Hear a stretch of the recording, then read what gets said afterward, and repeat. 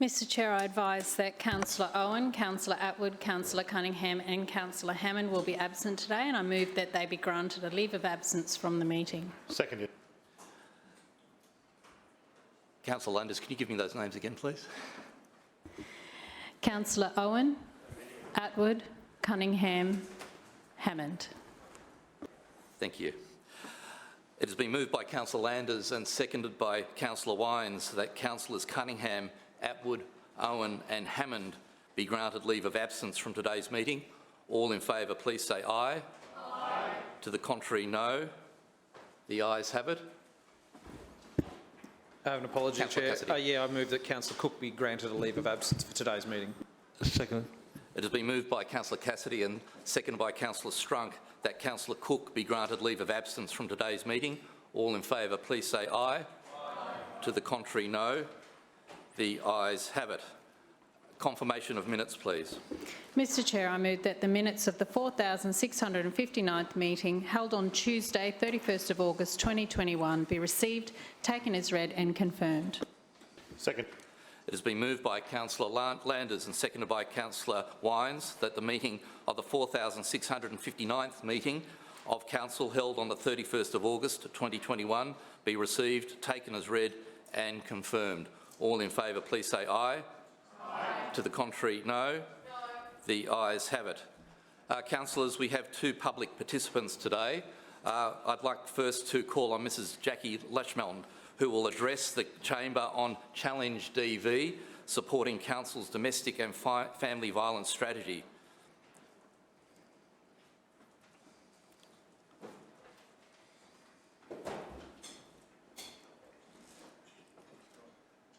Thank you. Jackie, you have 5 minutes. The time starts when you start speaking. Mr Chair, Lord Mayor and councillors, my name is Jackie Lackmond. I am the CEO of Challenge DV, formerly known as Australia's CEO Challenge. We are a not-for-profit organisation that was established here in Brisbane over 20 years ago as part of the Safe Cities initiative led by the then Lord Mayor, Jim Sawley. The Lord Mayor came to the view that women cannot be safe in our city if they are not safe in their own homes. He collaborated with the Office for Women on ways to address our silent epidemic, domestic and family violence.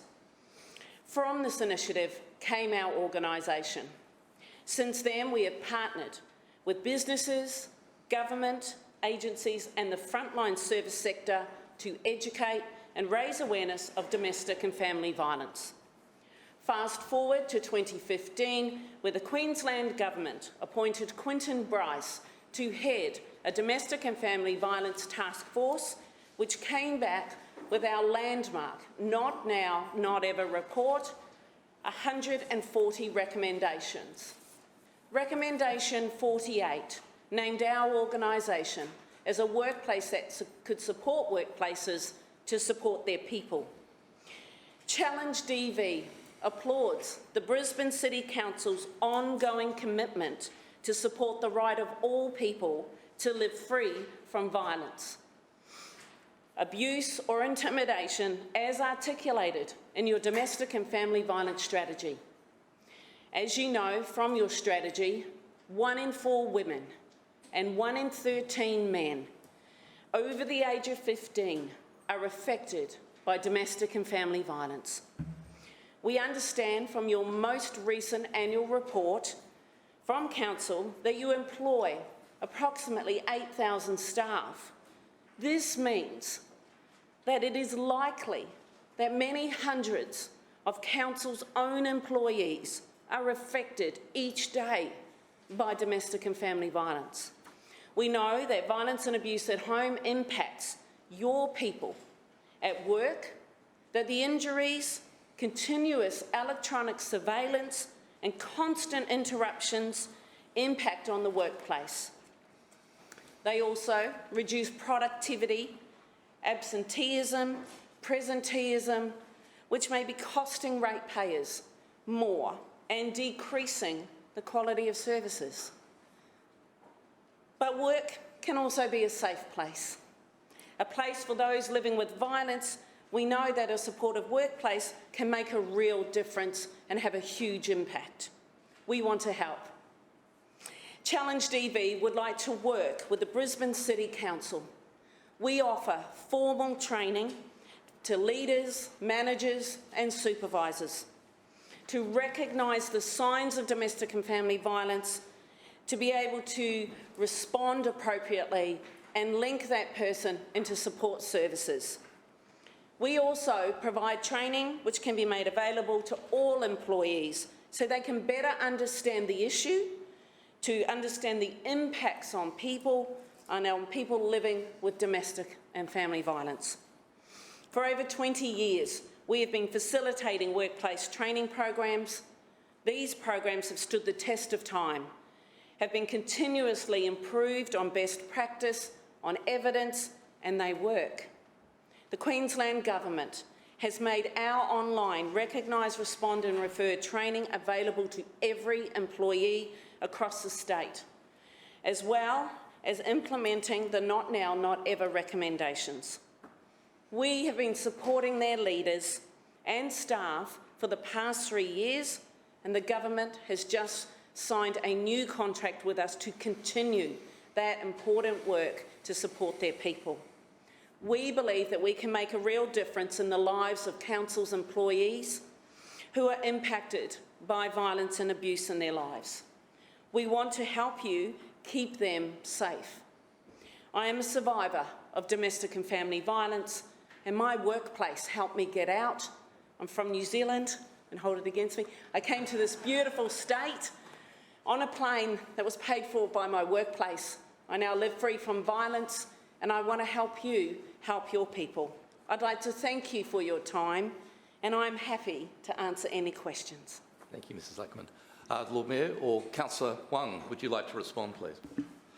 Thank you, Mr. Chair. Good afternoon. I'm Councillor Stephen Huang. I'm the Acting Chair for Finance and City Governance. I would like to, on behalf of the Lord Mayor and Brisbane City Council, I would like to thank you for coming to the Council chamber today to address the councillors. In Brisbane, as a council, we support the rights of all people to live in a family or domestic relationship free from violence, abuse, or intimidation. Domestic and family violence occurs behind closed doors, but we know the impacts are felt beyond home, in our community and in the workplace. As an employer of thousands of people, we are all too aware that this is an issue for council employees. In May last year, we adopted a domestic and family violence strategy. While the state government is the lead agency for domestic and family violence responses and prevention, as a council, there are things we can do to educate and support the community just like you do, on top of our important responsibilities to our staff. Council provides up-to-date information and resources on our intranet to support employees affected by domestic and family violence. We also offer paid domestic and family violence leave and have a 24/7 confidential support service. I'm pleased to advise that the Sri Lanka Council is finalising work on new support services and resources for staff, which will be available soon, and we have partnered with experts in the fields to deliver these, and of course we'll be thinking of you. We are looking to not only support employees affected by domestic and family violence, but also to educate and train colleagues who may be bystanders to domestic and family violence impacts and manage with team members who are impacted. Our strategy also identifies ways that Council can continue to raise awareness and partner with peak organizations such as yours to support and educate the community. In this year's budget, the Sri Lanka Council committed $100,000 a year over the next 3 years for the Women's Legal Service to support a hotline service offering free information and referrals to women reaching out for help. I want to acknowledge your great work and for bringing much needed awareness to the role that employers can and must play in supporting victims and educating staff. Councillor Fiona Cunningham is the Civic Cabinet Chair for Finance and City Governance, and she has a strong interest in domestic and family violence prevention, being a director of the Small Step for Hannah Foundation. Councillor Cunningham has asked me to extend an invitation for you to meet with her in the near future when she returns from her maternity leave to discuss this matter further. So thank you once again for your time today and your presentation. We appreciate it. Thank you. Thank you, Councillor Huang. Thank you, Mrs. Leishman. Thank you very much for coming in. Councillors, we have a second speaker standing outside. Will be with us shortly, Mr. Dan Crawford, who will address the chamber on off-road cycling in Brisbane.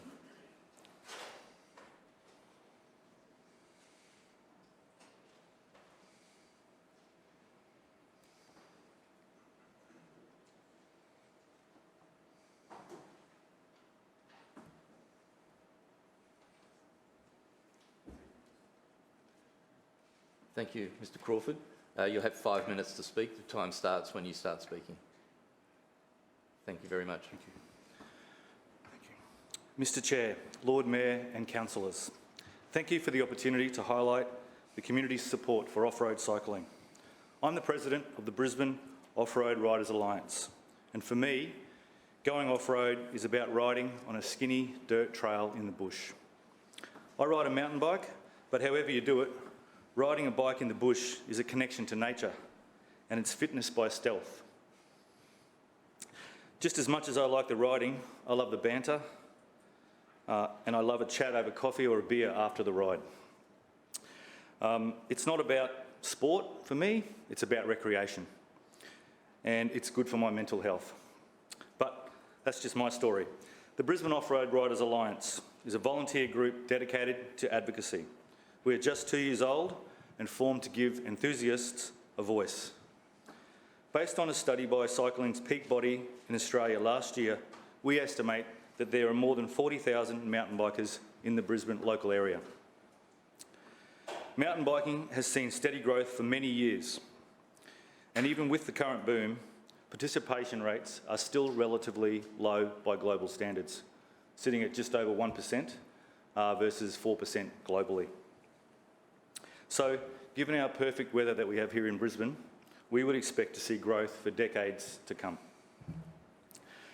We know we've got a good handle on what mountain bikers want based on an extensive survey that we did last year. We know that you're on the right track with off-road cycling.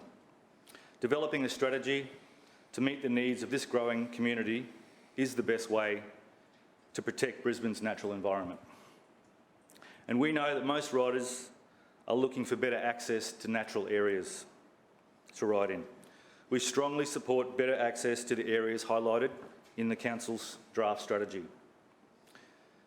To afford residents access on a scale similar to that provided by hundreds of sporting ovals, parks and kickabout areas all over Brisbane. Currently, mountain bikers must pack up their bikes into their car and drive to a single location that has been the only official home for mountain biking in Brisbane since 2003, Mount Cootha. Our kids don't have that option. We want more trails close to home so that we can drive less. And our kids need those options so they can help understand and respect the values provided by their local environment. We acknowledge that there are people within some community groups that believe that outdoor recreation is at odds with conservation. It isn't. There is a global recognition that riding on well-designed single track can have the same impact as a walking trail. There are people in these groups that misrepresent the issue and want mountain bikers locked out. This approach hasn't worked for the last 20 years and has led to some residents, often kids on school holidays, building informal trails, forcing council to use its precious resources to close down those unauthorised trails.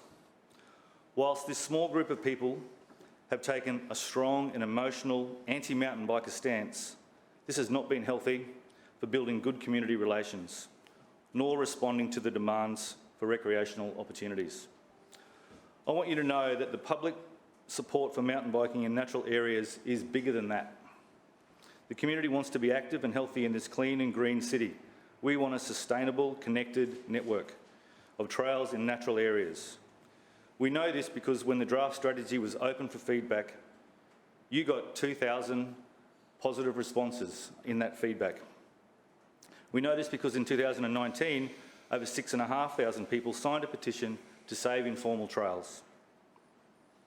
And those are still open, and thank you, because that's keeping kids and families off dangerous fire roads. And we know this because we ran our own petition supporting the draft strategy. After your official feedback line had closed, we picked up 1,700 people from all over Brisbane supporting your strategy. We know that the support for mountain biking in the greater community is huge, and it's widespread, and it continues to grow. Like most other sports, mountain biking is not a single discipline. Cross-country mountain biking has been an Olympic sport since Atlanta in 1996. But we also have the UCI World Cup Downhill, the Enduro World Series, and global marathon class events, just to name a few. Our kids see Aussie riders like Tracy Hanna and Jack Moyer on the global stage, and that inspires them to get outside and give it a go. Mr Crawford, I'm sorry, your time has expired. Thank you very much for addressing Council. Councillor Davis, would you like to respond to Mr Crawford? Thank you.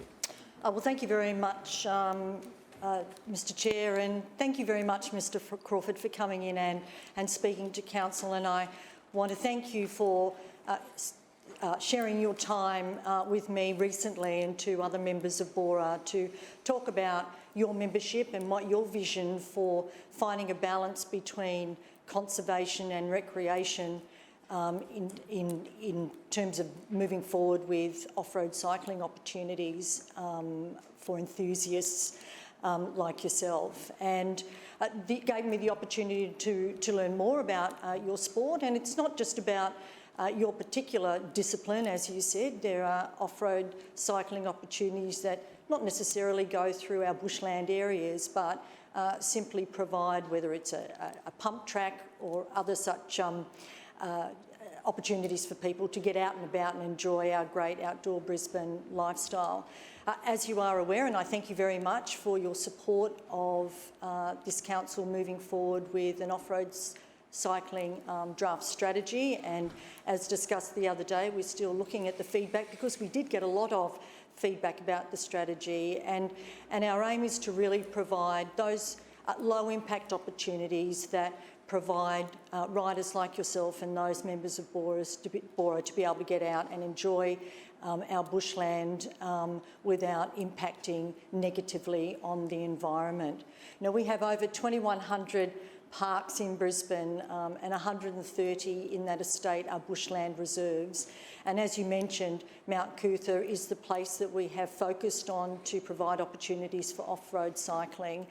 And as I mentioned to you the other day, as part of the $500,000 investment that was announced during the budget, we're looking at Mount Cootha particularly for opportunities for riders and members of BORA to be able to participate. And we really need to map that out to be able to look and identify possible opportunities in the future.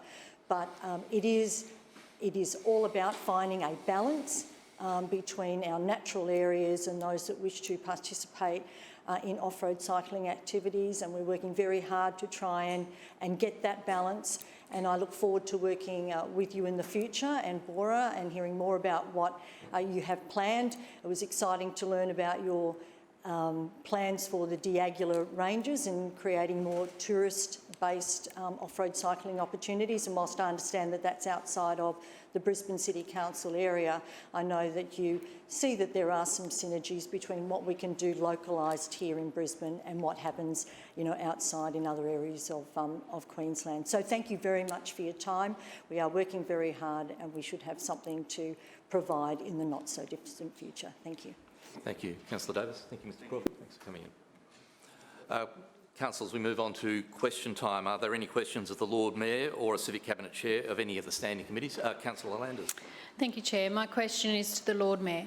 Lord Mayor, this morning you unveiled a new small business roundtable aimed at delivering opportunities to our local businesses and also assisting the Brisbane 2032 Olympic and Paralympic Games. Can you outline for the Chamber what it means for the businesses of Brisbane? Lord Mayor.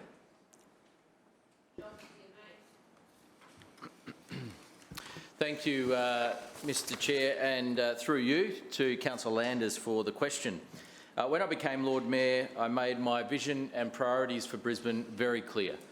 Firstly, record investment in our parks and green space network. Not only big projects like Victoria Park, but record investment out in the suburbs on suburban park upgrades, on securing green space, creating new green space, and making improvements to our park and recreation and sports network. Secondly, delivering city-changing infrastructure for our city. Projects not only like the Brisbane Metro or the Green Bridges, but investment right across the suburbs of Brisbane in suburban road upgrades, in new bike paths, and a whole range of infrastructure opportunities. And this year, we're delivering on that with a record investment in infrastructure. Over $1 billion allocated towards building infrastructure this year alone. But also in making sure that Brisbane was Australia's most small business friendly council. Small business friendly city, because small business is the backbone of our economy. It's where the jobs growth is, and it's certainly a great driver of the future of our city and the creation of jobs for Brisbane residents.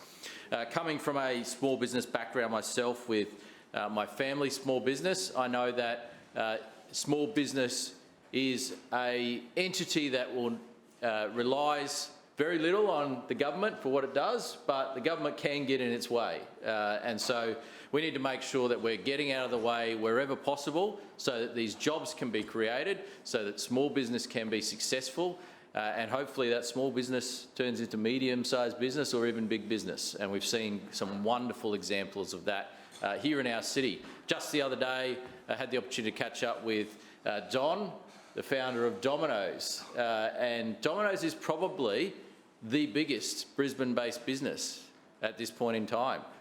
Domino's controls not only the Domino's franchise in Brisbane and Australia, but also in other parts of the world as well, based right here in Brisbane. Obviously, we have companies like Flight Centre doing it tough at the moment, but also a Brisbane-based business. We like to see those success stories. We like to see those businesses coming here or starting here and then thriving.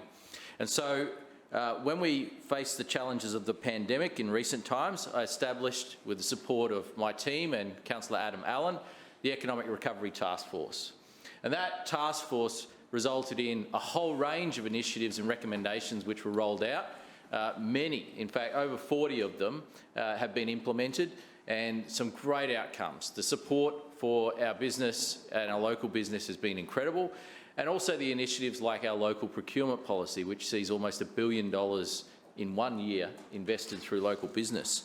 But what we want to do now is take that Economic Recovery Task Force and replace it with a permanent roundtable, a small business roundtable that will continue on permanently to make sure that we are cementing our position as Australia's most small business friendly council. Now, this is important for our city. It's important for anyone that wants a job in our city in the future, and so I'm pleased to announce that today we have created this new Small Business Roundtable.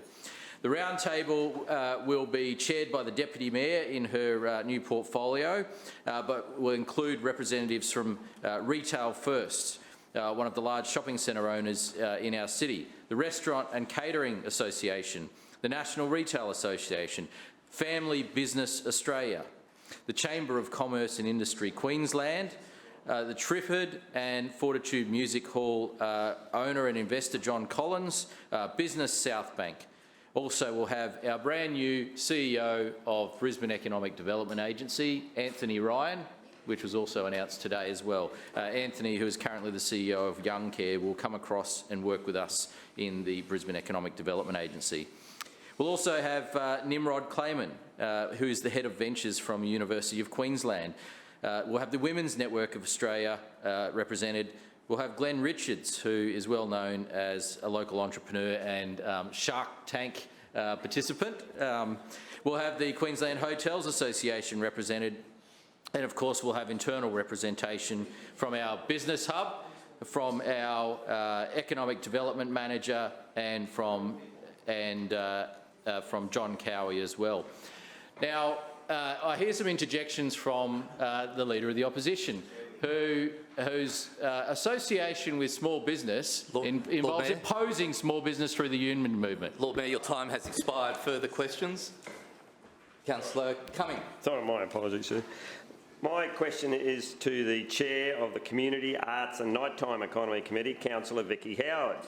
Councillor Howard, it's been revealed that multiple allegations made by your LNP administration against the Coorparoo Cricket Club were actually false. Despite this, the cricket club is still without a home after East Rugby Union evicted them. Instead of mediating the situation, you sided with the head lessee, East Rugby. Now it's been proven by the CEO that Coorparoo Cricket Club and Labor councillors were telling the truth and LNP councillors were telling mistruths. Will you publicly and unreservedly apologise to the Coorparoo Cricket Club and all of its members for getting it so wrong? Councillor Howard. Well, thank you, Mr Chair, and through you, thank Councillor Cumming for the question so that I can correct perhaps some of the rhetoric that he has just expressed. Mr Chair, through you, across the city, Brisbane City Council works with and empowers hundreds of sports clubs and community groups that call our public spaces home. Sporting clubs are vital to our community and we are committed to ensuring that they have places to call home. In this regard, East Rugby Union Club currently operates as the head tenant at CP Bottomley Park and has been actively involved in this site for more than 50 years. As head lessee, East has had an informal agreement with Coorparoo Cricket Club, which has ceased to be in place. The conclusion of an informal arrangement between Coorparoo Cricket Club and East Rugby Club is a matter for those parties. Please, Councillor Johnston. I am trying to answer the question, Mr Chair. Through an internal investigation conducted by Council and highlighted within correspondence sent to the Coorparoo Cricket Club, some information passed on to me via a briefing note dated the 19th of June 2020 was not accurate. Within the same correspondence, Brisbane City Council CEO Colin Jensen has passed on his apologies on behalf of Council, to which I have since added my apologies, formally on ABC Radio yesterday afternoon. That being said, this investigation had highlighted that certain actions taken by the Coorparoo Cricket Club were undertaken inappropriately.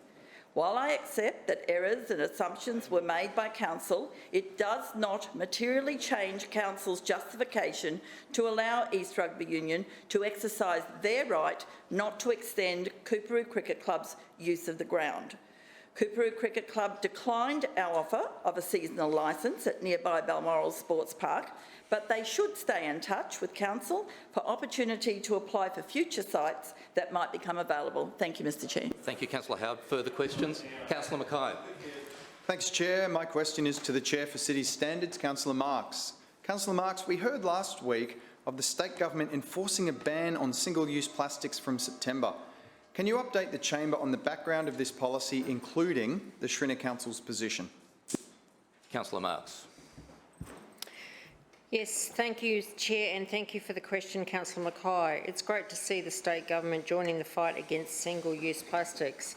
And following in the footsteps of the Schrinner Council, who brought this to this chamber, a ban on the single-use plastics wrap during election times. Single-use plastics present great risk to our waterways, wildlife and natural environment.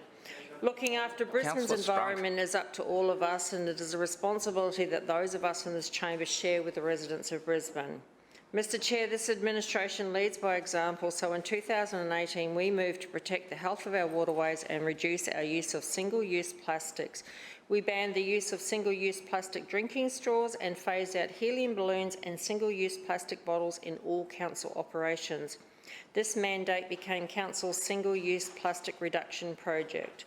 We also started by banning single-use plastic items at the source. Single-use plastic straws and bottles were removed from council stores, vending machines in the council buildings, bus depots and other council sites. Instead, we now offer sustainable alternatives such as water refill stations and reusable bottles, helping to reduce our community's reliance on single-use plastics. We also banned straws and bottles as well as helium balloons at council-run events such as Lord Mayor civic events and the Green Heart Fair.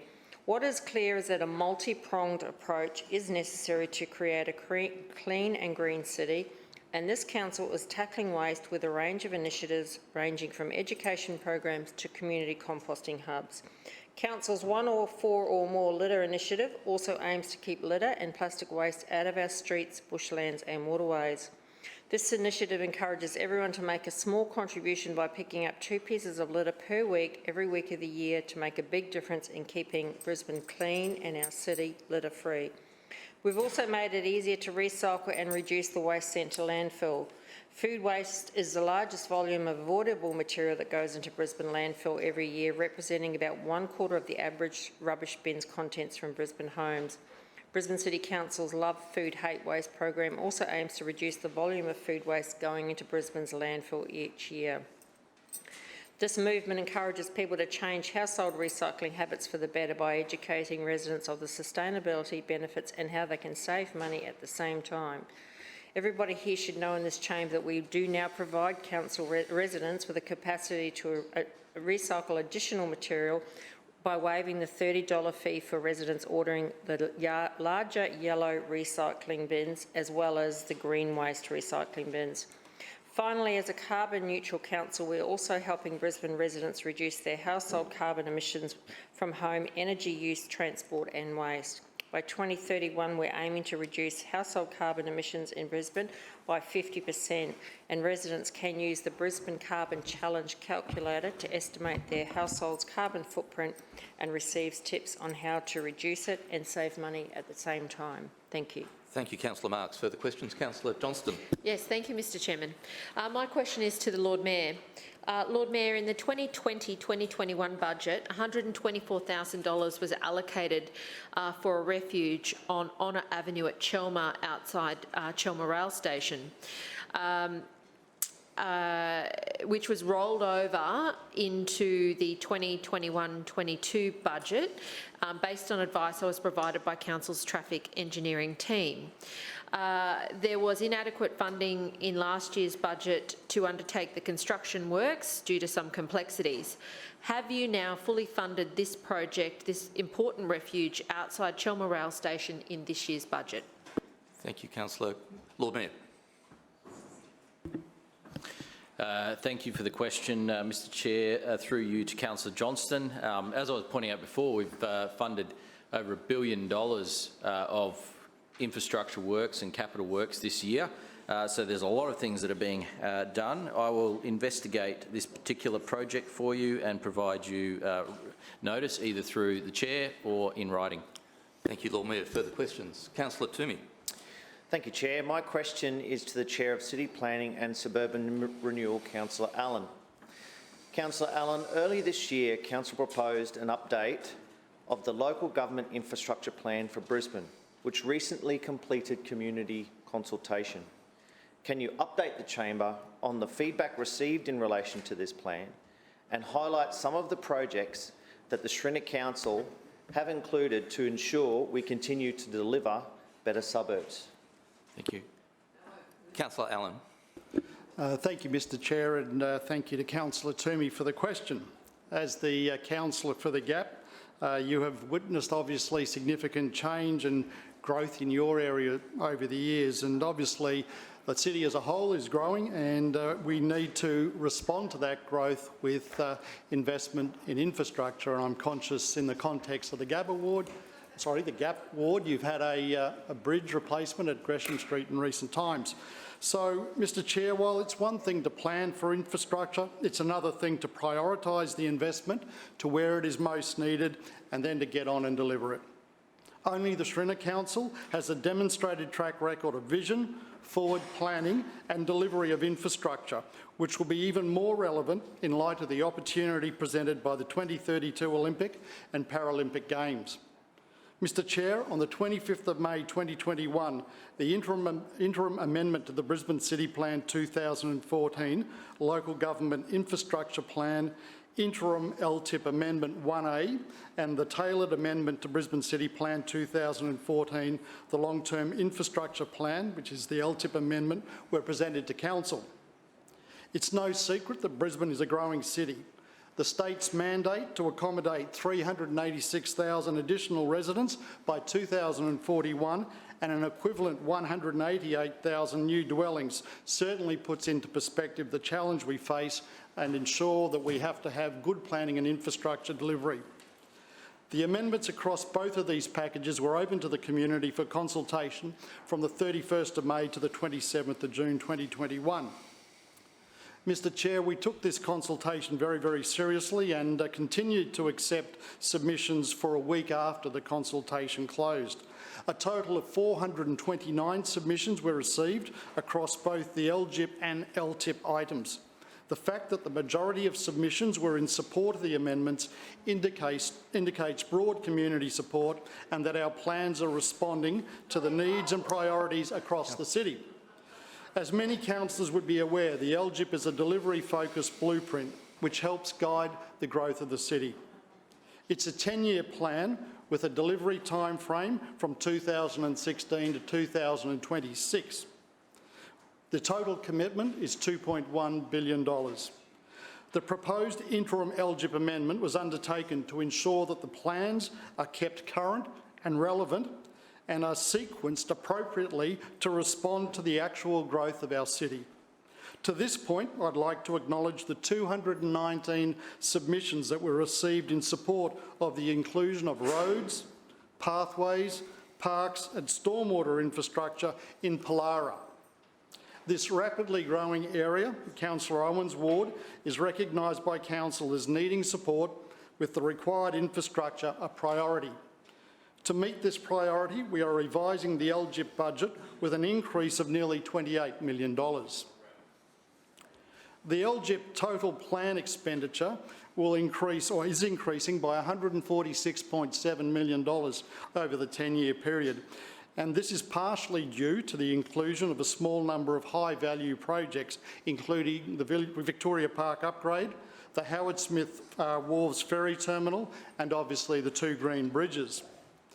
By undertaking these amendments, Council is ensuring that its delivery program is clear and transparent for the community and that Council's investment is prioritised on the importance of delivering trunk infrastructure that supports the existing and future residents of the city.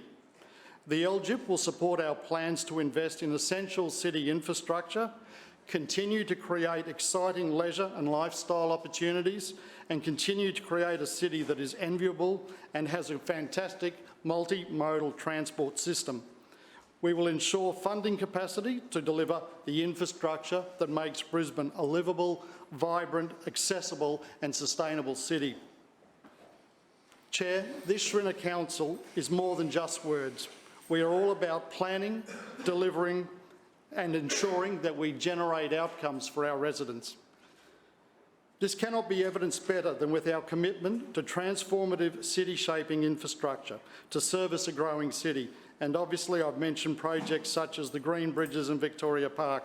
To ensure an up-to-date, fit-for-purpose LGIP, you can be assured that the Brisbane of tomorrow will be even better than the Brisbane of today. Thank you. Thank you, Councillor Allen. Further questions? Councillor Griffiths. Yes, thank you, Mr Chair. And I direct my question to the Chair of the Olympic and Paralympic Games Committee, Councillor Krista Adams. Councillor Adams, in the lead up to the Olympics, this council needs to be pouring money and support into our community sporting clubs to grow the athletes of tomorrow. But when it came to a dispute between 2 sporting clubs sharing a council-owned facility, East Rugby Union and Coorparoo Cricket Club, you sided with the rugby club and the cricket club was evicted. You are a club patron of East Rugby. You also made false remarks about the Coorparoo Cricket Club publicly in this chamber. When debating a petition, you stated, and I quote, "You know why they don't want to sublease? Because they'll have to contribute to the water and maintenance and works on the fields, which they have not done for years." That was disproven by a report recently conducted by the CEO, who confirmed that payments for water usage, equipment and ground maintenance was made by Coorparoo Cricket Club over the previous 4 financial years. Councillor Adams, will you publicly and unreservedly apologise to Coorparoo Cricket Club and its members?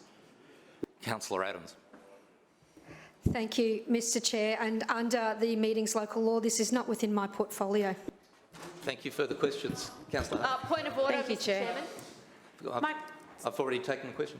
Point of order. Point of order to you. Yes, Johnson. Mr Chairman. Councillor Adams is the councillor responsible for the Olympics.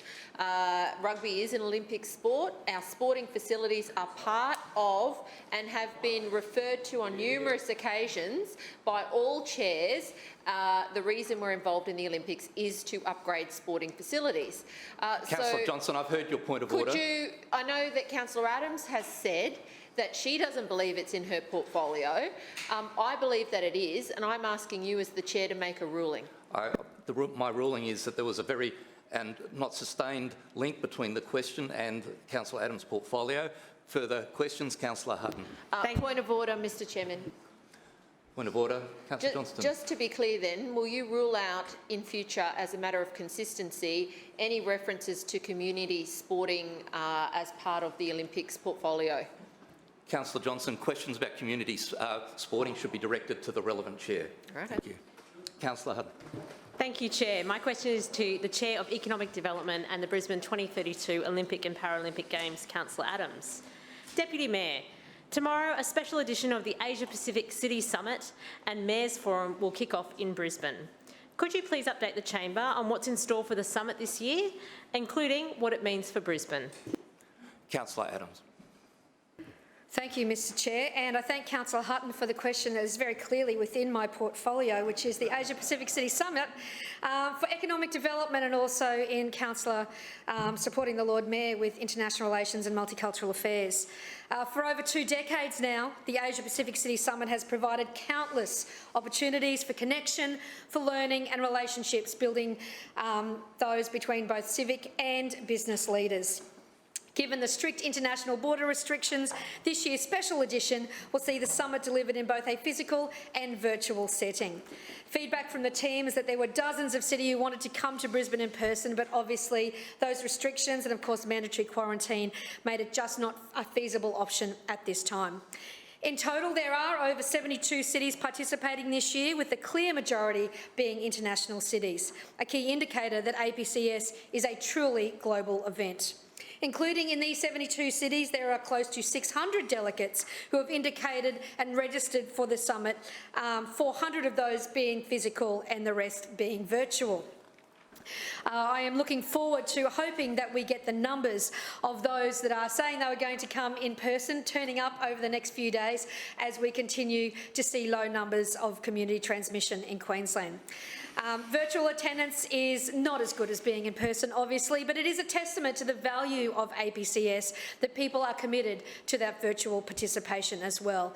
It will run over 3 days at the Exhibition Centre and City Hall, and delegates will be hearing from a range of speakers and panellists bringing their own insight and experience to either growing their business or running their city. For major public transport projects, cutting-edge technology in the space of electric cars and other major city-shaping projects in the Asia-Pacific, delegates are sure to meet the business opportunities they need for years ahead. While there will be hundreds of people to meet, ideas to share and businesses to partner with, the theme of this year's summit is redefining cities through opportunities and challenges. Throughout the 3 days, panels will focus on 4 key themes, being healthy cities, vibrant cities, connected cities and intelligent cities. Are we pleased to join the Lord Mayor, Councillor Murphy and Councillor Allen in speaking on a variety of these topics in the big picture sessions? But more importantly, our keynote speakers will be very, very interesting. Martin O'Malley, the 61st Governor of Maryland, former Mayor of Baltimore and a former presidential candidate, will be speaking on Thursday morning, and 3-time Paralympic gold medalist Kurt Fearnley AO, who's presenting on Friday. Delegates will hear from mayors of South East Queensland as they share their insights to the foundational role they played in securing the 2032 Games. The formalities will begin tomorrow with the Mayor's Forum at City Hall and will depart to the rooftop of the Flight Centre building in South Bank, where all of the physical delegates will attend and meet each other to kick off the rest of the week's activities. Hosting the APCS is an important role for Brisbane as it helps further and advance our city's business interests in the Asia Pacific. It's an integral part of Council's economic development agenda, and from past summits we know that it is working. The business opportunities that can be harnessed for medium-sized businesses wishing to break the overseas market is incredibly strong, and the success stories to come out of APCS grow every year. I'd like to thank the entire team within International Relations Department upstairs in City Hall who have worked incredibly hard to pull this together, and of course Ashley as well, the convener of the convention, who have done at Carillon Conventions, who have done a fantastic job as well. It's about the networking opportunities that can only be done in person that we're looking forward to over the next few days. We had the presentation today at the Business Hub during committee, and we've seen there what networking should do for businesses, just to talk, to share experiences of the last 18 months and to take opportunities that we can see for the next, not 18 months, but 18 years as we go on this green and gold pathway in Brisbane. As we know, the insights into how many people looked up where Brisbane was after we were announced as an Olympic city was enormous, and we've gone above and beyond this time to ensure that anybody who is joining us virtually or physically will be able to take opportunities of that as well. I'm looking forward to spending the next 3 days with all of the delegates, virtual or physical, will have their focus on Brisbane as we work to grow their business and build our city and expand everybody's networks. Thank you, Mr Chair. Thank you, Deputy Mayor. Further questions? Councillor Cassidy. Thanks, Chair. My question is to the Lord Mayor. Lord Mayor, in the previous two questions, Labor councillors have outlined the wrongdoings of your LNP administration when it comes to the dispute between East Rugby Union and Coorparoo Cricket Club. A number of your LNP councillors made false remarks about the cricket club, and now they are without a home. Lord Mayor, on behalf of your LNP administration, will you unreservedly and publicly apologise to the Coorparoo Cricket Club and its members? Lord Mayor. Thank you, Mr Chair, and through you to Councillor Cassidy for the question. Well, look, there's been a lot said about the dispute between these two sporting groups in this place, and I do actually remember very clearly, because I was actually thinking at the time, am I really hearing him say this? Councillor Peter Cumming getting up here and saying, look, we know that the Coorparoo Cricket Club has probably done the wrong thing here. And so this is his statement in this place on the Hansard. Now, look, I haven't contributed to this commentary. I don't remember talking too much about this matter myself. But what I can say is this. In relation to your question, and I now table this letter, I have written to the President of the club today to add my apology to the CEO's apology, also to Councillor Howard's apology, and I'm apologising on behalf of everyone in this organisation. So I'll table this document now. I have apologised unreservedly, and I am sorry that inaccurate information was used and provided to us, and that was repeated. There is no excuse for that, and I apologise unreservedly. Thank you, Lord Mayor. Further questions? Point of order. Adamant. Point of order, Chair. Thank you. Chair. Point of order. Oh, point of order to you, Councillor Cassidy. No, thanks very much, Chair. I move suspension of standing orders to allow me to move. I didn't catch that, Lord Mayor. I move suspension of standing orders to enable me to move the following urgency motion, Chair, that Brisbane City Council commits to returning the Coorparoo Cricket Club to their home of 25 years at CP Bottomley Park, or finding them a new facility with a turf wicket in the Coorparoo area. Seconded. It's been moved by Councillor Cassidy and seconded by Councillor Cumming that the standing rules be suspended to allow for an urgency motion. You are circulating that, Councillor Cassidy. You have 3 minutes to establish urgency. I've just sent it. It should arrive any second now. Thanks very much, Chair. The Coorparoo Cricket Club, as we know, were kicked out of their home in a bitter dispute with the head leasee, East Rugby Union. Now, this LNP Council should have mediated that dispute, but instead actively sided with East Rugby Union Club and supported that eviction. The Coorparoo Cricket Club has been in existence for 50 years and is called CP Bottomley Park home for the last 25 years. Now, this is urgent today, Chair, because the Coorparoo Cricket Club is without a home and without support from this incompetent and biased LNP council. It is urgent because we now know the truth, Chair. We now know that the LNP councillors in here were not being truthful when they sided with that leasee.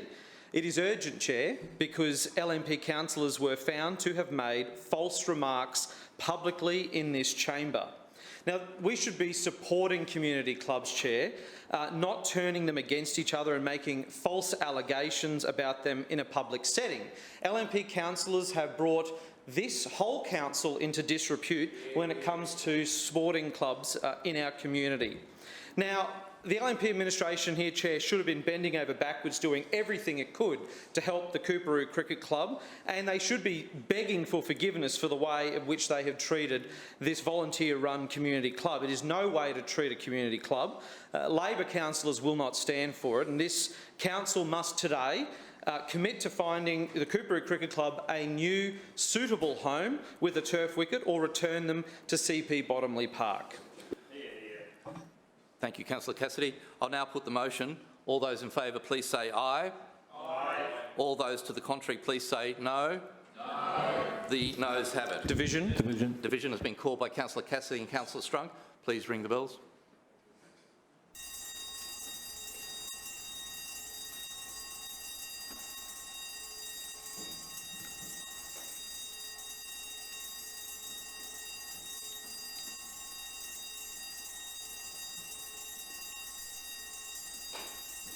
Everyone's here.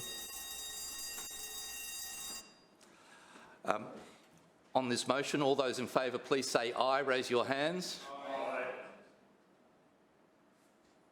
And all those saying no, please say no and raise your hands. No. Clerks. Mr Chair, the noes have it, the voting being 6 in favour and 16 against. Thank you. We now move on with the remainder of the agenda, which is question time. Councillor Adam. Thank you, Chair.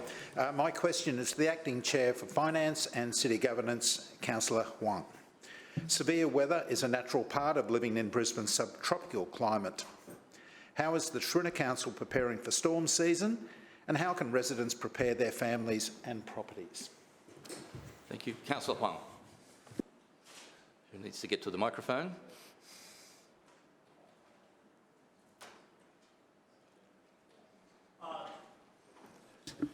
Thank you, Mr. Chair, and I thank Councillor Edelman for your question. Well, this is the first council meeting of spring, so with the winter behind us, we already need to turn our focus to severe weather season. Severe weather is a natural part of Brisbane's life. Brisbane's storm season traditionally runs from September to March, but severe weather can strike at any time, so it is important for the residents to make sure they are well prepared for all hazards. Our message to residents is that being prepared today can save you tomorrow. The Bureau of Meteorology is forecasting a wetter than average spring across much of the country, with a 75% chance of above median rainfall for Brisbane. This could lead to more thunderstorms, flash flooding, and localised flooding. The Shrinner Council takes its responsibilities seriously when it comes to protecting our citizens.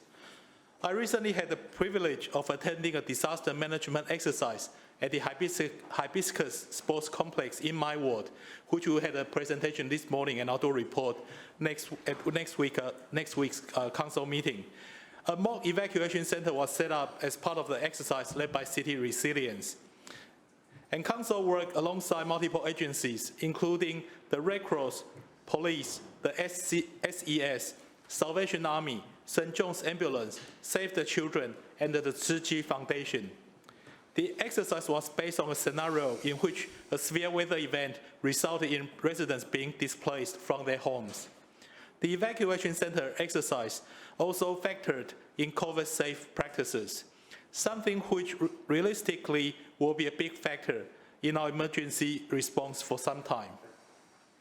Running exercises like this is an important part of making sure we can respond in times of crisis as effectively, safely, and efficiently as possible. The setup of the evacuation hall was carefully planned and executed, and I congratulate the officers and volunteers involved. Hopefully, we don't have to use the evacuation center at Hibiscus anytime soon. But residents can be assured that the Trinidad Council is doing everything we can to be prepared and protecting you.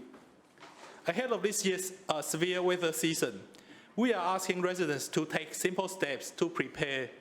Things like signing up to Council's free early warning alert service, cleaning leaf litter from their roof, gutter, and dump pipes, and packing away loose items around the house. Knowing their flood and bushfire risk, and having an evacuation plan and emergency kit that includes items such as first aid supplies, non-perishable food and water, a torch, candles, portable radio, and car charger for your mobile phone. This financial year, the Trinidad Council is investing over $5 million in the Brisbane City SES unit, including $1.8 million in SES accommodation upgrades and maintenance. We have 14 SES groups training out of 8 SES depots located across the city and 1 depot on Moreton Island. The Trinidad Council provides the Brisbane SES with 42 dedicated vehicles, which are deployed across 9 SES depots, as well as a fleet of 11 flood boats and trailers. We encourage all residents to join us in getting ready for severe weather by preparing their homes and businesses and ensuring they have an emergency plan in place. Together, we can weather the storm. Thank you. Thank you, Councillor Huang. Further questions? Councillor Cassidy. Thanks very much, Chair. My question is to Councillor Huang, the Acting Chair of the Finance Committee. In the ENC report tabled today, in the annual report, it outlines councillors' remuneration, and there it shows that the Lord Mayor continues to receive his $100,000 allowance. Councillor Huang, in the spirit of transparency, do you have any idea what the Lord Mayor spends his $100,000 allowance on?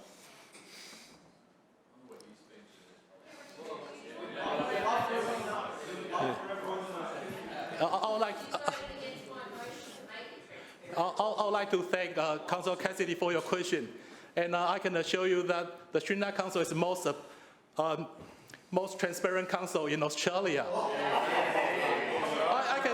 Yes.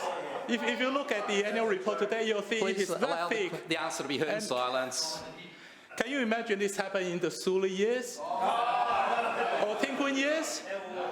There was even Hansard back in those times. Yeah. So. The successive Lord Mayors, Newman, Quirk, and Trinidad has made this council more and more transparent to make sure that the residents of Brisbane sees how Brisbane City Council is working for them, and there's nothing to hide.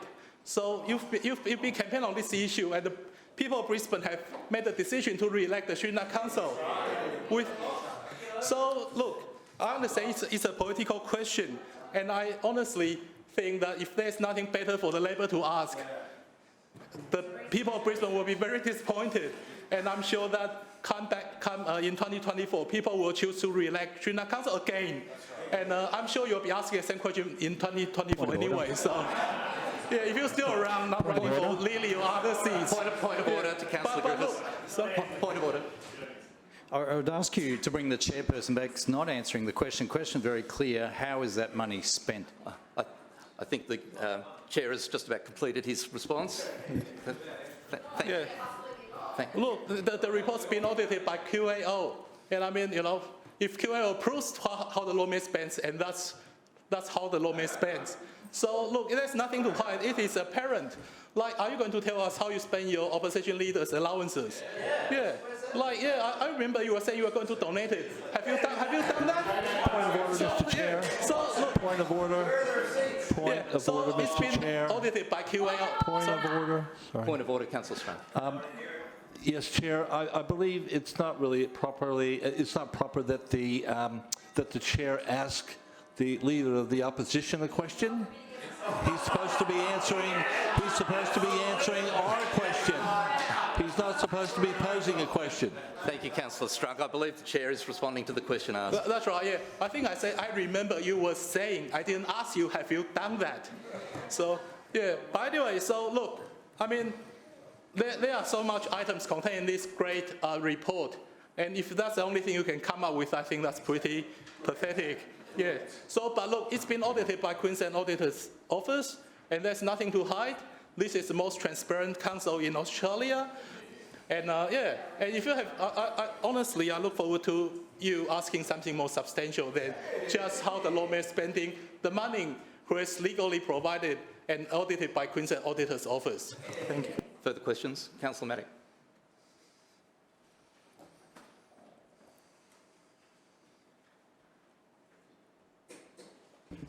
Thanks, Mr Chairman. I prefer listening to Councillor Huang. It was an excellent speech. Well done. Mr Chairman, my question is to the Chair of Transport, Councillor Murphy. Councillor Murphy, the Schrinner Council's new green bridges will make it even easier to get around our city on foot, by bike or scooter, or by connecting with public transport. Can you please give an update on the progress of our first two bridges? Thanks very much. Councillor Murphy, sorry. Away you go. Thank you very much, Chair, and thank you to Councillor Matic for the question. It'd be hard to top that response from Councillor Huang, though. But it's very exciting for me to talk about the Green Bridges program. It always is, Chair. Many councillors will have seen the announcement from the Lord Mayor last week, where we showed exactly how the Kangaroo Point Green Bridge will be built. It's a fantastic animation, and it goes to the heart of the matter that this project will not just be an iconic landmark for our city. It won't just be a convenient, active transport link to the eastern suburbs, but it will also be a technical marvel in its construction. Construction for the project starts this year with site preparation onshore in the CBD and at Kangaroo Point. Next year, bringing major construction to life with the activity on the river to construct the bridge deck, viewing areas, mast, pylons, and install the cable stays. By late 2022, the permanent marine piling will be completed to support the bridge piers, and a 72-metre high tower crane will be installed on a platform in the river to bring in the main pylons. The installation of the tower crane will be done from the water, and the main components of the crane will be transported via barge along the Brisbane River to minimise impacts to traffic. With a mast 95 metres above the Brisbane River, this will be the tallest bridge in the city, some 20 metres taller than the Story Bridge. Finally, 2023 will see the final fit-out of the bridge and landing points, with expected completion late that year. In the first half of 2023, works will commence to install the main span. This will be fabricated off-site in 3 60-metre modules and transported to the site via barge along the river. This innovative technique, Chair, is a first for Brisbane, involving 3 major deck lifts to install the 182-metre bridge span, which is the longest main span for an active transport bridge in the country. This technique minimises the impacts to the main navigational river channel, and it allows safe access to be maintained throughout construction by reducing the amount of temporary works in the Brisbane River.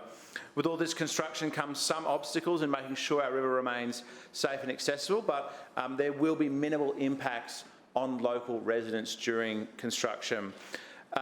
This complex and innovative construction design is a testament to the experience of Connect Brisbane, led by Bessex Watpac and headquartered here in Brisbane.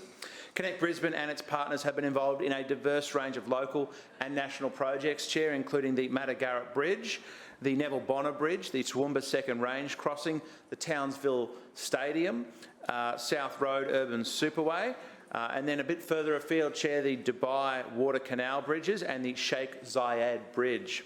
And the Kangaroo Point Green Bridge will be a worthy addition to that list of amazing projects. We're not just building a bridge here, Chair, though, we're building a destination. And this bridge will incorporate a commercial activation, an iconic overwater restaurant, cafe and bar, truly an Olympic standard piece of infrastructure. Of course, Mr Chair, the icing on the top any time I talk about the Kangaroo Point Green Bridge is that Connect Brisbane will source more than 90% of construction supplies and material from local suppliers here in South East Queensland, with more than 40% of those supplies being sourced directly from within the Brisbane city limits. Truly an outstanding legacy of this project, and it will create more than 300 local jobs, and as I had mentioned here previously, 50 apprentices will get their start working in industry, working on this iconic Kangaroo Point Green Bridge. Now, The DA is also underway for the Breakfast Creek Green Bridge. Chair, I know you wouldn't want me to leave that one out. This is a very important link to extend the Laurers-Bonnie Riverwalk and the Kingsford Smith Drive upgrade, but it will be, of course, an active transport gateway to the Olympic Athletes Village. And in showcasing our city's natural beauty to the world, the design will take inspiration from Newstead's Moreton Bay Figs. We know that 2,300 trips are taken on the Laurers-Bonnie Riverwalk every day, and by making this much-needed connection, it will no doubt become even more popular. These are projects that only a visionary Shrinner Council can deliver, Chair, connecting growing suburbs and precincts to each other and to the CBD, encouraging people to swap their car for active transport by walking, riding or scooting. We have the potential to take 80,000 cars off our streets each and every year with the Kangaroo Point Green Bridge. Our city needs outcomes like this to relieve congestion and to be cleaner and greener, which is at the forefront of all of our major infrastructure planning. I'm incredibly excited by this project, Chair, and every time I talk to local residents, they say exactly the same thing. Thank you, Councillor Murphy. Councillors, that ends question time. We now move on to the remainder of the agenda. Lord Mayor, the Establishment and Coordination Committee report, 30 August 2021. Thank you, Mr Chair. I move that report of the Establishment and Coordination Committee meeting held on Monday, 30th of August 2021 be adopted. Seconded. It's been moved by the Lord Mayor, seconded by the Deputy Mayor, that the report of the Establishment and Coordination Committee meeting dated Monday the 30th of August 2021 be adopted. Is there any debate? Yes, there is definitely debate, Mr Chair, but before I move on to the items in front of us, just wanted to congratulate Councillor Huang for that excellent response. You're one of Council's best-kept secrets, Councillor Huang. You could just imagine the Labor Strategy Brains Trust going, what are we going to do today? You know, they're having their usual strategy meeting. What about a press conference with a union official? Tick, yeah, we've done that. Let's create a meme or two. Tick, we've done that.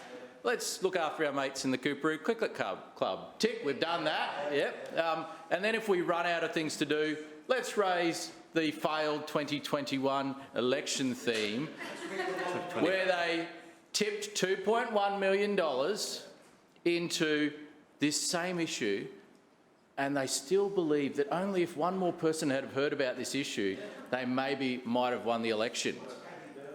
What is the definition of insanity?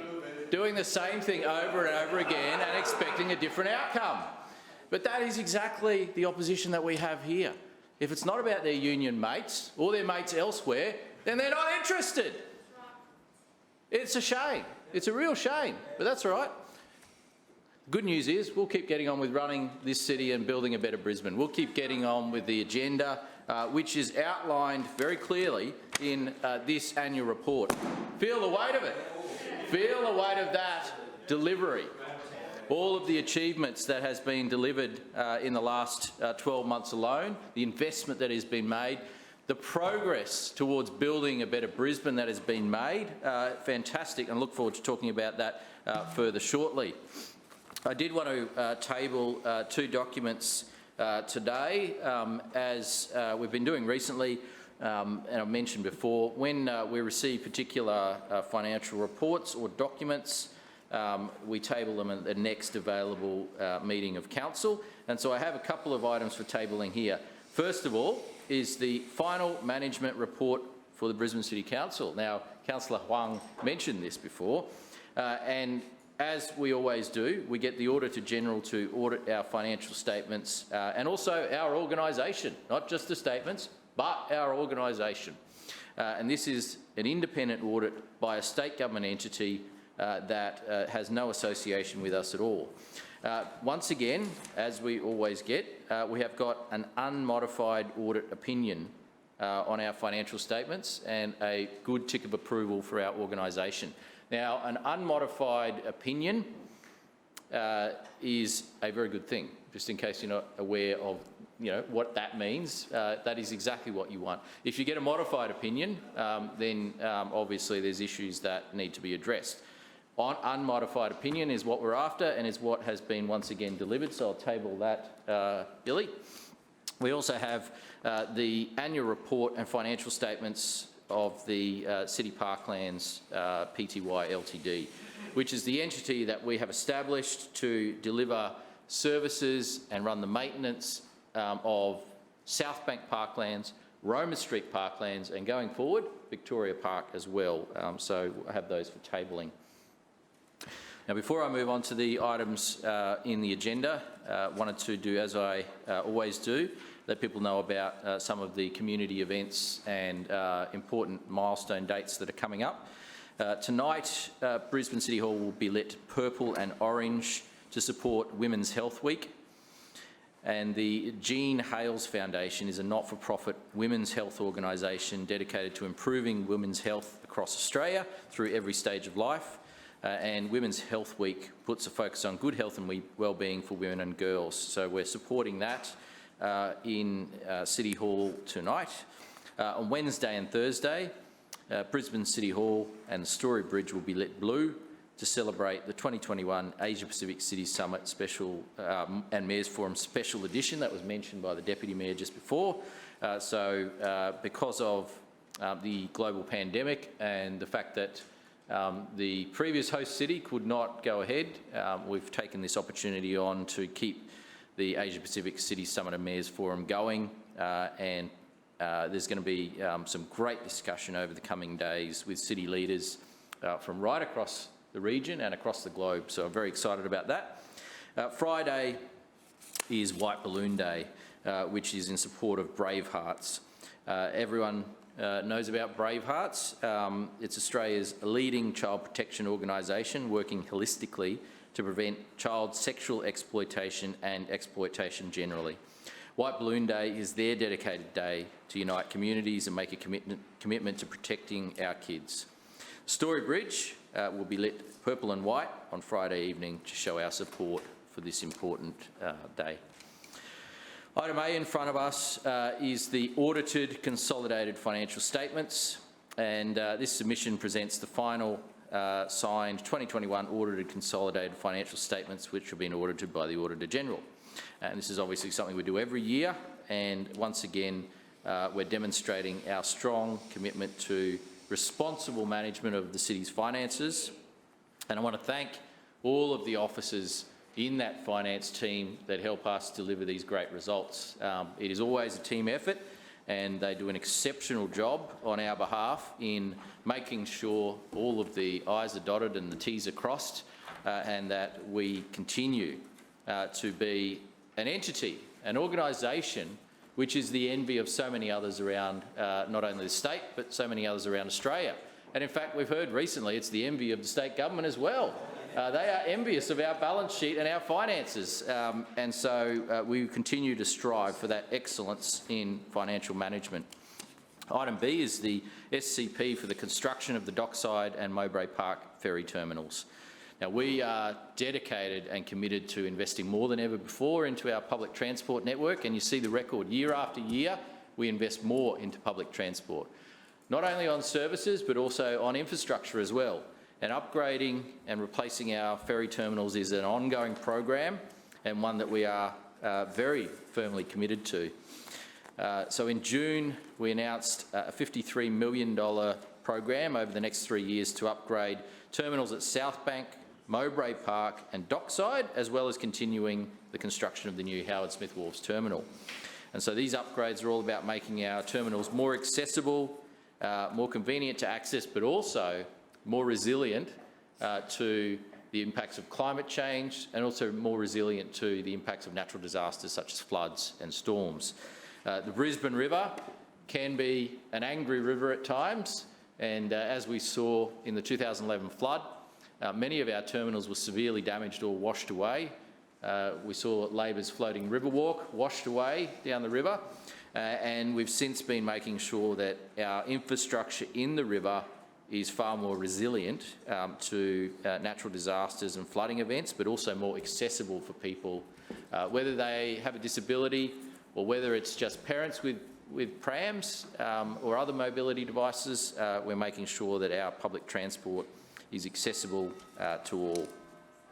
The Dockside Ferry Terminal upgrade is part of this works, Dockside at Kangaroo Point, and we're constructing a new fixed walkway and flood-resilient articulated gangway and pontoon.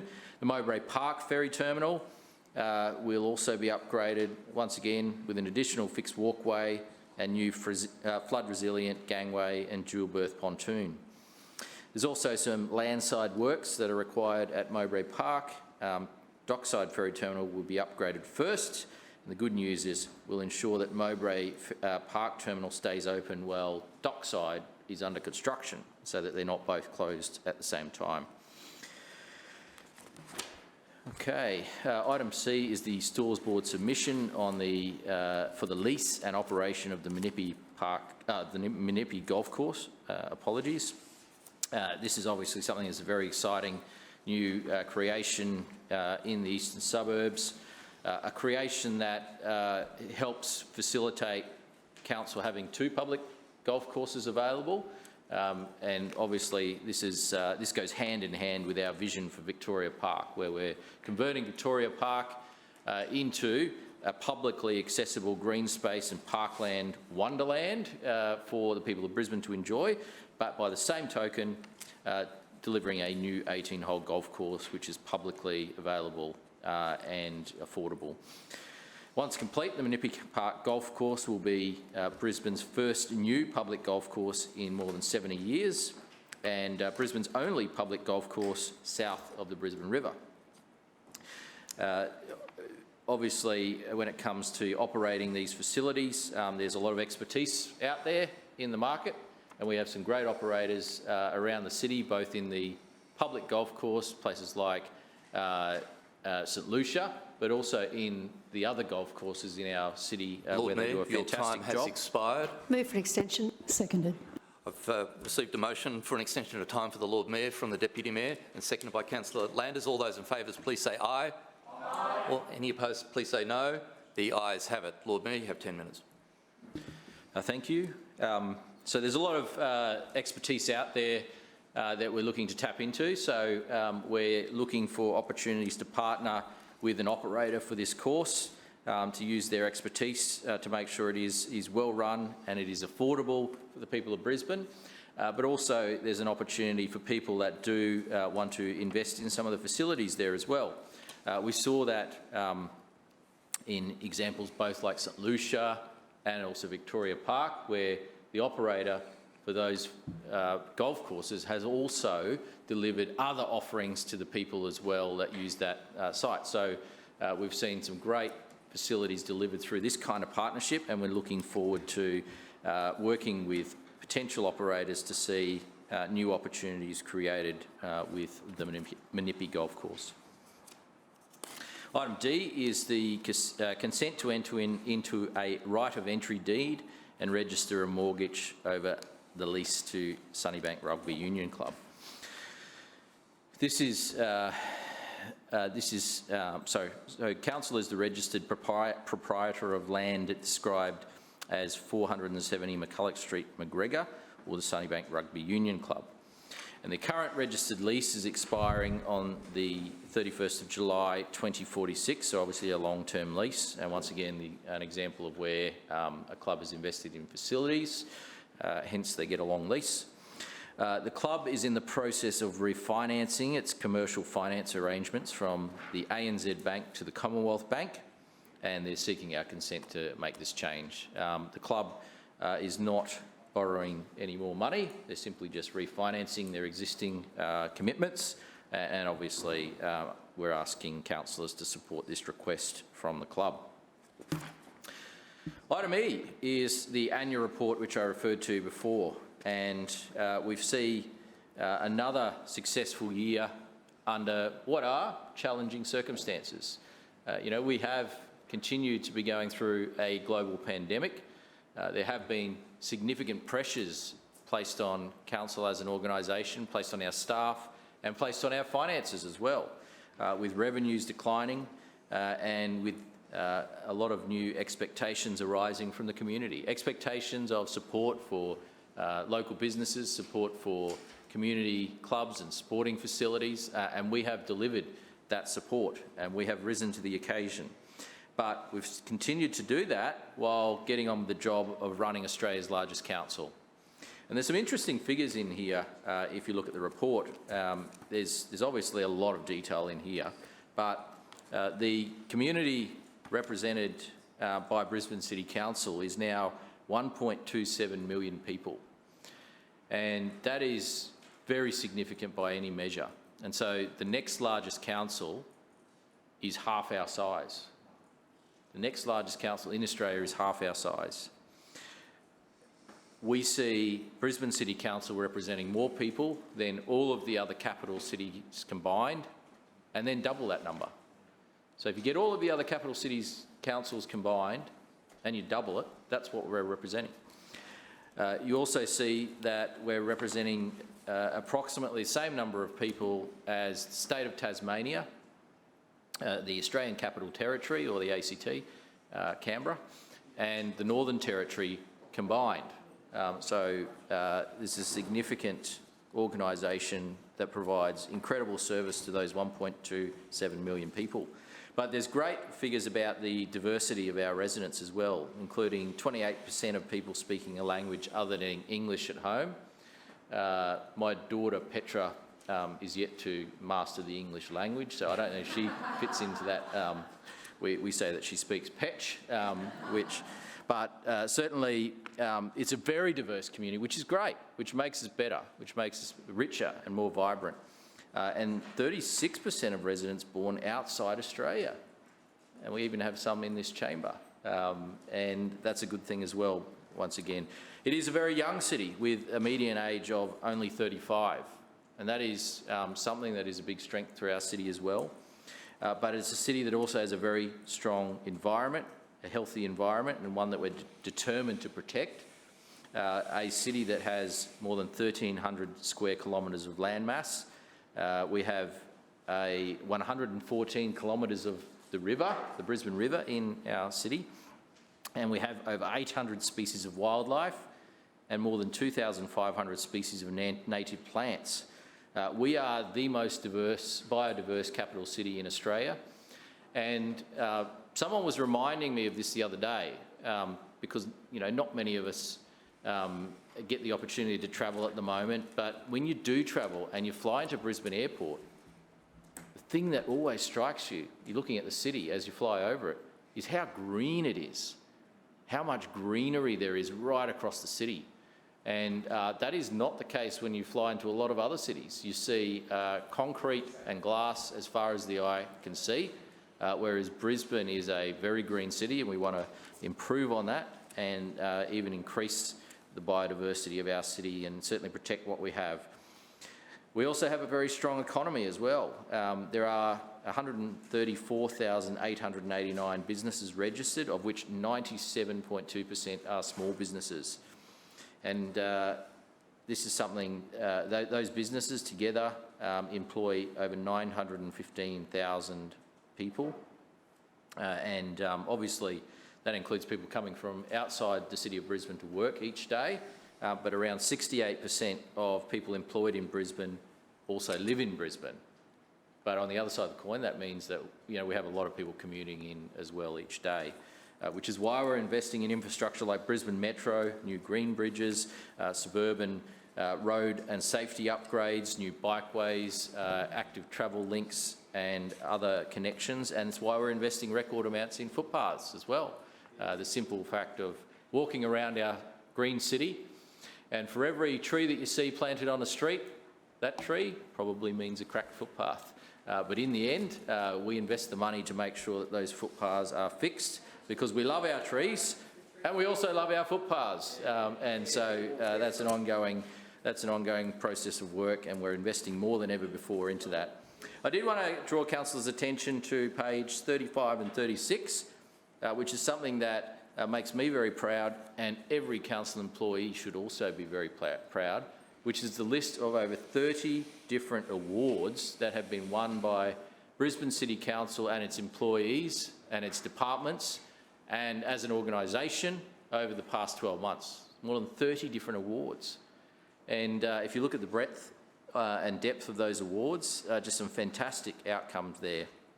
It shows the dedication with which this entire organisation and its employees approach their job, and we should all be proud of those awards.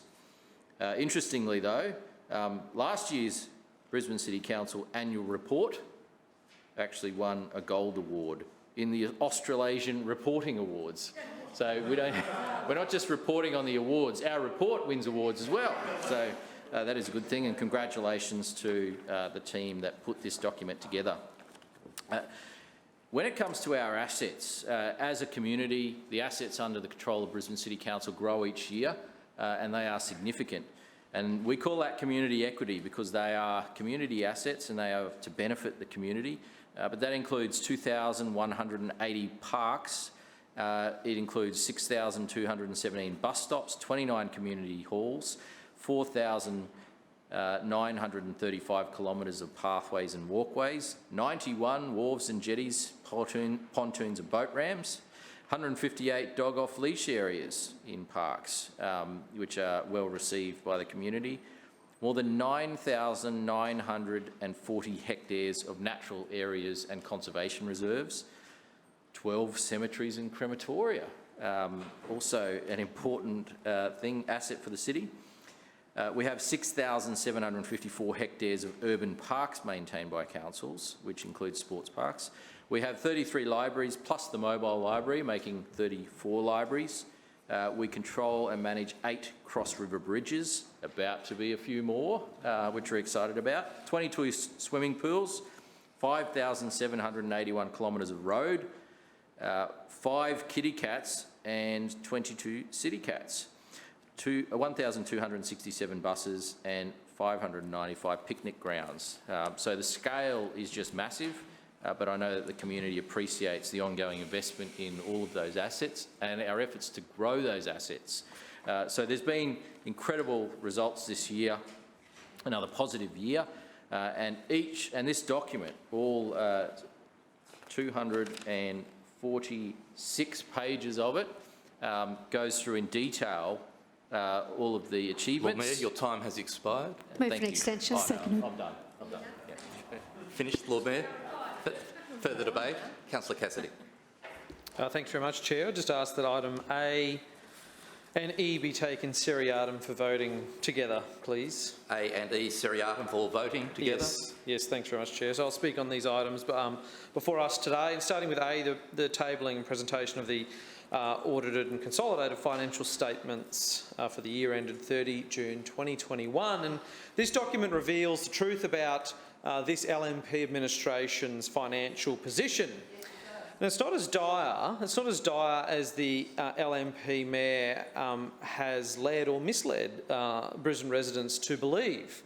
Now, repeatedly last year, Lord Mayor Schrinner crowed about COVID costing council big time. He said at the time that revenue would be hit by $142 million. He said there'd be a $142 million loss in revenue. And he said that forced his hand to cut basic services, cut services like curbside collection, for instance. Well, here in this document today, the actual consolidated financial impact of COVID-19 on Brisbane City Council over the last year has been, drum roll please, $4.3 million. Out of a $3.6 billion budget, $4.3 million. Not $142 million, as this Lord Mayor claimed, but $4.3 million. Now, the state and state governments all around Australia and the federal government are in debt to the tune of billions and up to $1 trillion, I think now, or projected at the federal government level, because unlike this LNP administration, they have put their hands in their pockets to help the community when they need it. Now, this Lord Mayor has been less than truthful to the people of Brisbane on this. There was clearly no need to cut curbside collection when he did all along.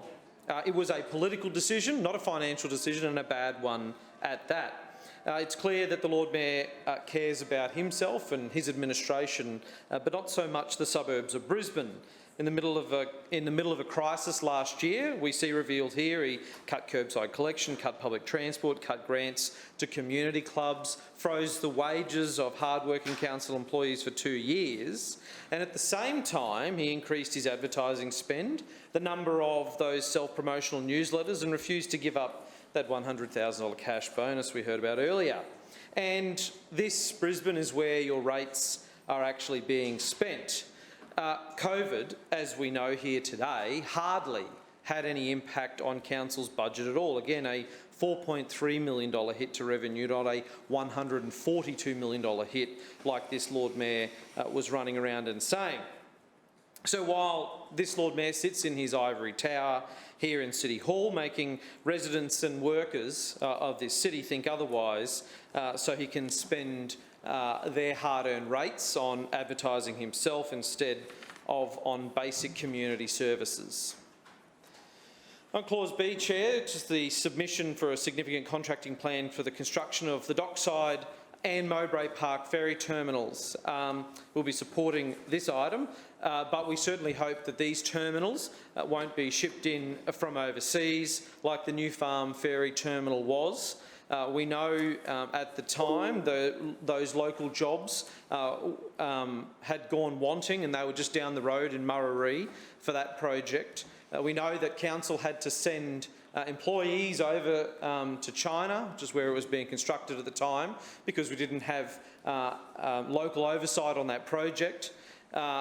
So we know that the Lord Mayor talks about buying local when it's convenient for him or when he can put that on a glossy brochure to talk about it. But we do know the reality is there is so much of this major infrastructure that is not being built locally. We know those electric buses running around the city loop have been bought from overseas. All 60 buses for the metro are being bought from Europe, playground equipment from Europe, ferry terminals previously from China. The list goes on and on. So we'll be supporting the significant contracting plan, but put on record that we expect to see local jobs supported throughout this construction. On item E, the annual report, Chair. This report is all spin and doesn't tell the people of Brisbane what's really going on in City Hall here under the LNP, like the double rates hike in one calendar year, and what are residents getting in return. The reality is less and less and less. This report illustrates that the LNP administration's complete neglect for our suburbs. We know that 40% of Brisbane streets don't have a footpath at all. There are over 1,100 footpaths that are broken and dangerous, and this LNP council is taking over a year to fix them, which is unacceptable. More bus and ferry reviews are on the way, and we know what that means: cuts to services. 67% of ferries have been cut. Ferries were left to rot under this LNP administration. We see less ferry terminals and less bus stops in this annual report. Community grants were cut by $3 million last financial year. The COVID assistance grants were all show and no substance. Clubs, as we know, all around the city are struggling to pay water bills, to keep their lights on, to be supported in any way. They're facing eviction left, right and centre. And they are being treated with contempt and disrespect from this LNP administration.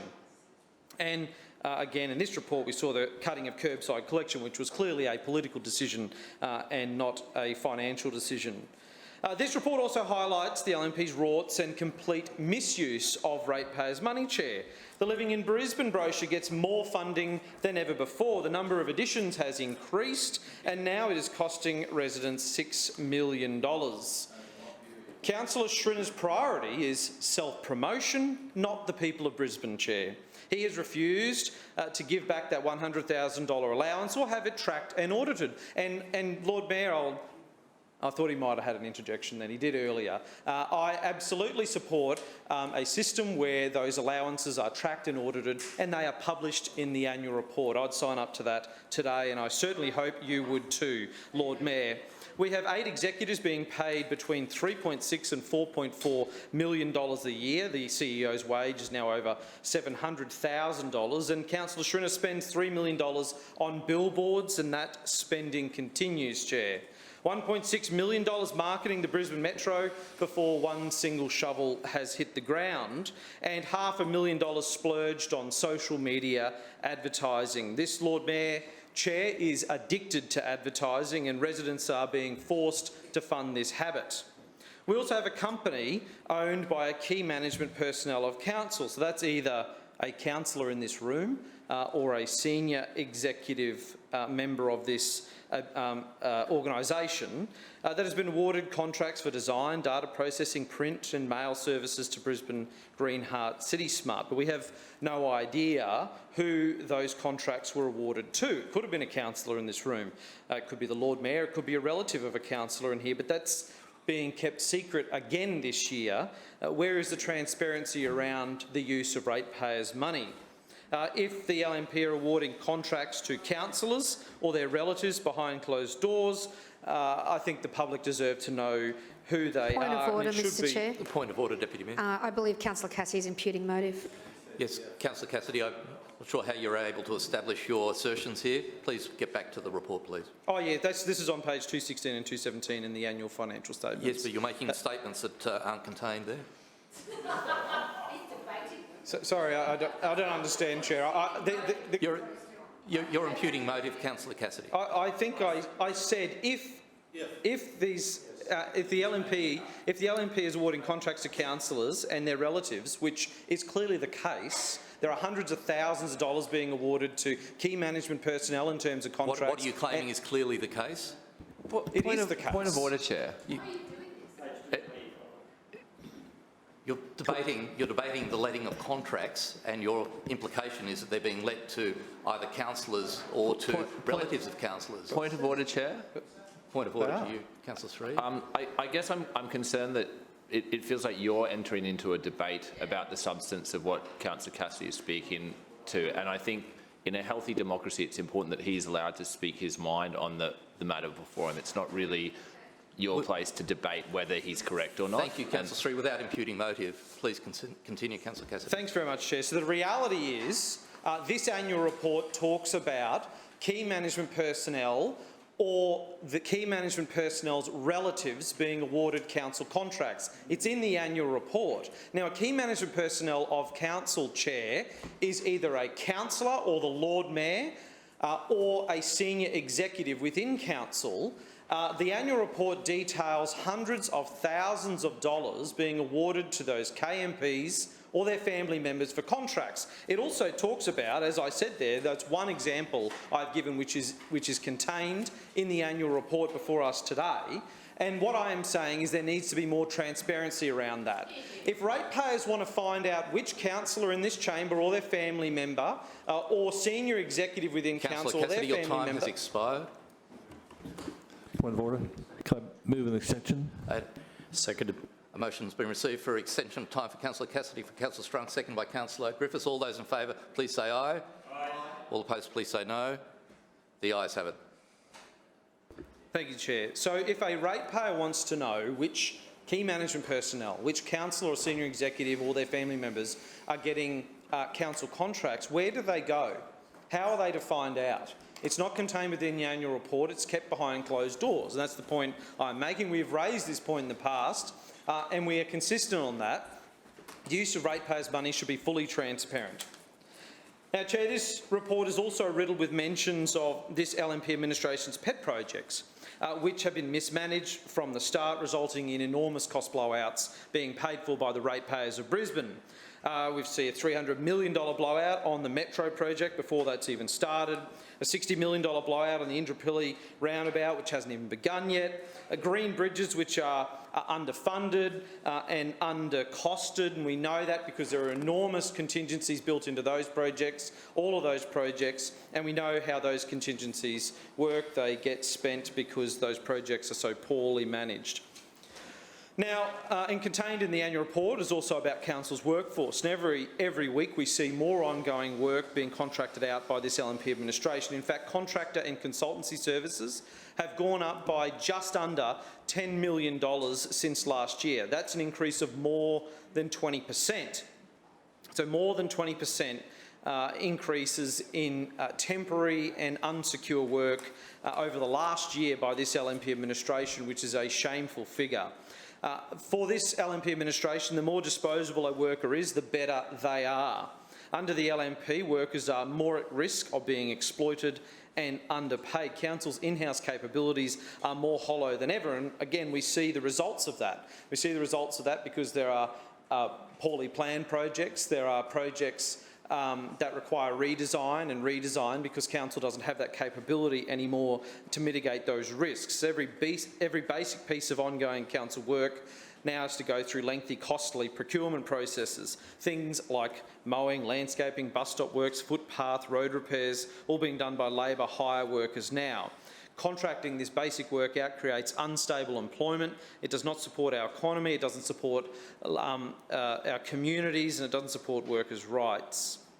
This report also features key projects where this LNP administration has snubbed local jobs and local manufacturers, Chair, like the electric buses this LNP administration ordered from a Chinese company when South East Queensland bus builders can build them right here, and they have been doing for some time, and they're doing it today. Those 60 bendy buses for the Metro being purchased from Switzerland. It's quite clear on these major projects and major procurement, Chair, that this Lord Mayor cares more about jobs overseas than he does here in Brisbane. Now, talking about diverting waste from landfill under Program 3, which is detailed in this report before us today, Council should and could be doing so much more, Chair. This administration should be taking up Labor's idea of FOGO. FOGO creates 3 times as many jobs as traditional landfill and creates a revenue stream through the sale of valuable compost. And we know that FOGO is the single best thing a council can do to reduce its carbon footprint. It is the recycling of the 21st century, Chair. It would remove 80,000 tonnes of organic waste from landfill. You can't have an economy in the 21st century without investment in climate action initiatives. Now, this LNP administration thinks building walking bridges and buying overseas carbon credits is good enough to address climate change here in Brisbane. Well, Labor would be generating carbon credits with FOGO instead of buying them from overseas. Chair, this report, the annual report, is a smokescreen for what's really going on in Brisbane under the LNP, a tale of suburban neglect, of misuse, mismanagement and contracting out basic work. There is no support for job-creating projects like Labor's FOGO plan, emission-reducing waste cutting and money-saving initiatives. But that's not entirely surprising from this administration. This Lord Mayor and the LNP put themselves first and Brisbane residents and suburbs last every single time, and that's evidence here today. Thank you, Councillor Cassidy. Further debate? Councillor Huang. Thank you, Mr. Chair. I rise to speak on item A and E of the E&C report. On item A, the audited consolidated financial statements. This submission presents the final signed 2020-21 auditors' consolidated financial statements, which have been audited by the Auditor General. This year, we've once again demonstrated our strong and responsible management of Council's finances. As in prior year, financial statements impacts of the COVID-19 pandemic on Council's operating capability, and Council's response to the pandemic have been disclosed. In fact, the $4 million figure quoted by Councillor Cassidy is actually revenue and expense impact. It does not take into account revenue foregone, such as reduced fees and charges, which were part of the Shrinak Council's COVID economic recovery package. And in fact, the report reminded us of the net reduction in rates and utility charges last year due to the Shrinak Council's $15.9 million special COVID-19 rebate, the $15.1 million Kingsford Smith Drive rebate, and first homeowner rebates to the tune of $2.4 million, which shows Shrinak Council's commitment to support the residents of Brisbane in a very challenging time. And I found it interesting that it seems that sound financial management has been attacked by Councillor Cassidy. He probably can't understand the difference between the anticipated impact and the real impact. Because of the sound financial management of the Shrinak Council, we were able to bring the actual impact to a lower figure. That should be something be applauded, not be attacked.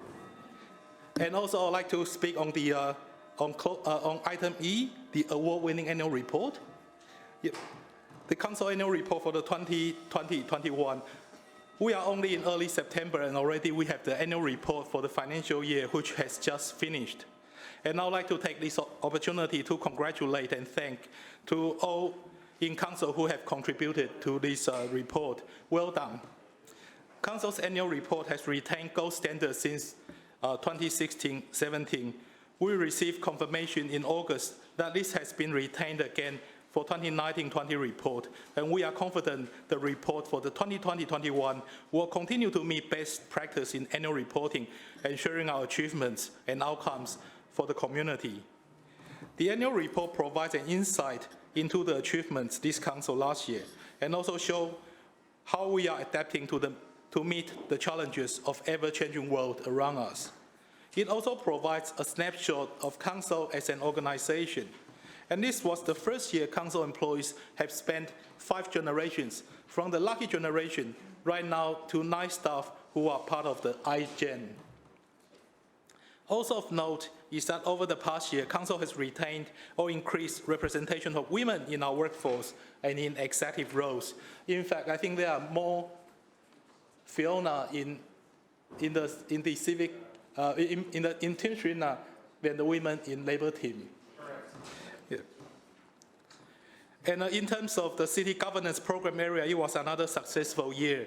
In terms of progress against the 5-year plan, Council remains financially sustainable with a strong credit rating and a neutral outlook. We have the lowest minimum rates in Southeast Queensland, and we have invested $34.4 million of our procurement budget directly with social enterprises. This annual report marks the 2nd year of climate disclosures as we continue to mature our approach to assessing and responding to climate-related risks and opportunities. And there are a number of notable developments in this year, include the ability to monitor residential carbon emissions and initiatives such as the Brisbane Carbon Challenge, which encourage and support the community to reduce carbon emissions and save on related bills. This year, we also taken up the additional reporting requirements of the City of Brisbane Act and regulation. This is a lengthy document, but it is truly informative and serves to highlight all the great work being done by the Shrina Council each and every day to make our city and suburb an even better place to live. This is an accountable council and a council with a plan for the future. I'd like to again say thank you to the dedicated team which assisted in drafting the annual report. I commend the report to the Chamber. Thank you, Councillor Hung. Further speakers, Councillor Johnston. Yes, thank you. I rise to speak on items A, C and E. Firstly, just some brief remarks on item C. I do not support and I would ask that item C is taken seriatim for voting as well. C for seriatim? Yep. Seriatim for voting, okay. Yes, please. I do not support Council constructing a golf course at the Manipu Parklands. As over many years in this place, I've tried to have that money allocated towards stormwater drainage and backflow valves, with the LNP voting against it.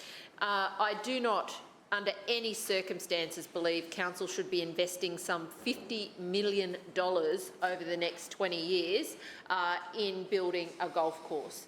We have golf clubs all over Brisbane that are struggling, and Brisbane City Council could have achieved this result in a different way. Instead, it is investing money to compete against not-for-profit sporting clubs unnecessarily. So I absolutely do not support item C. In my view, this is an inappropriate use of money when so many golf clubs in this city are struggling.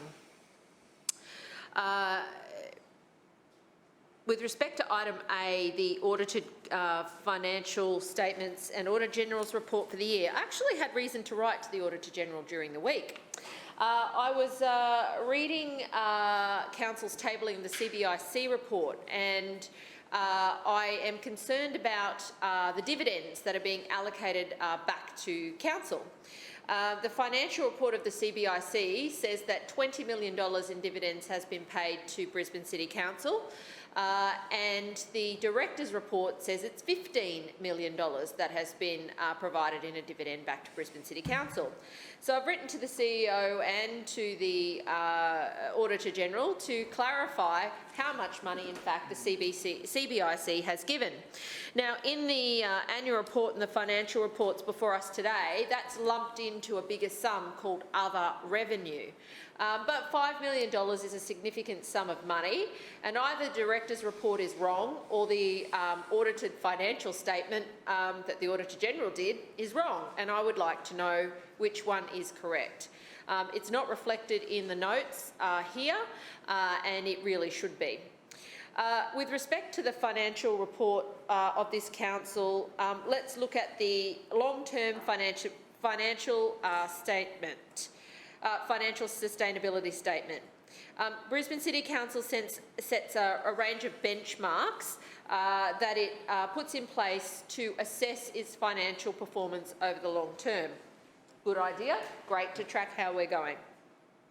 So, operating surplus ratio. Brisbane City Council sets a target of it being between 0 and 10%. We're at 1%, so we're just scraping over the line. And when the Lord Mayor stands up and claims he's got this great surplus, he pretty much balances the budget, which he is required to do. The asset sustainability ratio. It is supposed to be greater than 90%. It's actually 47%, so that's an epic fail on that financial measure of sustainability. But it's the net financial liabilities ratio where council fails, and has failed, I think, every single year pretty much, other than maybe the first two when the money from the sale of the water assets and the establishment of QUU occurred and council was debt-free. The financial liabilities ratio says it should be no greater than 60%. Brisbane City Council is 202%. Now, the 60% is something that even their own side thinks is a good idea. It was always Peter Costello's benchmark for how the federal books are run.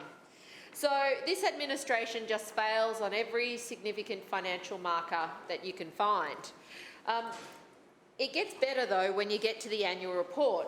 And it is fascinating to me that the finance chairperson of this city, or the acting finance chairperson of this city, thinks that some $280,000 of public funds doesn't need to be accounted for. That's how much $100,000 of the Lord Mayor receives in his allowance, and then another $180,000 amongst all the... Actually, it might even be 200 because I didn't count Councillor Cassidy. So it's essentially $300,000. So who is it that thinks that we should be publicly accountable for ratepayers' funds? Certainly not the public, not the finance chairperson.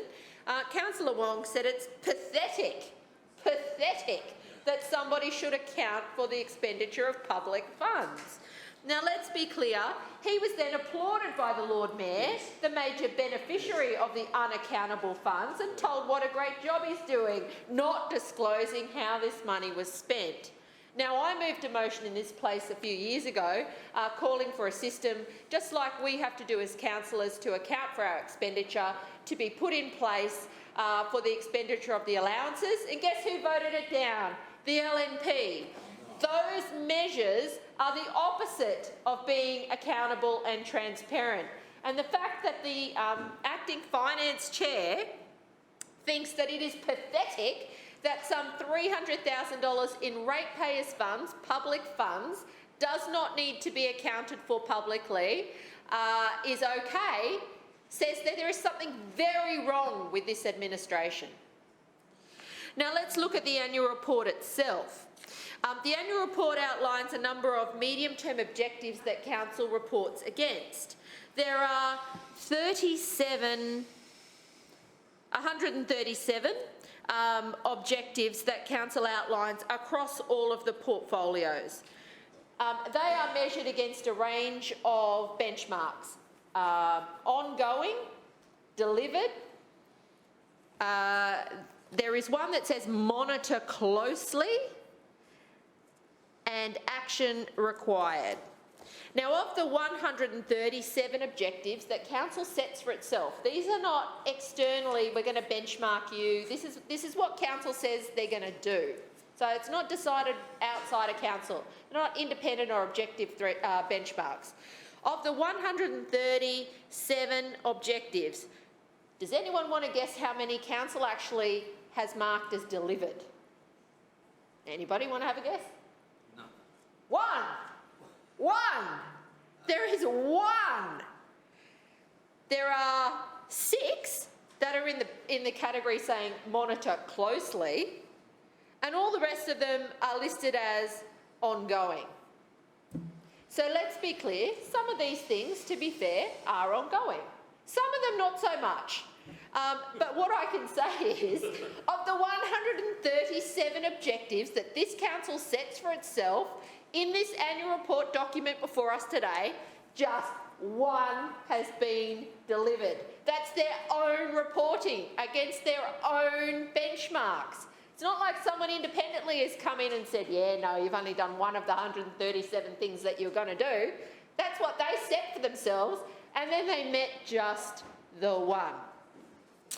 Now, there are a number of issues in the annual report. You would think, listening to the Lord Mayor, it was all just, beer and giggles, but that's absolutely not the case. The failure of this administration to deliver on what it says is just shocking. So let's be clear. Reduce congestion by standardising and streamlining traffic movements around school. Council says that's an ongoing, the ongoing means it's on track to be delivered. There's not a single councillor in this room that thinks that managing traffic around schools has got better in this city. Not one, and I'm certainly not one of them. So that one's not being met. That's definitely a not being delivered. Council goes on to talk about making sure that degraded natural environments are being restored. Now, Oxley Creek Transformation Project hasn't done anything at this stage to deliver on improving the health of Brisbane's single largest creek, Oxley Creek. So that one's not really on track to be delivered. Yeah, it's failing. Here's another one. Oh, ensure that communities are involved in planning for the future. Now, the most interesting thing I heard today was from Councillor Allen, who stood up and told us that there were 429, I think it was, submissions on the LGIP and the LTIP, of which 219 came from Pollara. That means that citywide there were just 210 submissions on infrastructure planning for the future of Brisbane. Do I think that means that this council has engaged in a meaningful way with the 1.27 million residents of Brisbane? No. That's an epic fail. And when I have a look at all of those, I suspect a good chunk of that 219 will actually be from Tennyson Ward. Councillor Johnson, your time has expired. Oh, I have so much more to do. Councillor Howard. Well, thank you, Mr. Chair. Hang on. I rise.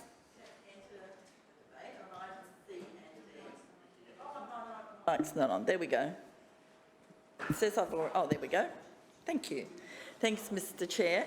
I rise to enter the debate on items C and D.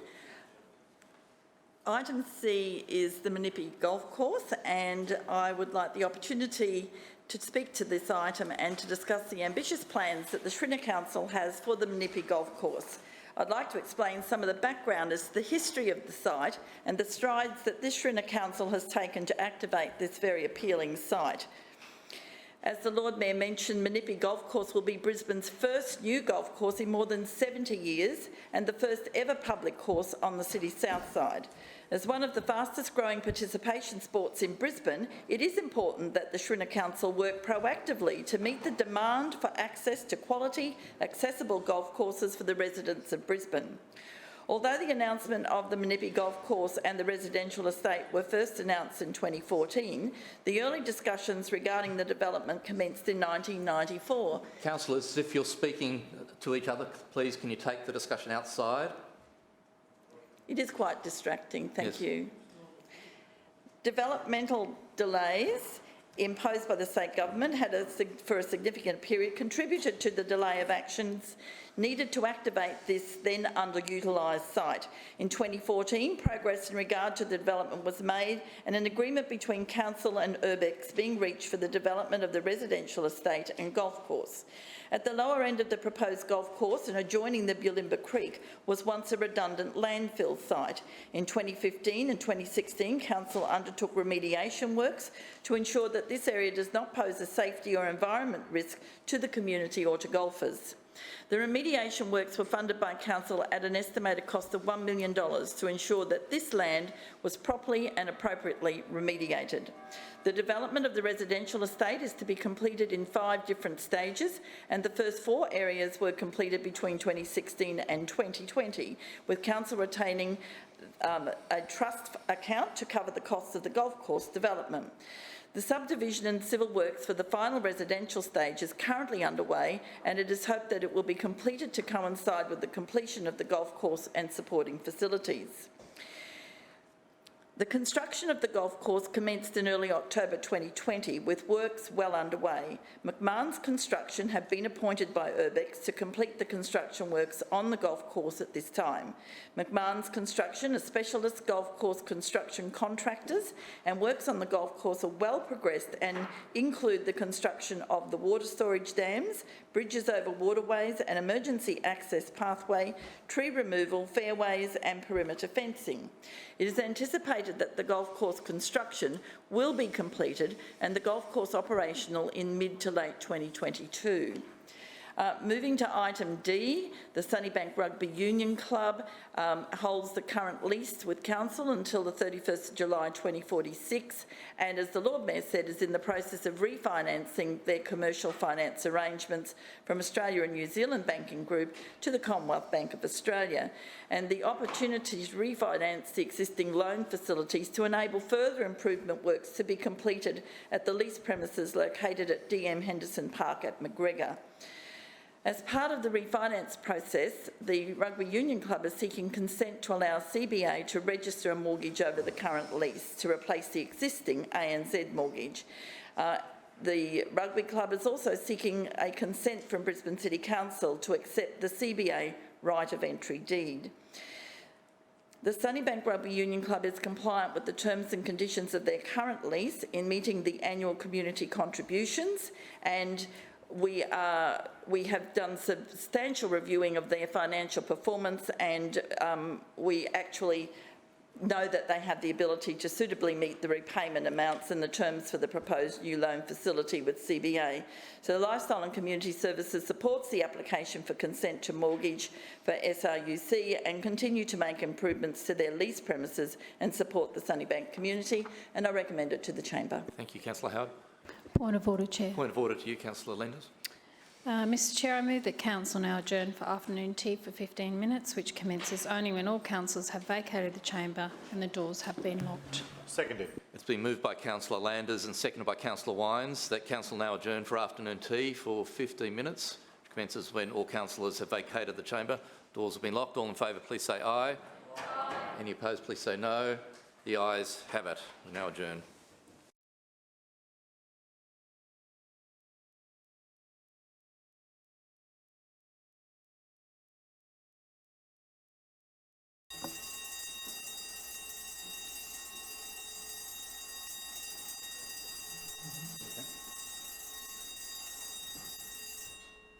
Thank you. We're now resuming. Further speakers. Councillor Cumming. Thank you. Thank you, Mr Chair. Mr Chair, I'd like to refer to item 3, the item about the Manipu Golf Course. Item C. This idea for a golf course goes back a long, long way. I can recall the Sawley administration were very interested in the matter. At that stage, golf was going strongly, booming, and Brisbane had many fewer public courses than some of the capitals in the state, and it was considered that it would be a good idea to have a course at Manipu. Now, times have changed since then, such that up until recently, golf player numbers has been dropping away, unfortunately, and that has meant that in various parts of Australia, golf courses have closed, and I know it's not only an Australian phenomenon. In the United States, the home of golf, there was at one stage, I read an article that the courses were closing at the rate of one a week in the States. Now, States is a big market, but still that was what was happening. So my obvious concern, and I hate to be parochial, you know that, is that this course will have a considerable effect on the Wynnum Golf Course. Wynnum Golf Course is an interesting combination. The clubhouse is on private land, owned by the golf course, and has been owned by them for decades. I think that the club's going for its about 75th or 80th anniversary soon, but the course itself is leased from the Brisbane City Council, and the club is struggling in recent years. Point of order, Deputy Mayor. Councillor Cummings, take a question. Councillor Cummings will take a question from the Deputy Mayor. Yeah, right. I'm asking very, very straightforwardly, Councillor Cummings. Do you remember when you were here in 1996 and Jim Sawley signed off the starting of this golf course, if you supported or not in the vote? That's what I said earlier. Yeah. At the time, it seemed a good idea. That's what I said. That's what I've said in the last... I've got to say anyhow, I continue. So the Wynnum Golf Course, the problem is with golf courses is they take a lot of money to maintain, and they're reliant on substantial numbers of people taking out their full golf club membership and getting enough revenue in to be able to pay for all the expenses running the course. And that's been a problem in recent years. Wynnum Golf Course used to have a waiting list to become a member of the club, and actually you had to apply to be a member of the club. So, and then there was a fee payable for the application, something like $500 it was.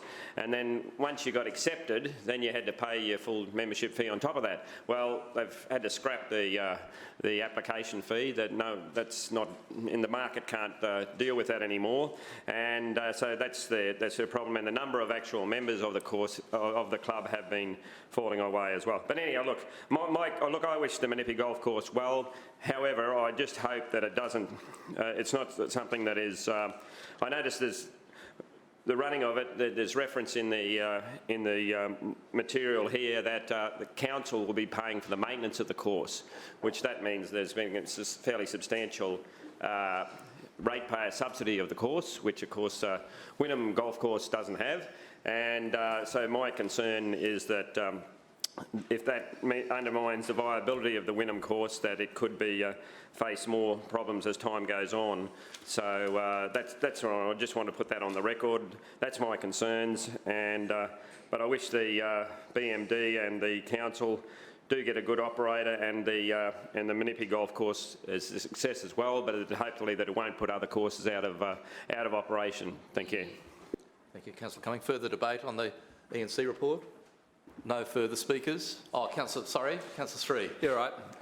Yeah, thanks, Chair. I rise to speak on items B and C, and just regarding B, the contracting for the ferry terminals. I was obviously quite pleased to see the administration confirm that the dockside ferry terminal will be delivered before the Mowbray Park terminal, and I thank the administration, particularly Councillor Murphy, for listening to the community's concerns on that front. I realise that the timing of projects like this is often quite difficult, but given that dockside terminal had been shut down for quite some time now, and that part of the Kangaroo Point Peninsula doesn't have a lot of public transport alternatives to ferries and city cats, I think it is quite important that that terminal is reinstated and improved as soon as possible. I do want to again put on the record the concerns from local Kangaroo Point residents about how abruptly that terminal and that ferry service was shut down.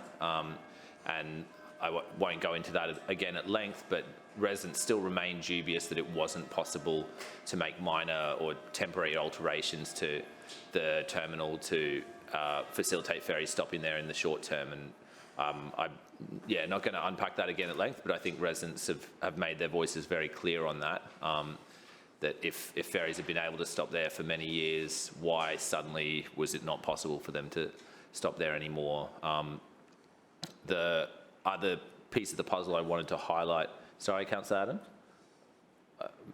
Sorry, I missed the interjection. The other piece of the puzzle I wanted to highlight was that the Thornton Street ferry terminal closure has also had a negative impact on public transport on the peninsula, and what happens with Dockside and Mowbray can't be considered separately from Thornton Street. The administration has said that very clearly that the Thornton terminal won't be reopened, but that does reduce public transport connectivity for the western side of the Kangaroo Point Peninsula.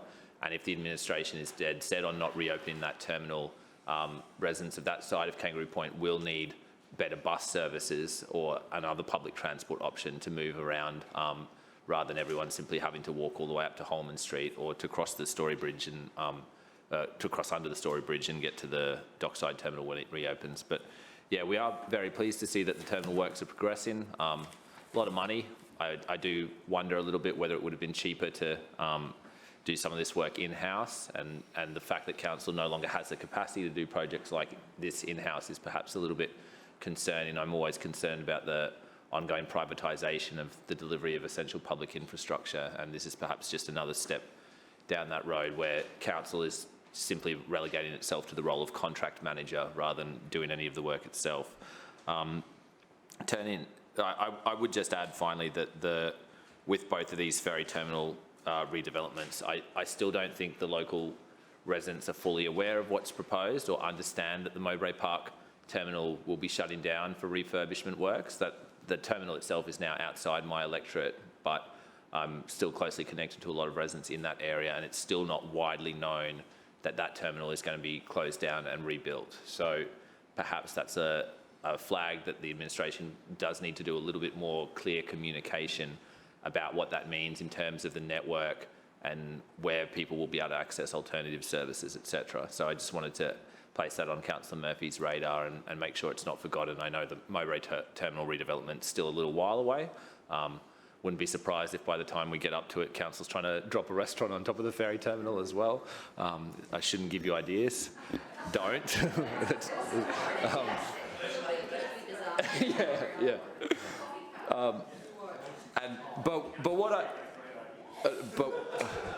What I will say is that I think. Oh no, he's making a note of it. Don't be distracted, Councillor Sri. What I will say is that ferry terminals can, if well designed, serve a useful purpose as community gathering spaces and community facilities. This is something that council hasn't really explored in the past, but I would encourage the administration to at least look into this in a little bit of detail. If we're spending a lot of money creating a roofed facility that's wheelchair accessible and is serving as a terminal, there's an opportunity there for that to double as a form of public meeting space or gathering space, particularly at times when ferries aren't operating at high capacity or high frequency. So, for example, a covered space can have a dual purpose as an outdoor live music venue, or simply as a space where local residents can meet and gather. That particular part of Kangaroo Point and East Brisbane is really poorly served in terms of community facilities. And council has found this itself, that if it's trying to have a meeting with local residents and get people together for any kind of public consultation, really your only option is the pub. And I'm sure some of us like going to the pub, but it's not an accessible venue for everyone. And to say to people, hey, if you want to talk to council, you have to come to this pub or this hotel is not a particularly inclusive approach. But the reason council does that is because we don't have alternative venues available. So I would be supportive of design approaches with Dockside and Mowbray Park ferry terminals that create usable public spaces as part of the terminal infrastructure, subject, of course, to careful consultation with residents. And I think that's something we should look at a little more in the future. Turning to item C, this is a good idea of Jonathan Street's that the council administration has taken up. I'm talking, of course, about the closure of the Victoria Park golf course and its conversion into public parkland. I think that was a great step forward for the city. Obviously, I think the opening of the Manipu Park golf course is probably not as high a priority and maybe a step in the wrong direction, but I look forward to one day the St Lucia golf course and the Manipu Park golf course also being shut down and replaced with genuine public parkland community facilities and maybe a couple of small eco-villages these are really large areas of council-owned land, and it doesn't make sense for so much publicly owned land within the city footprint to be set aside for golf. It's simply a very space-intensive sport. And when you compare, for example, the amount of people who benefit from and get to use a cricket field or a soccer field or any number of other sporting facilities, in terms of the space taken up by golf, there's a real mismatch in terms of use value. And council's constantly looking for ways to optimise how it uses its land. It's shutting down bowls clubs, it's kicking out cricket clubs, etc., etc. You actually have a lot of space on these golf course sites. And I'm not saying the entire thing needs to be flattened and levelled and turned into soccer fields, but I am saying that this land is not being put to its best possible use. And I would argue that golf courses in places like Manipu and also St Lucia should ultimately be converted into other forms of public green space, public parkland and community facilities. Manipu does have a bit of natural bushland and parkland around it, but the golf course itself is not a good use of space. It would be much better to see more of that restored as natural bushland and native habitat, and indeed other public green space uses. It was really sad to see how many trees were cut down as part of this Manipu golf course development, and even still it seems as council's connecting up some of the pathways leading to this new golf course, more trees are being removed. And I do think it makes a bit of a mockery of this administration's claim that it's really supportive of planting more trees and increasing canopy cover, because I look at projects like the Manipu golf course and all I see is trees getting cut down and more canopy cover being lost. And so we're planting a few small saplings here and there, but are we actually counting for how many existing trees on council land are being removed? It seems like perhaps we aren't. And this project is, I guess, on the wrong side of that equation, where I'm sure we're planting new trees as well, and in a few years they'll grow a little bit, assuming they don't die in the next drought. But we've lost a lot of trees as a result of the Manipu golf course development. A big chunk of bushland, some of it was remnant regrowth, and I'm aware of the history of the site. But the fact remains that we were cutting down trees to make space for golf, and that just doesn't seem like a very sustainable way forward. So hopefully this is the last golf course that Brisbane City Council will ever establish in our city, and hopefully a few years from now we'll be shutting those down and converting them to other uses, because the Victoria Park Golf Course, that conversion into parkland is a really great project. It's something that other cities around Australia are looking to as a positive example to follow. And I'm certainly really proud, and I think all of us as councillors should be really proud that we've made that tough decision to shut down that golf course and turn it into something better. And hopefully down the track we'll be able to do that with the other council-owned golf courses in the city as well. Thanks. Thank you, Councillor Sri. Further debate on the E&C? No further debate. Councillors, we're voting seriatim on these items. Shall move items A and E together. Items A and E. All those in favour of items A and E of the E&C report, please say aye and raise your hands. Aye. All opposed, please say no. Raise your hands. No. The ayes have it. Division. Division's been called by Councillor Cassidy and Councillor Strunk. Ring the bells.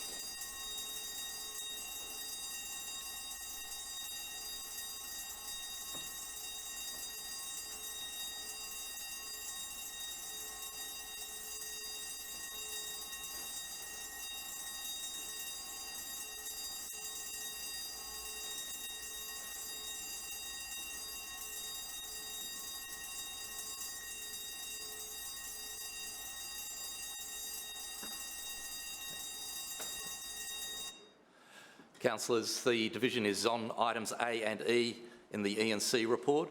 All those in favour, please say aye. Raise your hands so that it be counted. Aye.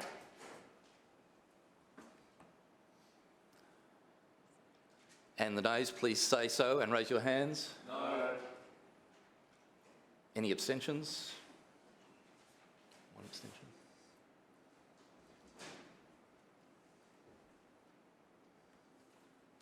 Clerks. Mr Chair, the ayes have it, the voting being 14 in favour, 5 against and 1 abstention. Thank you. The other items in seriatim were items item C. We'll move to item C, which was called for seriatim. All those in favour of item C, please say aye. Aye. Those opposed, please say no. No. The ayes have it. Division. Division being called by Councillor Johnston and Councillor Sri. Ring the bells for 20 seconds.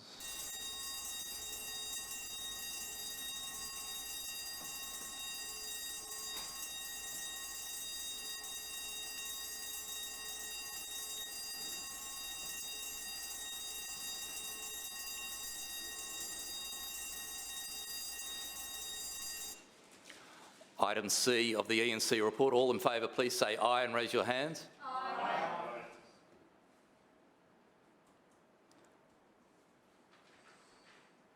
Those opposed, please say no and raise your hands. No.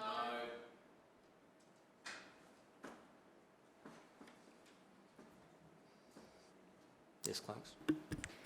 Mr Chair, the ayes have it, the voting being 18 in favour and 2 against. Declare that carried.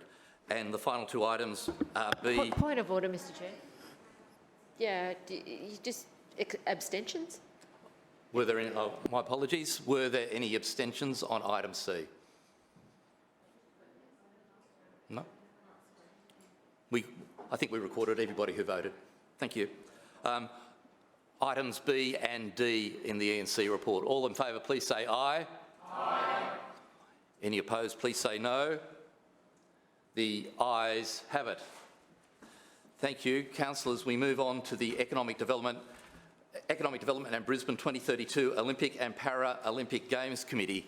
Deputy Mayor. Thank you, Mr Chair. I move that the report of the Economic Development and the Brisbane 2032 Olympic and Paralympic Games Committee meeting held on Tuesday the 31st of August 2021 be adopted. Seconded. It has been moved by the Deputy Mayor and seconded by Councillor Landers that the report of the Economic Development and the Brisbane 2032 Olympic and Para... Oh, sorry, Councillor Hutton, you've done a swap on me. Seconded by Councillor Hutton that the report of the Economic Development and Brisbane 2032 Olympic and Paralympic Game Committee meeting dated Tuesday the 31st of August 2021 be adopted. Is there any debate? Thank you, Mr Chair. Look, before I get into the committee report, I'd just like to go through some of the Business Hub workshops and mentoring programs coming up in the next week. We were just there this morning and Miriam gave us a great rundown of how busy it is, and there is quite a few next week.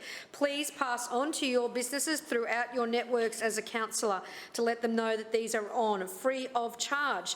On Wednesday the 8th, tomorrow from 9 till 11, Business Matters, inspiring you to be a better leader, get better results and make a bigger impact, and that will be hosted by Free to Shine, one of our business experts. On Monday the 13th from 9 o'clock, domestic and family violence, how it impacts the workplace and what you need. This masterclass is about understanding domestic and family violence and how to develop a business response to the issue. That's being hosted by CCIQ and Workhaven. On Tuesday the 14th at 9 a.m, Community Curious, growing and activating online communities.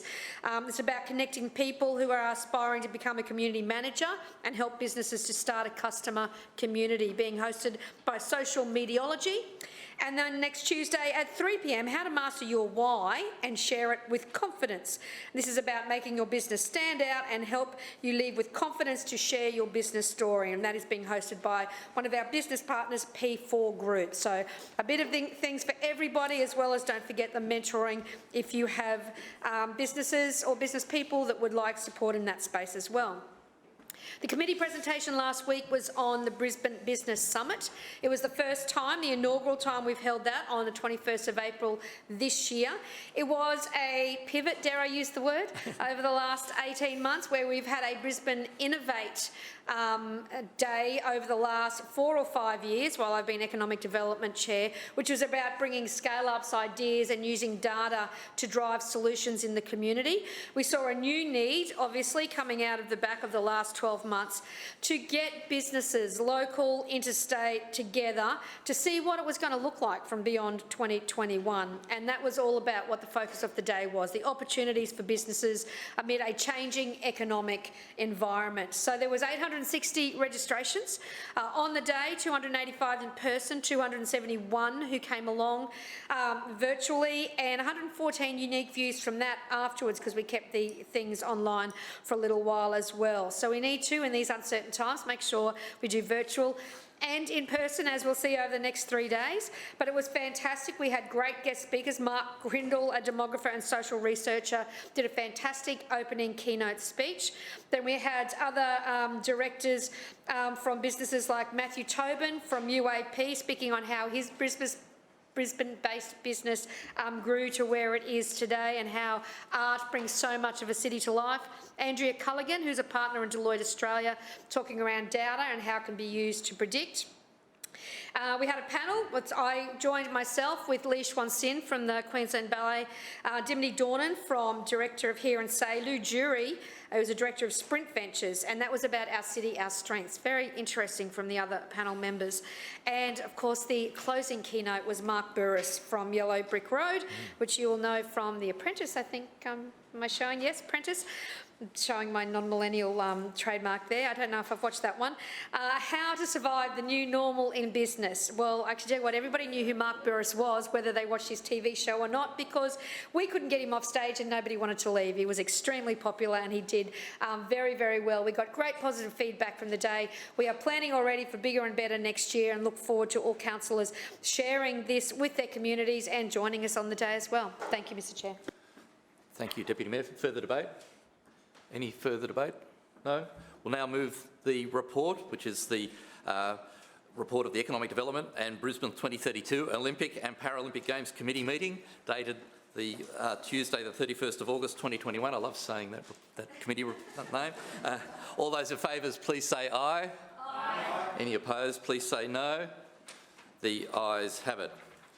Councillor Murphy, the very short named Transport Committee report.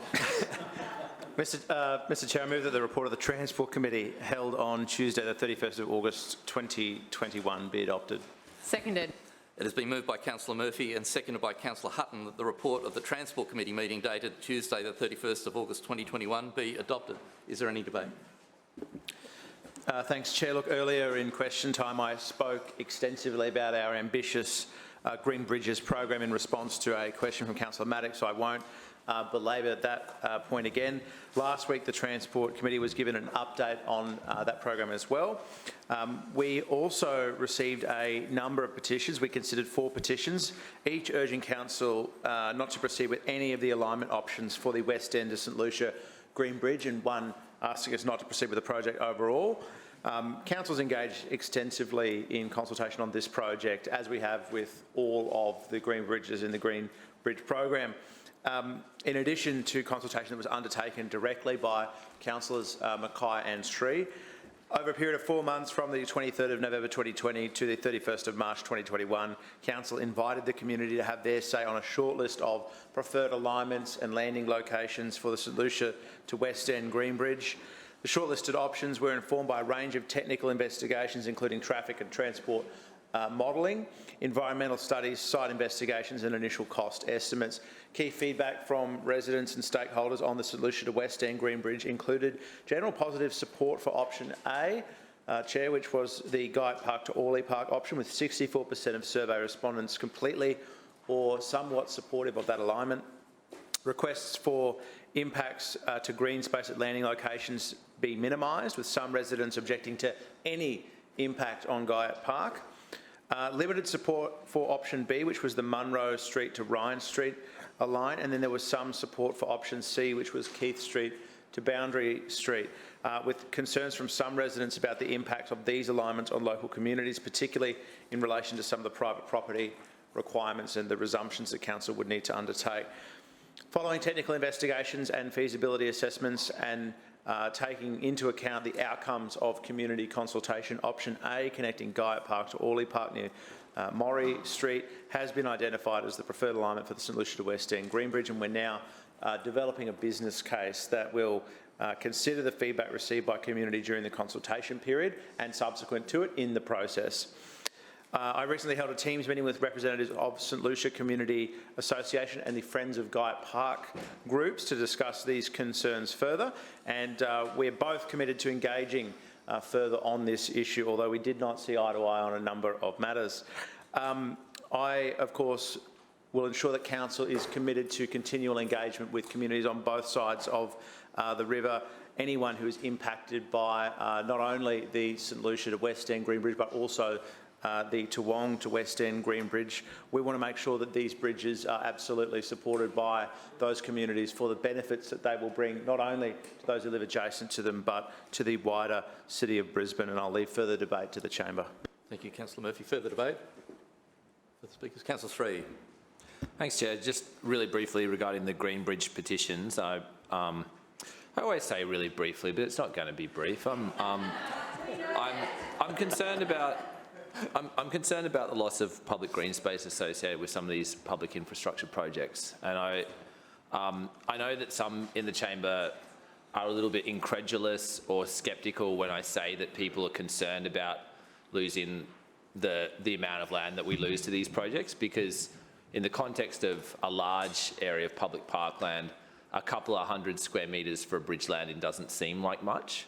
But it's important to understand the context here, which is that these suburbs around the inner city, suburbs like Toowong, suburbs like West End, have seen dramatic increases in the local population.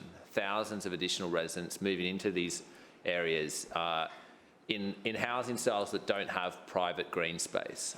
There aren't big backyards, there aren't other spaces for kids to play, there aren't spaces for recreation within the private properties. So people are increasingly reliant on public parkland. So we've got more people moving into an area. We've got people shifting into styles of accommodation where they are more dependent on public green space. And then we have the cumulative impact of public projects which are reducing the supply and availability of public parkland. I'm not just talking about the bridges here, obviously other projects like the Brisbane Metro, road and intersection widening projects, it all adds up. And while for any one of these projects by themselves, you might look at it in isolation and say, oh, that bridge landing's only taken up a few hundred square metres. When you add it all up, in the inner city, we're actually losing thousands of square metres of public land to public infrastructure projects. At least we keep retaining ownership of that land, but it's no longer accessible and usable as public parkland. And I think this is something that maybe administration councillors who don't live as close to the inner city or perhaps spend less time in public parks don't quite appreciate. But perhaps the best example is to go and look at the southern approach to the Goodwill Bridge in South Bank. So that's the footbridge that connects over to QUT and the Botanic Gardens. If you look at that southern approach, which is a bridge that just takes bikes and pedestrians, that whole area is concreted. It's very busy as a through corridor for high volumes of pedestrians and cyclists. It's not a public park that you can hang out in. It's not a usable public space for people to gather and wait or engage in recreation in. It's a through corridor for active transport. And that's the reality of these bridge landings. And I'm obviously quite supportive of the West End to Toowong Bridge. I still want to see detailed business case for the St Lucia Bridge. But the point is that these bridge landings do take up space in public parks, and that space is no longer usable as public green space in the same way. And so I guess all I'm really asking is that this administration at least acknowledges that that is a genuine and legitimate concern. If the response is, well, yeah, it's unfortunate, but we just don't have the money for new parkland, then say that. But don't just stand up and pretend that this isn't negatively impacting how these public spaces can be used. The bridge landings take up space. It's a matter of physics. And they take up not just any park space, but they take up green space right near the river, often in locations that people are really keen on having a picnic in or sitting down by and watching the water. So I think what really should be happening is that the council should be calculating how much public parkland and green space is being taken up by these sorts of projects and offsetting that by creating new public parkland in the nearby area. That seems a simple enough proposition. We do the same thing with tree offsets, and I've been quite critical of that because I don't think the offsets are genuine or sufficient. But at least on that front, the council accepts the premise that if you chop down a tree, you should try and plant a new one somewhere else. In this case, though, the council is building infrastructure in public parks that undermines the usability of that space as public parkland, but is not creating new public parkland nearby. So if thousands of additional people are moving into an area and are saying they need more public parkland, the council shouldn't be reducing the overall supply of public parkland. At the bare minimum, we should be maintaining the area available of public parkland, but we're not even doing that. We've actually seen in the inner south side and also the inner west in Councillor Mackay's ward and in Councillor Maddox's ward, we've seen a net reduction in public parkland in recent years due to the cannibalisation of parkland for other projects, like I mentioned, bridge landings, intersection widenings, road widenings, and increasingly projects like the metro as well. So I hope that the administration will at least think ahead and plan a bit better in future.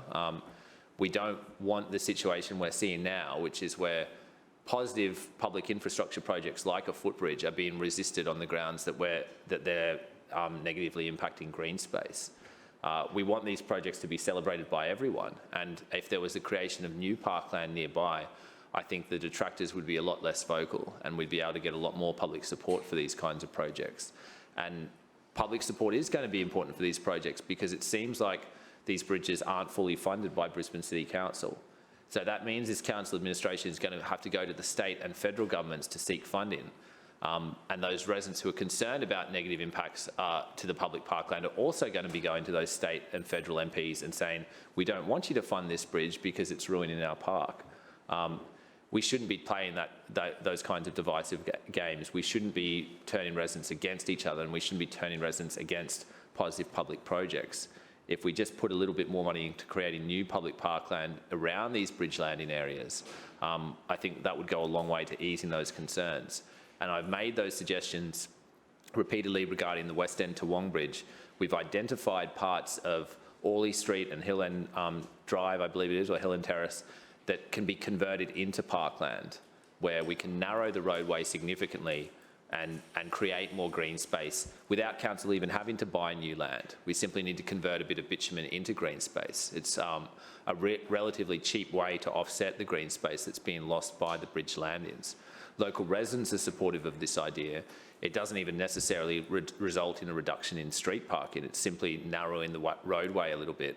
And if we're willing to narrow the roadway, we can create more public parkland and more room for trees, so that the bridge project doesn't result in a net reduction of green space, but actually contributes to a net increase in public parkland. And wouldn't that be a great thing? So I'll continue to raise this issue at every opportunity I get, because I'm still concerned the administration is downplaying and dismissing these concerns about green space.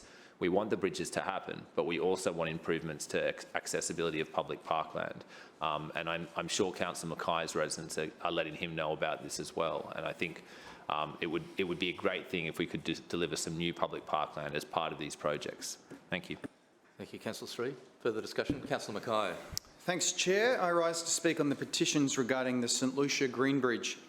On the 19th of March 2019, Adrian Schrinner was endorsed by his colleagues as Lord Mayor of Brisbane, and on that day he announced 5 new green bridges and said, "The green bridges will be a major program aimed at tackling traffic congestion, improving public and active transport and creating a healthier, more active city."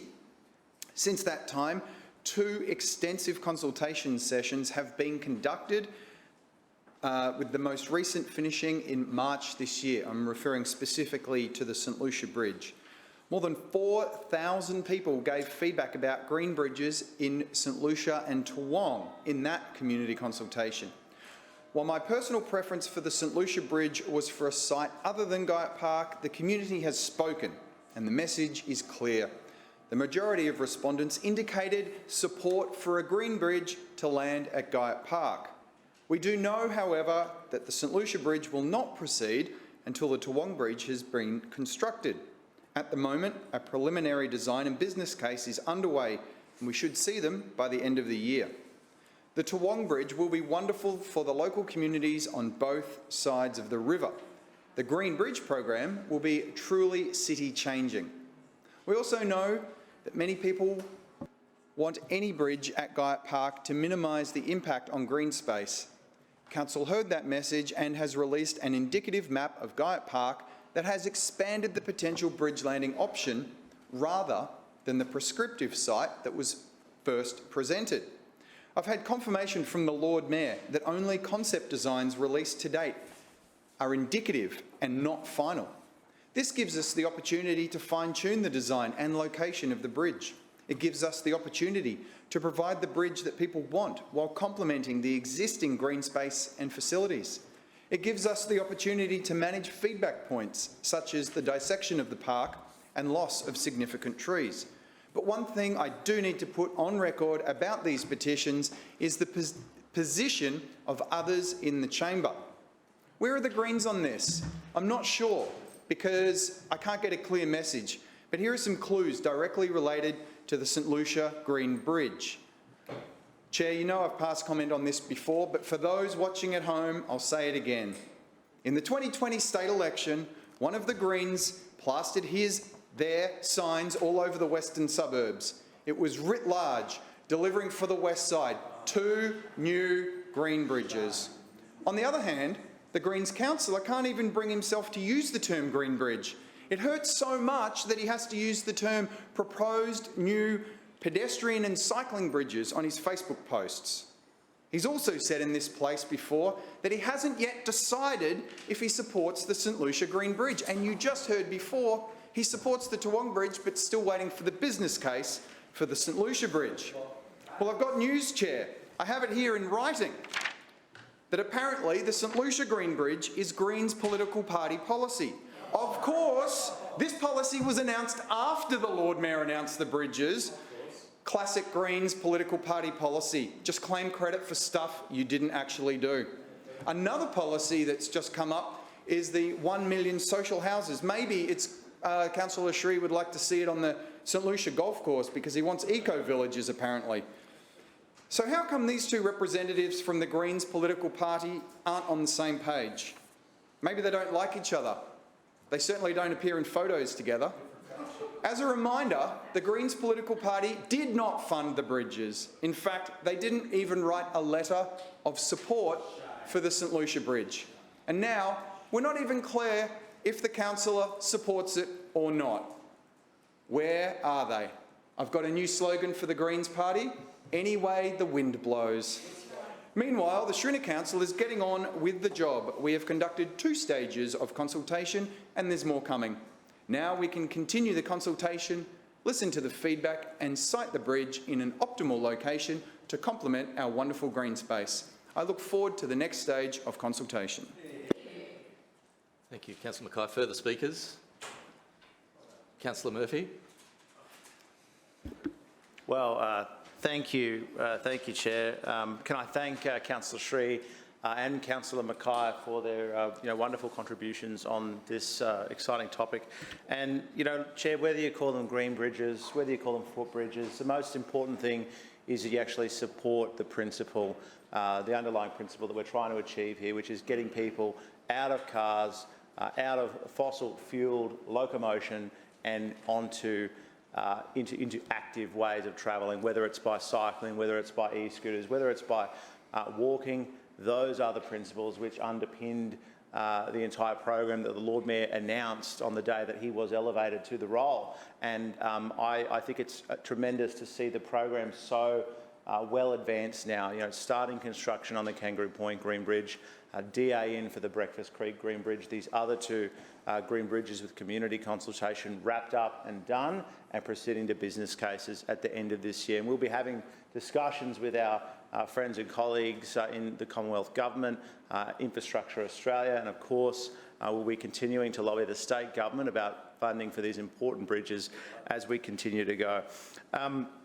You know, to Councillor Mackay's point, Chair, imitation is the finest form of flattery, so I'm probably not as offended as you, Councillor Mackay. You know, if the Greens want to claim these bridges, I think people will see through that.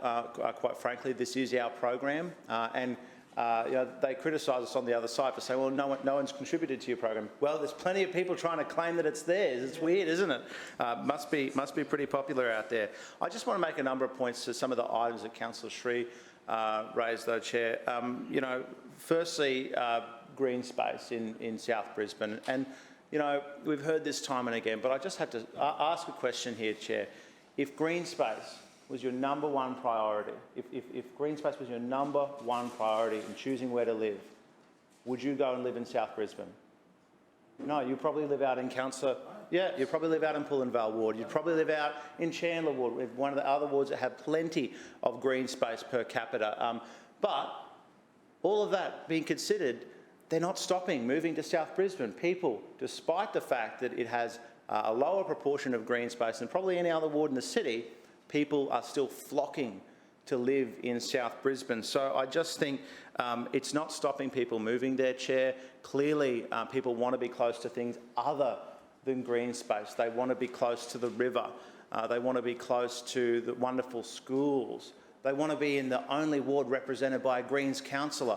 I don't know, Chair, but they keep moving into that area. So clearly, we as a council are doing something right there. Clearly, you know, Councillor Sri might even be getting something right. But I just want to say, you know, the proof is in the pudding, and people keep moving into that area, and a perceived lack of parks, or, you know, that the fact that this bridge might have a footing in Orley Park and might take up some of the space there is clearly not turning people off in any appreciable way from moving into the area.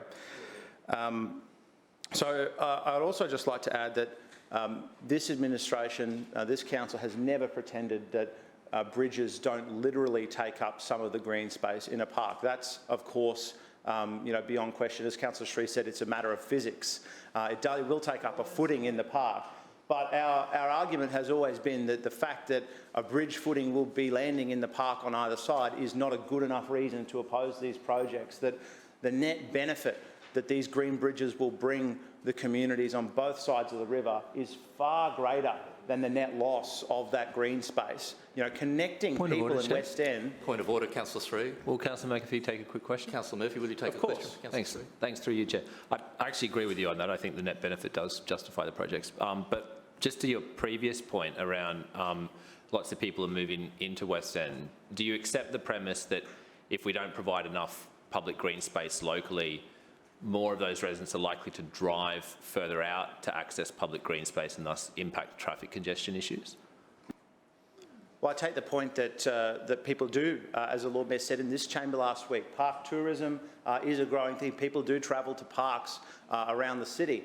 That's because of this administration's record investment in park infrastructure all around the city. And that includes buying land that wasn't parkland and converting it into parkland, which we are doing in South Brisbane, and we will continue to do going forward. So, well, Councillor Sri, there's plenty of sites that have been earmarked for new parkland in your ward, as you well and truly know. So, Chair, look, thank you to both Councillor Mackay and Councillor Sri for their, I would say, overriding support for the program, even though they may disagree on some of the smaller items. Thank you, Councillor Murphy. The motion before us is the Transport Committee report from Tuesday, 31st of August. All in favour, please say aye. Aye. Any opposed, please say no. The ayes have it. Councillors, Councillor Wines, the Infrastructure Committee report, please. Thank you, Mr Chair. I move that the report of the Infrastructure Committee meeting held on Tuesday, the 31st of August 2021 be adopted. Seconded. It's been moved by Councillor Wines and seconded by Councillor Hutton that the report of the Infrastructure Committee meeting dated Tuesday the 31st of August 2021 be adopted. Is there any debate? A brief debate, Mr Chair. So the committee heard a presentation on the recently completed Hoyland Street project at Bracken Ridge. As councillors should know by now, a 900-metre stretch of road linking the Gympie Road section of near Strathpine to other parts of the northern suburbs around Norris Road. It links two lane roads into this what was once upon a time a one-lane road.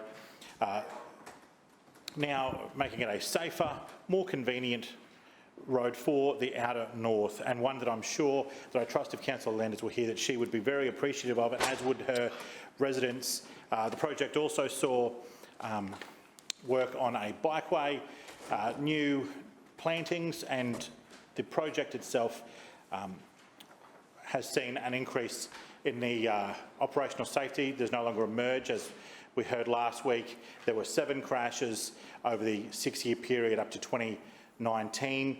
The recently completed works, which occurred on August 9, we've had no record of any crashes since that point, and so the operation is ongoing, and it is a very good one, part of a network of roads for Bracken Ridge that will make the road use operation out there even better for those residents. We considered a number of petitions. One was a local concern in your own constituency, Mr Deputy Chair, which I trust has been settled at the local level, and there were 2 petitions concerning the interaction of Cross River Rail with traffic near the Dutton Park train station. Some comments in advance of that. There'll be notes inside the draft response attachment that the Coordinator General approved the request for project change number 8 in November of 2020, and Council has no authority to amend or refuse new approved work. So, disappointingly, and it is disappointing that we have to advise residents that as a result of the Coordinator General's decision and the request on the RFPC 8, Council is not in a position, it is not permitted to refuse a direction of the Coordinator General. And I am very sympathetic to the residents there, but Council must accept that direction. In regard to comments about the B-double vehicles, it also says in the response, in regard to the approval of B-double vehicles for the Southern Portal worksite, the RFPC 8 does not apply to the use of B-double vehicles for the Southern Portal. A B-double vehicle permit is still required for travel on that road outside of the approved B-double network. B-double networks but permits are issued by the National Heavy Vehicle Regulator, and Council is not aware of any proposal to expand the use of B-doubles around the Southern Portal. So, as I say, I must apologise to the people who've signed that petition. I find it very disappointing to have to be the one to pass this news on to them, but Council, as I say, must accept the direction of the Coordinator General. Earlier in question time, we heard a question to the Lord Mayor from the Council of Tennyson in regards to a pedestrian crossing or pedestrian refuges on Honour Avenue, Chelmer, about a carryover. I can indicate to the councillor that the carryover was not in the budget that was passed at mid-year. However, $100,000 was allocated through the first budget review process, so that $100,000 is allocated to that project. Work will continue on it, design will continue, and hopefully a potential pedestrian crossing or a pedestrian refuge. Councillor Johnston has indicated that it's a budget cut, and I would indicate to her, that was through an interjection, I'd indicate to her that some work has actually already occurred on the project, and then and the interjection again was just planning, and planning does consume the wages of the city planners who do the work, and I believe there are a number of proposals put forward for that space which has consumed some of the allocation. However, there still remains $100,000 of what was allocated, which was provided through the first budget review process, and we remain optimistic we'll be able to address the concerns in allocation. Thank you, Councillor Wines. Is there further debate? Councillor Johnson. Yes, I rise to speak on item C, and I think I will ask for a division, so I'll ask that it be taken seriatim. Firstly, so item C for seriatim for voting yes, only. Thank you, Mr Deputy Chairman. Thank you. Now, firstly, there is something that I agree with Councillor Wines on. Unfortunately, we do have to abide by the decision of the Coordinator General. However, what Councillor Wines, I think, is unaware of is that the Coordinator General conditioned the Cross River Rail Authority to work with Council, Brisbane City Council, to manage the impacts of the project on the Brisbane City Council road network. That is actually a written condition of the project change requirements. Now, I lobbied very hard to have additional safety improvements included as part of the scope of the Cross River Rail project, but they were not supported. So when Councillor Wines stands up and says, it's not us, it's the Cross River Rail or it's the Coordinator-General, that is absolutely untrue. The conditions and the requirements of the delivery of this project is that the Cross River Rail Authority must work with Brisbane City Council to deliver the road safety improvements around this project. Now, he's a new infrastructure chairman and he probably has not read all of the project change applications. He's probably not read all of the different variations of the EIS over the past decade on Cross River Rail. I have. Councillor Johnson, just before you go on, can I remind you to call councillors by their proper title, please? Just don't refer to him as him. Councillor Wines would be more preferred. Come on. No, I'm just playing it straight off the bat, Councillor Sri, and I don't think you need to interrupt either. So no hims or hers anymore please continue. either. Okay, fair enough. Point of order, Chair. Point of order, Councillor Sri. I just respectfully invite you to reconsider that advice. We can use him and her in the chamber, surely. We don't need to refer to people by their full name every time. That would be ridiculous. Well, I thought it has been a common convention that we use councillors' correct terms and we direct that through the chair. That's been a standard for some time now, Councillor Sri. I wasn't in the chair. Thank you. Councillor Johnson, please continue.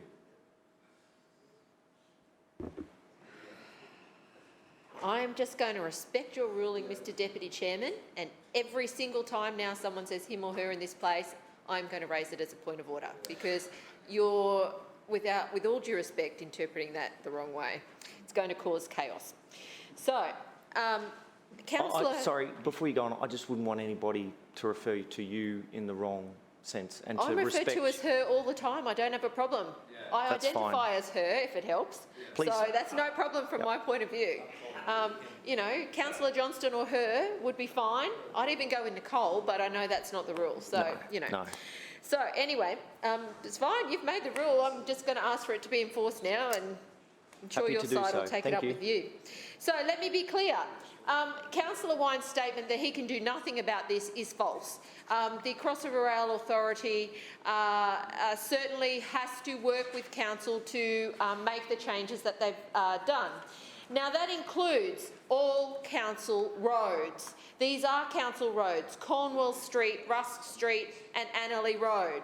At Annerley Road, council removed the median strip to enable big semi-trailers to make the turn around the corner.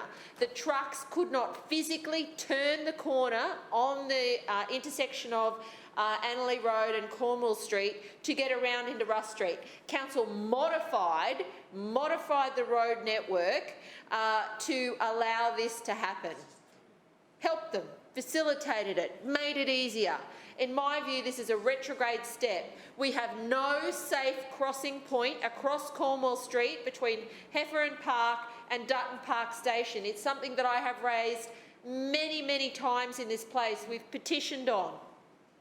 This petition, again, calls for a safe crossing point. So this is what council did. They're saying no to a safe crossing point at this location, and meanwhile widening the road to allow big trucks easier turning ability around the corner. Now that is the wrong priorities. The right priorities are to put in place arrangements to make it safe for pedestrians to cross between a council park and a very busy rail station and PA hospital precinct. This council has refused to do so, and it is putting lives at risk. Now, Councillor Wine says, it's not me. It's not. Councillor Wine says it's not Councillor Wine's. Is me okay? Am I okay with me? I'm fine with me. Okay, great. Thanks. Good to know. Councillor Wine says it's not me. It's the Coordinator-General. They're the bad party in all of this. So let's be clear. He's clearly unaware. Oh, damn it. Councillor Wines is clearly unaware that the Coordinator-General has conditioned the Cross River Rail Authority to work with Brisbane City Council. I think Council has failed in its duty of care to residents who live in this part of Annerley and Dutton Park. by a long way. Crossover Rail project is happening, and certainly there are ways in which we can mitigate the impacts of these major projects on the local community. But this council refuses to consider even any ideas. For this project change application, I'm not even sure that council made a submission. They've only just started making submissions, to my knowledge, because I've been complaining to the Coordinator-General and Council that they are doing all these things without thinking about the impact on our local community. It is, you don't need to apologise for the Coordinator-General's behaviour in all of this, Councillor Wines, through you, Mr Deputy Chairman. You need to apologise for Council's inaction for dealing with the safety improvements that are necessary for this part of Annerley to mitigate the impacts of a major project, and hundreds of trucks a day on small suburban roads that are not cut out for it. When this council prioritises removing road infrastructure and widening roads for trucks and refuses to put in a safe crossing point on a busy intersection where there is none, that is an appalling outcome for the community. That is solely in the responsibility of this council. That is solely within the purview of your department within the infrastructure committee. And it is appalling that you want to try and push the blame onto somebody else when council could have stood up here as a party to this arrangement and negotiated a better outcome for the residents of Annerley, a safer way for people to get to work, school, shops and all of the hospital facilities that they rely on. The failure to do that reflects poorly on this council, was a decision of this council, and it is just a shameful thing that now Councillor Wines is seeking to blame somebody else when these are council roads. Council was conditioned to do this work, and they should be prioritising pedestrian safety in this extremely busy location. So, shame on council. Is there any further debate? Councillor Sri. Thanks, Chair. Rise to speak on the petition regarding the project change and the Cross-River Rail intersection changes. I'm going to be a little easier on Councillor Wines. I'm conscious that probably he wasn't really involved in much of the decision making on this until recently, but this is an actual, genuine, serious problem, and it's a serious impediment to accessibility, not just of the train station, but of the hospital. I understand that council feels it's to some extent constrained by what the state government decides and what's imposed upon it, but as Councillor Johnston pointed out, we do have levers available to us, and having closely witnessed how council officers negotiate with the state government around both Cross-River Rail impacts, but also around the Queen's Wharf Casino and also around the new high school and my electorate, I've noticed that there's great variation in how assertively council officers put the case when they're in negotiations with those state government officers. Sometimes council officers take a really strong line and they say, we're not going to support this, we're going to fight you every step of the way, and in taking a strong line are able to extract concessions and to achieve positive outcomes for the community by taking a more assertive negotiation position. And we've seen that particularly with some projects where council and the state government are negotiating outcomes. Whereas in other projects, council essentially rolls over. And I feel like maybe that's kind of what's happened with this one, where, and if Councillor Wines wants to get up and correct the record, I'd welcome that. But it feels like maybe that we haven't put the case strongly enough and we haven't taken a firm enough position in negotiating with the state government. This is a multi-billion-dollar project. And I know from experience that when even a single local councillor starts to cause issues for the state government, they can splash a bit of money around to make a problem go away. And I suspect that if council took a more assertive position on negotiations like this, we could have at least extracted some concessions out of the state government where they would agree to kick in a bit more money towards some of these redesigns themselves so that council doesn't have to bear those costs. And I worry that council's strategic approach here has been too compliant and too submissive, and hasn't done a good job of representing the interests of the city as a whole. And so I am genuinely disappointed about the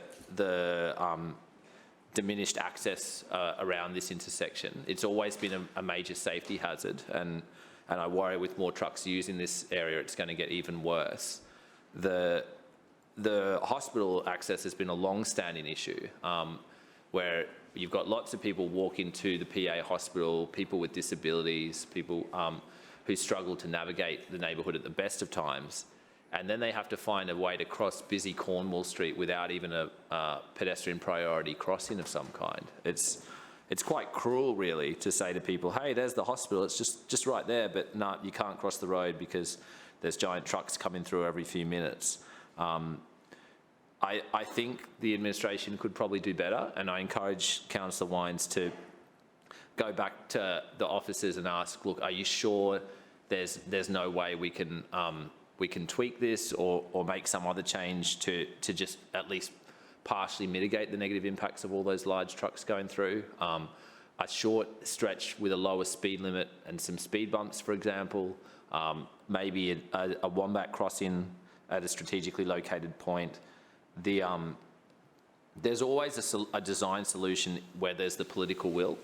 And I've seen in recent years council officers do some pretty innovative stuff where they really need to, and where there's support from the administration to do so. So I'm willing to accept that maybe the standard design solutions aren't viable at this location because of the specific nature of this particular area. But I do, knowing this area quite well, it's just at the southern corner of my ward. I do think there would be ways that we could improve pedestrian safety without spending millions and millions of dollars. And I think it would be good if the council officers were empowered to be a little more creative and a little more innovative, and told, we want you to solve this problem, we want you to improve pedestrian safety and pedestrian connectivity across Cornwall Street. What options could work here? Rather than simply saying, oh, we had a brief look at it, none of the standard options work, we don't have any money anyway, so we're just going to say too bad to the petitioners. I agree that these areas are challenging, and I'm sure Councillor Wines will have many more such challenging issues over the coming years with this portfolio, but I do think looking at this area and seeing what council has been able to do in other sites around the city, that there would be options available. And so I hope and I ask that the administration doesn't just dismiss this and say, sorry, state government's done it, nothing we can do now. That the administration does just go back and have one more look at it and see if we can't make it a little bit easier for those people to get to the hospital and the train station. I don't think that's too much to ask. Thank you. Thank you, Councillor Sri. Are there any further speakers? Councillor Wines, what a reply. Thank you, Deputy Chair. I just wanted to make a few comments in response to those. Can I thank both councillors for their comments today and their contribution to the debate over that item C, I believe, from memory. Just for context, I think it's important for councillors to recall what Cross River Rail means to the state government. Cross River Rail has been a centrepiece of multiple governments over many years to address a long-running public transport shortcoming in the inner city to be able to deliver enough trains through that section. There was the current iteration of Cross River Rail. There's been a whole range of them in the last 6 years, and there was before that the Bat Tunnel, and even Cross River Rail was something that discussed, and if memory serves, and I'm pretty sure I'm right, the minister who proposed Cross River Rail was the Minister for Transport, a lady who at the time was called Anastasia Palaszczuk. So this is a project very close to the Premier's heart, no doubt, and one that she has had personal interest in for more than 10 years. And so I offer that as a greater context about why the state may take a harder line on some things here than in other incidences. However, I will say this to the two councillors who spoke earlier. I will make an undertaking to them that I will consider what they've said today, and I will have a discussion with officers about it, and we'll see if there are any opportunities to respond to their concerns. Thank you, Councillor Wines. We'll now put the motion. All those in favour say aye. Oh, sorry. My apologies. We have C voting on its own. Thank you, Jade. So we will now put items A and B together. All those in favour say aye. Aye. Those against? The ayes have it. We'll now put item C. All those in favour of item C? Aye. Aye. Those against? No. No. Division. Seconded. We have division called by Councillor Johnson and Councillor Griffiths. We will ring the bells, please.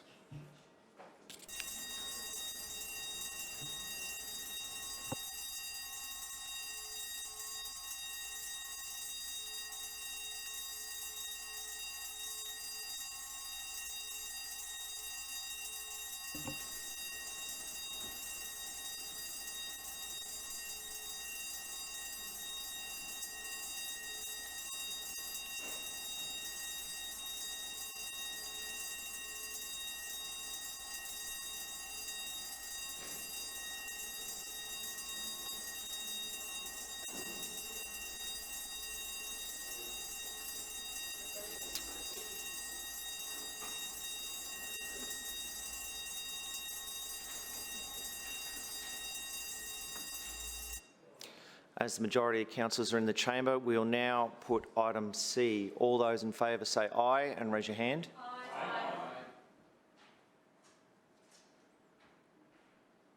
And those against? No.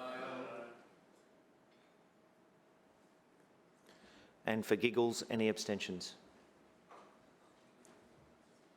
Clerks, please read the result when you're ready. Mr Chair, the ayes have it, the voting being 15 in favour and 6 against. I declare the motion passed. Thank you. We'll now move on to the next item, which is City Planning and Suburban Renewal Committee. Councillor Allen. Thank you, Mr Chair. I move that the report of the City Planning and Suburban Renewal Committee meeting held on Tuesday, the 31st of August 2021 be adopted. Seconded. It's been moved by Councillor Allen and seconded by Councillor Hutton that the report of the City Planning and Suburban Renewal Committee meeting dated Tuesday the 31st of August 2021 be adopted. Councillor Allen. Thank you, Mr Chair. In the committee last week we had a presentation. There was an update on the B&E Local and Livable project. This key initiative is one of 14 actions in the Council's design-led city strategy, which aims to create livable places with vibrant neighbourhood centres for the community and visitors to enjoy. As an activation program, the idea is to find ways to improve and bring interest to underused spaces across our city through the use of temporary place-making elements including street furniture, creative lighting and artwork, wayfinding signage, pot plants and garden beds. There were 3 sites selected in the first year of the program, including Ellen Grove, Park Road at Milton and Nunda. In Nunda, the heart of the Northgate ward, the project area focused on Station Street and Aspinall Street. The concept of this location was to increase pedestrian traffic through the village, add a splash of colour and personality and support the new suburban business hub, and I was fortunate to work with a local community group to help install that particular project. This was very much a short-term temporary activation, and placemaking elements will soon be moved to new sites. Particularly in this location, there was a really clever use of augmented reality, which I think really captured the imagination of the Nunda Village community. The Ellen Grove project tied in with recent footpath upgrades undertaken through the Capital Works program and looked to create a more comfortable and attractive space with additional seating and shade sails for school kids to wait after school for parent pickup. Some of these elements, given their great success and improvement to the space, will remain in place and others will move on. Park Road was a bit of a mix between the two. There were obvious safety issues around the public park about midway up the street, particularly at night. The installation of catenary and uplighting, along with timber seating, wayfinding signage and a splash of colour has done wonders for this little pocket park, and now is an inviting and safe space for locals and visitors to enjoy day or night. Given this is an experimental and therefore agile program, Council will evaluate its learnings from the first year to identify potential improvements as we roll this program out across the city. All in all, the BNE Local and Livable supports the Shrinner Council's aspirations of creating a rich tapestry of vibrant, connected communities. This is all about our commitment to the suburbs of Brisbane. I'll leave further debate to the Chamber. Thank you, Councillor Allen. Is there any further debate? Doesn't appear to be anybody. Councillor Allen, we'll now put the report. All those in favour, please say aye. Aye. Those against? The ayes have it. We'll now move on to the next report.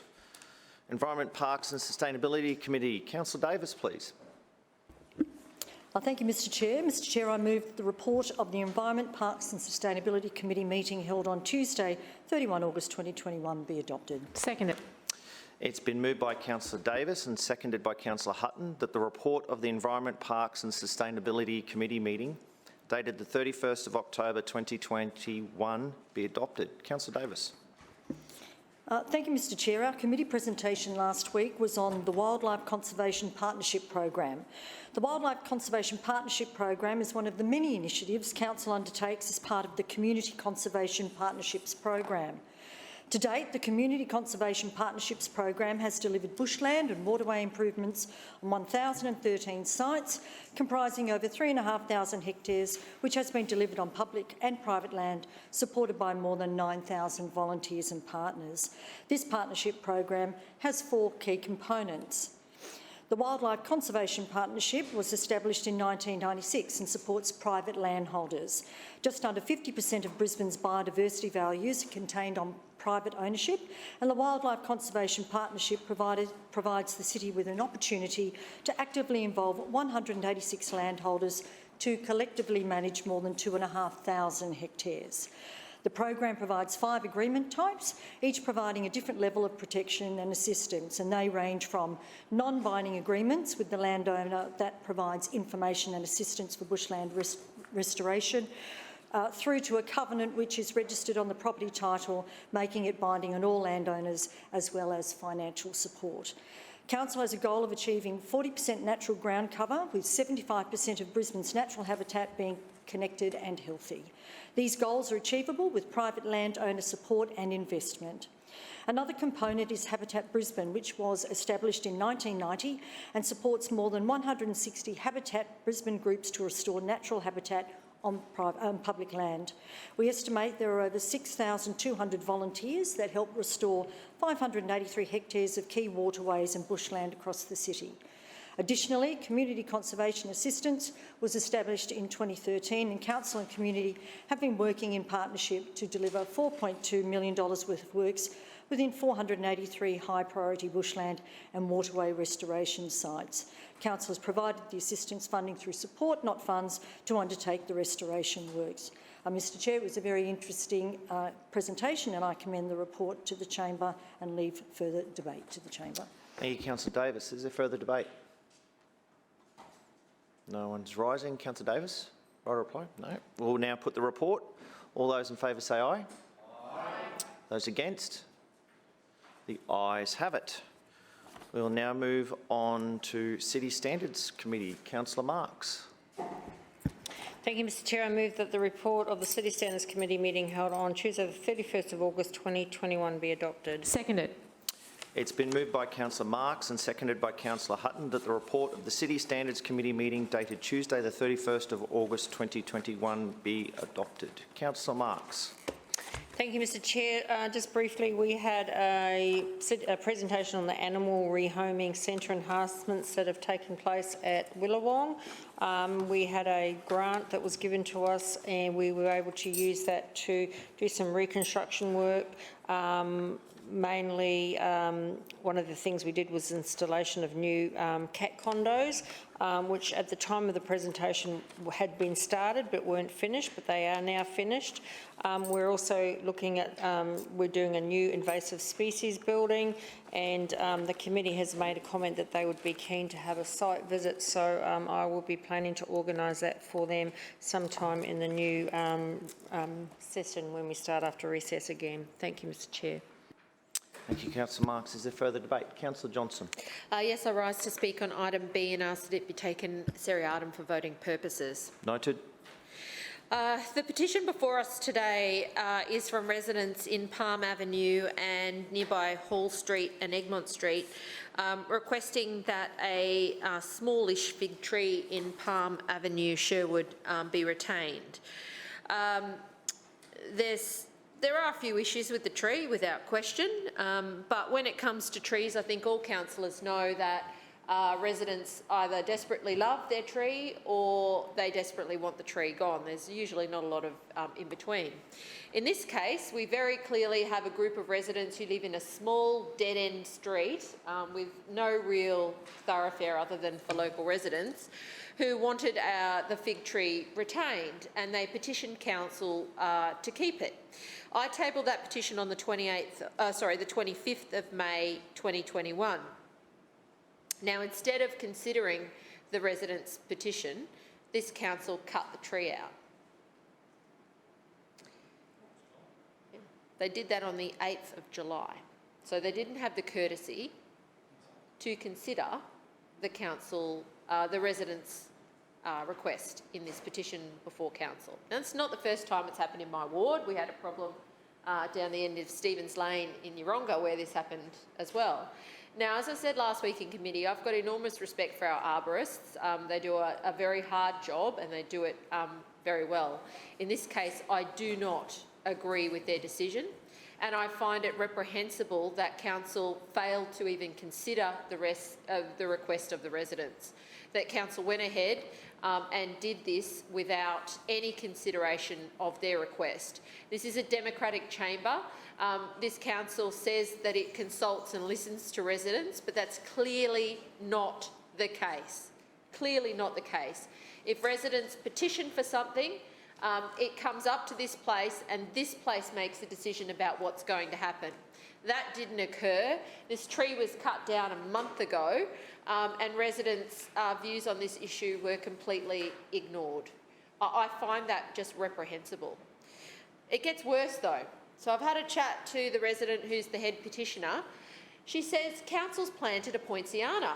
They couldn't put the poinciana back where the fig was, so they've placed the poinciana on the frontage of another resident. It's under power lines and under the telephone lines. Poinciana is not a native species, and this has been planted in a location where council doesn't actually plant trees anymore. So the outcome, which is a replacement tree for the fig, a native that was cut down, is to put in a poinciana, which is not native, under power lines. So not only did council ignore the residents' requests, they didn't even plant a native tree that is suitable for the location as a replacement. This is an epic fail. This petition, in my view, should be withdrawn. It is appalling that council treats residents with such little respect, and it is beyond me why council is not putting a native tree back into this area, or why there wasn't even some consultation with the residents about what they might want. What's wrong with this council and what this LNP administration, the culture that they have created is, we're just going to do what we want and we don't care what you think. We don't listen to your views. We are not interested in your feedback. We're not even going to respect the democratic process of having a discussion in this place about an outcome before council goes and does what they want. In this case, a native tree that residents want kept has been cut down, and a non-native, which is a messy street tree, has been planted and will grow up and cause problems in the future under these power lines. More cost to council as well. This could not have been more poorly handled in my view. And last week when I raised these issues in committee, I was attacked by yourself, Mr Deputy Chairman, but I don't think it's good enough that this has happened in the way that it's happened. I've written to every resident and I've told them your views, I've told them the views of the LNP, and I am appalled that the council, who is responsible for the good management of our streets and our suburbs, and a council that says it listens to residents, did not do so. Shame on you. Is there further debate? Councillor Marx? No. Now put the report. All those in favour... Oh, sorry, my apologies. I have it noted here and I've failed again. My apologies, Councillor Johnson. We'll now put item A. All those in favour of item A? Aye. Those against? The ayes have it. We'll now put item B. All those in favour of item B? Aye. Those against? No. The ayes have it, unless there's a... Division. Division. We have a division called by Councillor Johnson and Councillor Cassidy. Can I have the bells, please?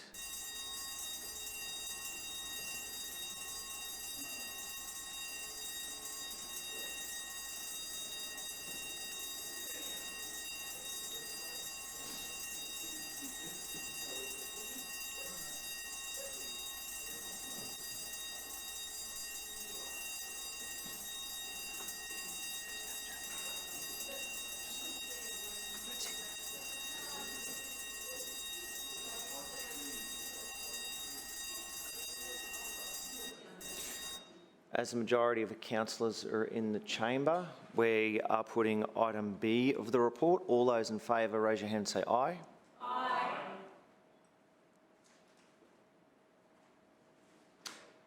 Those against? No. Sorry, Councillor Cumming, which way were you voting? Thank you. And any abstentions? No.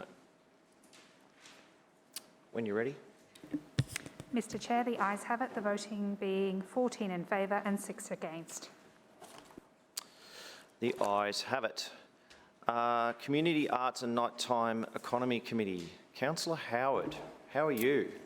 Thank you, Mr Deputy Chair. I move the report of the Community Arts and Nighttime Economy Committee meeting held on Tuesday the 31st of August 2021 be adopted. Seconded. It's been moved by Councillor Howard and seconded by Councillor Hutton that the report of the Community Arts and Nighttime Economy Committee meeting dated Tuesday the 31st of August 2021 be adopted. Councillor Howard, you have the call. Thank you, Mr Deputy Chair. And of course, as you all know, you like me to update you on what's happening to the nighttime economy, and through the Chair to Councillor Cumming in particular, I know that this is something that you are very interested in. So can I tell you that Brisbane has never looked better than with our wonderful Brisbane Festival, and it is aptly called Brightly Brisbane. And so there have been some wonderful events that have been happening just in the last couple of days. And of course, the Brisbane Festival is occurring right throughout September. But just to mention a few, we had the opening. There was a little bit of rain, but that doesn't stop it when people are wanting to have a good time. And of course, we also then had the opening of Boy Swallows Universe, which is fantastic by our local Trent Dalton. And of course, we then went on to launch the art boat. And I don't know if any of you have seen that sailing down the river, but it's absolutely fantastic. And it's sold out, so they're hoping that they can get some more tickets being... Sorry, what was... No, it wasn't the subway, and I know through you, Mr Chair, I know that I believe Councillor Wines did see the subway. You saw the subway as well. So I did not see the subway, but I can certainly tell you that the art boat is fabulous, and particularly at night. So I am talking about our nighttime economy, and of course the wonderful street serenades. And I know very many of you in the chamber have been behind the street serenades in your suburb, and I really appreciate that you do that, because I think it's fabulous for each of our suburbs within Brisbane to have that wonderful opportunity to be there. Last night I attended the celebrations for Brazil's Independence Day, which is actually today and happened in 1822, so they've been independent for quite a while. But our bridge will be lit up tonight in green, yellow and blue for Brazil's Independence Day. And I just want to thank Honorary Consul Val, who is doing an amazing job for the wonderful people here in Brisbane. And there's some fantastic people who all know how to have a good time, and they're very much looking forward to seeing the bridge lit up in their colours today. So moving to the report, last week we had the Community Venues Project Manager give his very first presentation to the committee on our council aquatic centres, and I think that the committee were able to ask lots and lots of questions, which was really great, and we learned, of course, that council runs 22 of our public swimming pools across Brisbane, and that although the visitation to council pools was impacted by COVID, more than 4 million visits were recorded to council swimming pools, which was up more than, we had 3 million visits in the previous year. So fantastic to see that when people can get out and about and to use our pools, that was able to be done.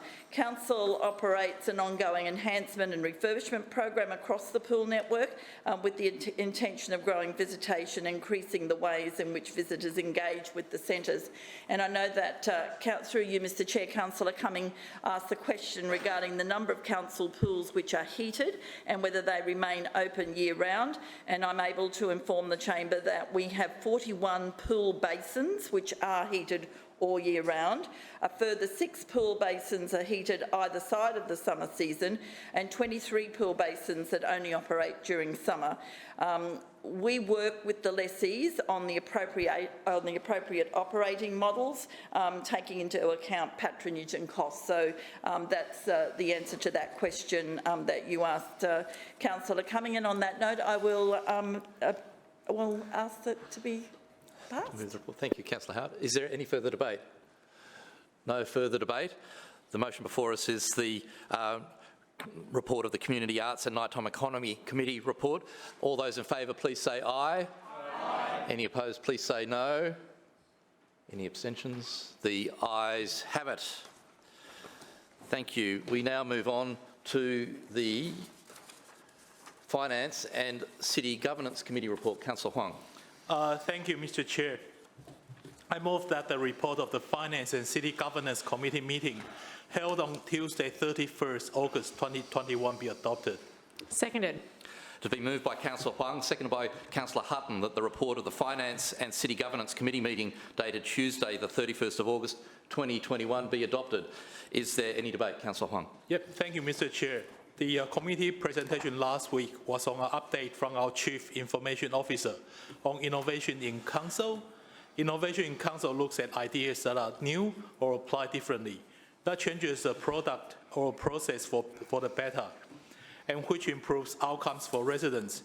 Council has an innovation pathways group to provide leadership, coaching and guidance, focusing on innovation ideas from sources including Better Brisbane proposals, internal innovation ideas, ICT roadmaps, smart cities initiatives, and innovation pipelines. During the presentation, we learned about some specific examples of innovation in action at Council. We are using AI and machine learning capabilities to assist Council officers to better understand community sentiment and to assist with data analysis previously processed manually. For example, we can use machine learning to analyze audio files to assist in investigating customer complaints about things like noises from barking dogs. We are maintaining and expanding the public Internet of Things network and are collecting data from sensors in the field, which is made available for reporting, analysis, display, and decision-making. Examples include moisture sensors to aid initiatives such as koala fodder plantation and better street trees for Brisbane, smart water meters to support increased water efficiency, smart traps to aid in managing invasive species, and smart bin trials. Council is also working with QUT as part of their business capstone program, providing real-world issues for students to pitch innovative solutions. And I'll just leave further debate to the chamber. Any further discussion? The motion before us is the report of the Finance and City Governance Committee meeting. All those in favour, please say aye. Aye. Any opposed, please say no. The ayes have it. Councillors, I draw to your attention the notice of motion at item 6 on the agenda. Councillor Sri, that's your motion. Would you like to read it, please? Thanks, Chair. I move that Brisbane City Council resolves to progress with the formal process to amend acceptable outcome 29.2 of the Multiple Dwelling Code in Brisbane City Plan 2014 so that multiple dwelling developments are required to provide ground level deep planting areas that are a minimum of 25% of the site area. Seconded. It has been moved by Councillor Sri and seconded by Councillor Johnston that Brisbane City Council resolve to progress with the formal process to amend acceptable outcome 29.2 of the Multiple Dwelling Code in Brisbane City Plan 2014 so that multiple dwelling developments are required to provide ground level deep planting areas that are a minimum of 25% of the site area. Councillor Sri, is there any debate? Thanks, Chair. I was very excited to hear last week that the Mayor said he thought the changes proposed in the Brisbane Future Blueprint document from 2018 didn't go far enough when it came to greener buildings and more sustainable development. The Mayor acknowledged that his predecessor, I'm not sure am I allowed to say his? No, anyway, look, I'm going to say it and hopefully Councillor Toomey will forgive me. The Mayor acknowledged that his predecessor, Graham Quirk, had committed to 15% deep planting in new developments and seemed to say that didn't go far enough. And I thought, well, that's great to hear from Lord Mayor Adrian Schrinner that there's a genuine interest here in exploring how we can make new developments in this city greener. And I don't need to bore the chamber with a long explanation of why it's important to support the delivery of more trees in inner city areas. Trees provide so many positive ecosystem services. They're really valued by local residents, and of course they're important in terms of habitat, connectivity, cleaning the air, etc. The problem really we have though is that private property developers want to use as much of their site as possible to maximise yield and make as much money as they can from new development sites. But what I've learned in conversations with many of those private developers who are active in my area is that they don't necessarily mind if rules around building design or how much greenery is included in new development. They don't necessarily mind if those rules are tightened up a bit or if the standards are higher, as long as those standards are enforced consistently. And maybe this is something that Councillor Allen can reflect on a little bit, is that if all developers in the city were required to meet a higher standard of deep planting, whether that's 15% or 20% or 25%, then there's no market disadvantage to any one of those private developers. They can all just factor that into their models and schemes. And we'll end up with developments that still deliver an increase in the supply of housing, but also create more room for trees. So for those councillors who don't know, the term deep planting refers to trees that have enough room for their roots that are actually planted in the ground, in the soil itself, as opposed to trees or bushes that might be planted in concrete planter boxes or raised garden beds or balcony gardens, etc. As I flagged recently in the chamber, it's been concerning recently to see some developers try to argue that trees on rooftops or in balconies are a sufficient substitute for genuine deep planting, and I've talked at length about why that's not the case. But really what I wanted to hammer home here today is that there is an opportunity for Brisbane to do better and to ensure that new developments include space for trees. It's not a radical proposal. The council already accepts the principle that we should mandate and require developers to provide space for new trees and for trees in new developments.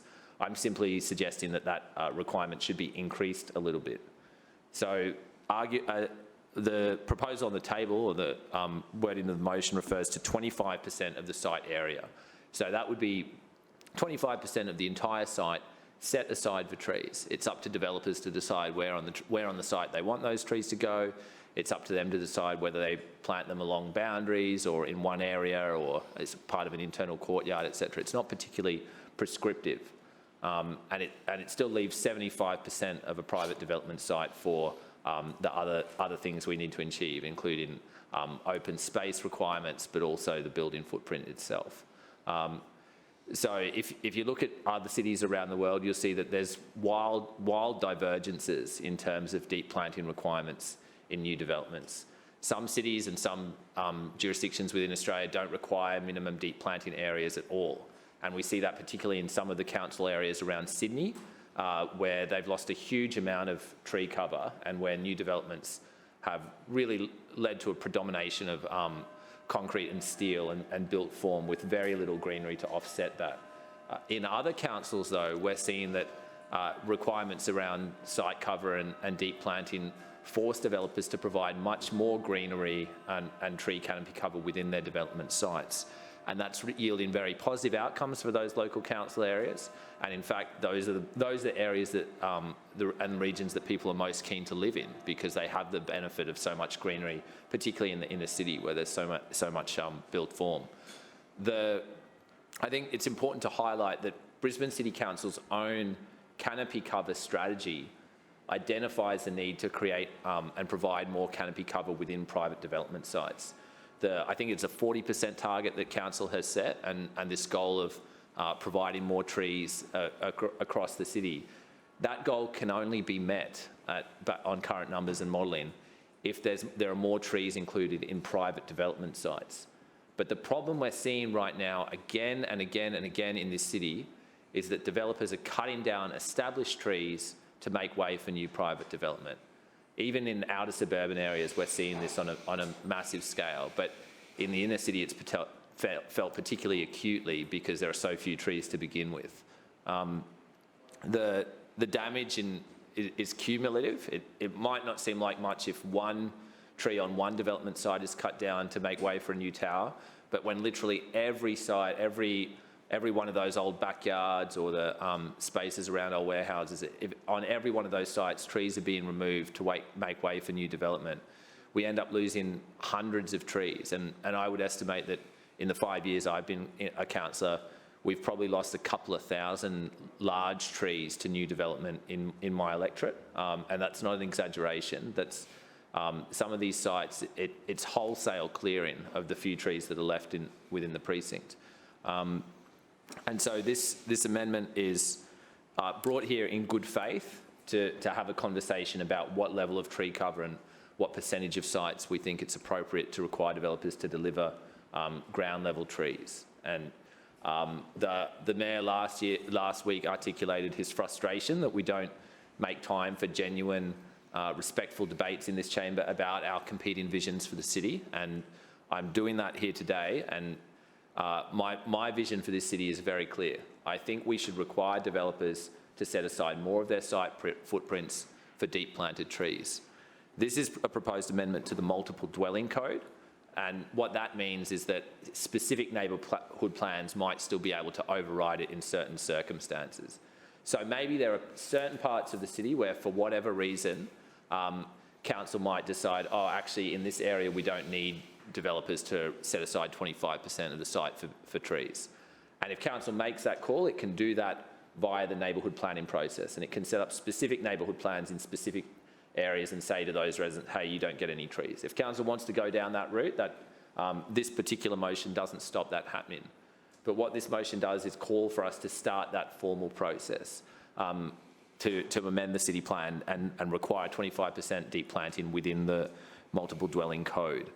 Councillor Allen has flagged that council's already started the process of amendments in terms of a 15% deep planting requirement, up from the current 10%. And I welcome that, but I'm very frustrated and disappointed that it's taken such a long time, because we've waited several years now for the council to, the mayor who announced it is retired now. He's not even here anymore. So it really shouldn't have taken the council that long to get to the point where they're progressing that 15% amendment. But what I'm suggesting now is that if the mayor is committed to doing better than the future Brisbane blueprint, then this is the opportunity. Let's increase the amount of land that's set aside at ground level for deep planted trees. If developers want to put more trees on their rooftops or their balconies or whatever, then great, that's good, fair play to them.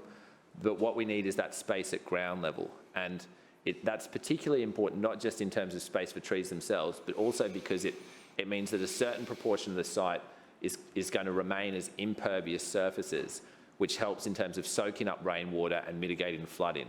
I'm sure a lot of councillors in this place will have seen examples where new developments introduce a lot more concrete to an area, there's a lot more hard stand, there's less space, less room available for the water to drain away. All that water just hits the concrete and causes localised flash flooding. Requiring a larger proportion of deep planting to be set aside on private land, private development sites, is also a form of flood mitigation, because it ensures that there'll be a proportion of land left, even in built-up inner-city areas, that can soak up heavy rainfall and reduce the risk of all that stormwater rushing down drains and causing flooding at short notice. So I'll be interested to hear what other councillors have to say about this debate. I'm grateful to Councillor Johnston for seconding it, and I encourage all councillors to support this motion. Thank you. Councillor Sri, further speakers? Councillor Johnston? Yep. Oh, okay. Maybe you're going to get the cone of silence too, Councillor Sri. I rise to speak on the motion before us today and put on the record, look, my support for this. It is a bold step from where we are, which is 10%. But I have extreme concerns with the way that the development assessment process unfolds in my ward when it comes to multiple unit dwellings. So the current rules essentially say that 10% of your site should be set aside for landscaping, including vegetation. That is supposed to be exclusive of driveways, pathways, setbacks, bin areas, etc. And that's not what happens in practice. So in my ward, sorry, I'll come back. The other thing that the current multi-unit dwelling code says that there should be a maximum 45% site cover for medium density, low to medium density and character infill. And blocks should be a minimum 600 or 800 square metres. So technically speaking, if you're following the code, your site footprint is supposed to be 45% of the site. That leaves 55% of the site, or the balance of the site, for other purposes, including setbacks, open space, landscaping. Now, 45 and 25 takes us to 70%. Yes, good. 70%. Still leaving 30% for open space requirements, which can generally be met within that, and still leaves a little bit of wiggle room. The fundamental problem that we are having is that the town planners in Brisbane City Council are allowing 60% plus site cover in multiple unit dwellings as standard. You know, even 60% would be normal in what I see every day in my ward with the type of site cover. Then the developer will argue, well, the driveway is not included, so that's extra. We're not meeting open space requirements, and certainly in most cases, the thing that suffers the most is the requirement for deep plantings. Now, I remember when all this came through and these provisions were put in, and they were mandated this way to make sure that developers weren't using the same spaces to meet their minimum requirements. That is absolutely what is going on, though. If you follow the code requirements, there is plenty of room for the maximum building footprint of 45%. You could easily fit 25% ground cover, and it is supposed to be at natural ground level, not, you know, as they're doing nowadays in high density areas, trying to count the skinny little pot plant on the roof as a tree. And it is critically important that we are putting in vegetation into these areas where multi-unit dwellings go in. In my ward, there is barely room to walk around a 6-storey building. Front setbacks are reduced, rear setbacks are reduced. There's no proper open space at ground level. The only open space you get now is essentially what's on the roof, if they put a rooftop courtyard in, which is exposed to the sky. The rear setback essentially gets a few tiny little trees, and the front setback is occupied by car parking, the pump station to meet the fire safety requirements, and if you are lucky, a metre of little tiny grasses from the front of the block. These are appalling planning decisions that have become ingrained in the way this administration is assessing developments in areas like mine, which are low to medium density and medium density. They are leading to absolutely appalling planning outcomes by council. We also know that the first thing a developer does when they identify a block that they want to turn into units is they cut down every tree on the site. That is always the first indication we know that a development is coming, because a block is completely denuded of landscaping. So in my view, even within the current town planning scheme, there would be space for 25% deep planting. Absolutely space for it. The problem is that council has interpreted the code in a way that is maximising the building footprint, that instead of restricting that to what the code requires and allowing complementary spaces for the other uses as the code intends, open space, landscaping, setbacks, driveways, they're not doing that.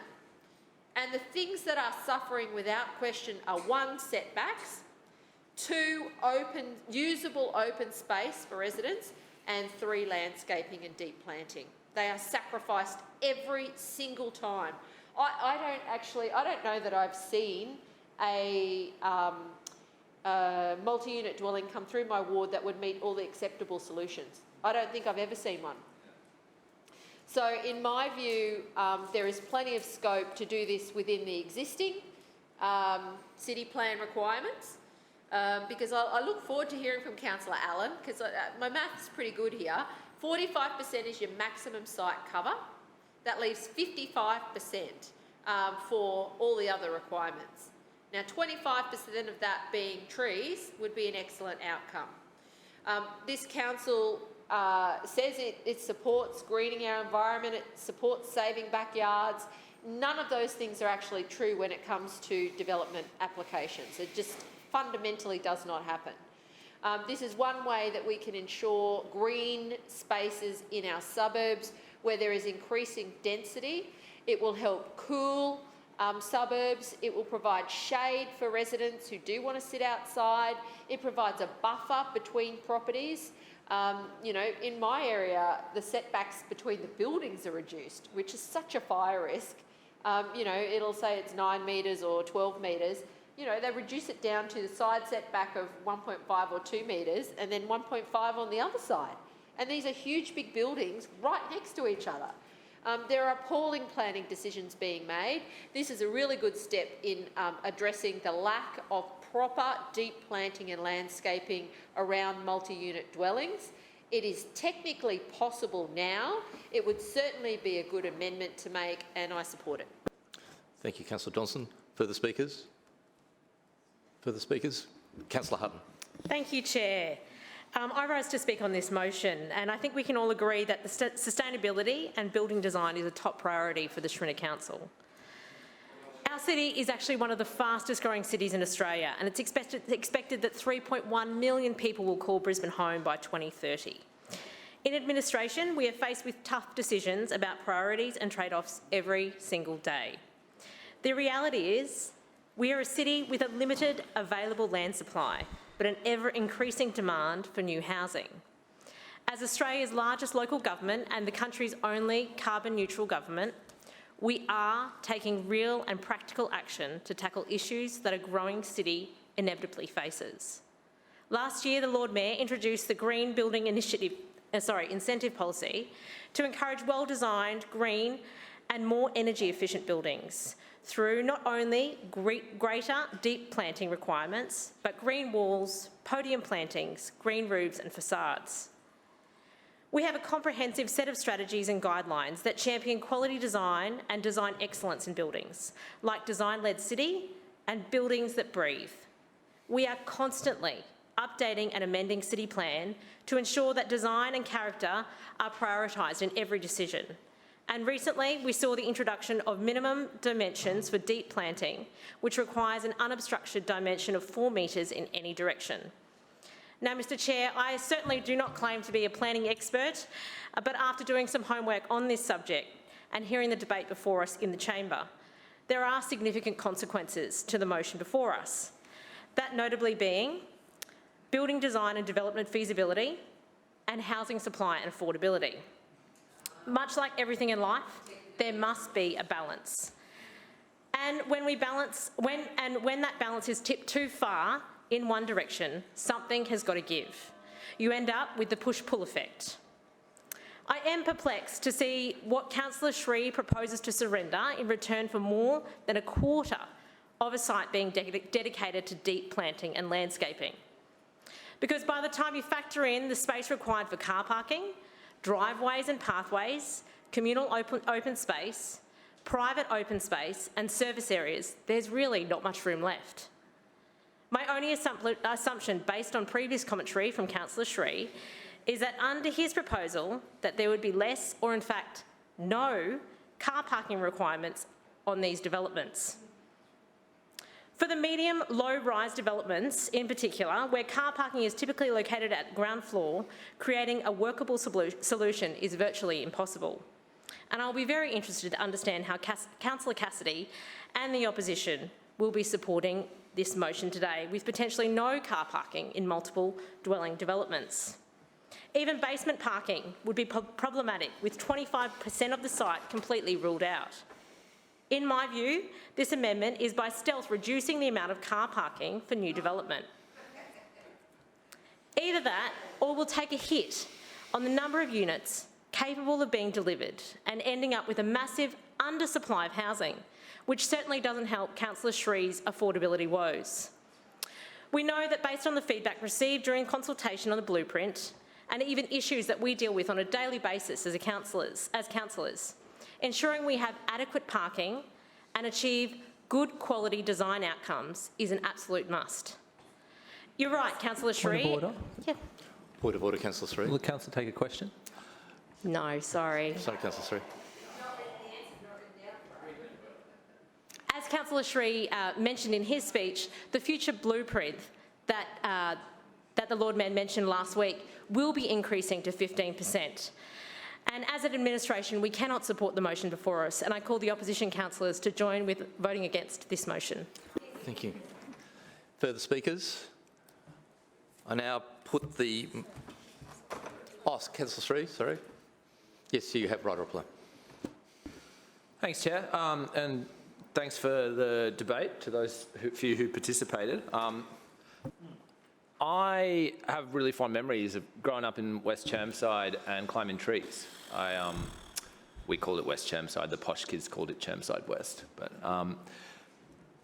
that was fun. It was a good thing for a kid to be able to do, learn how to climb a tree.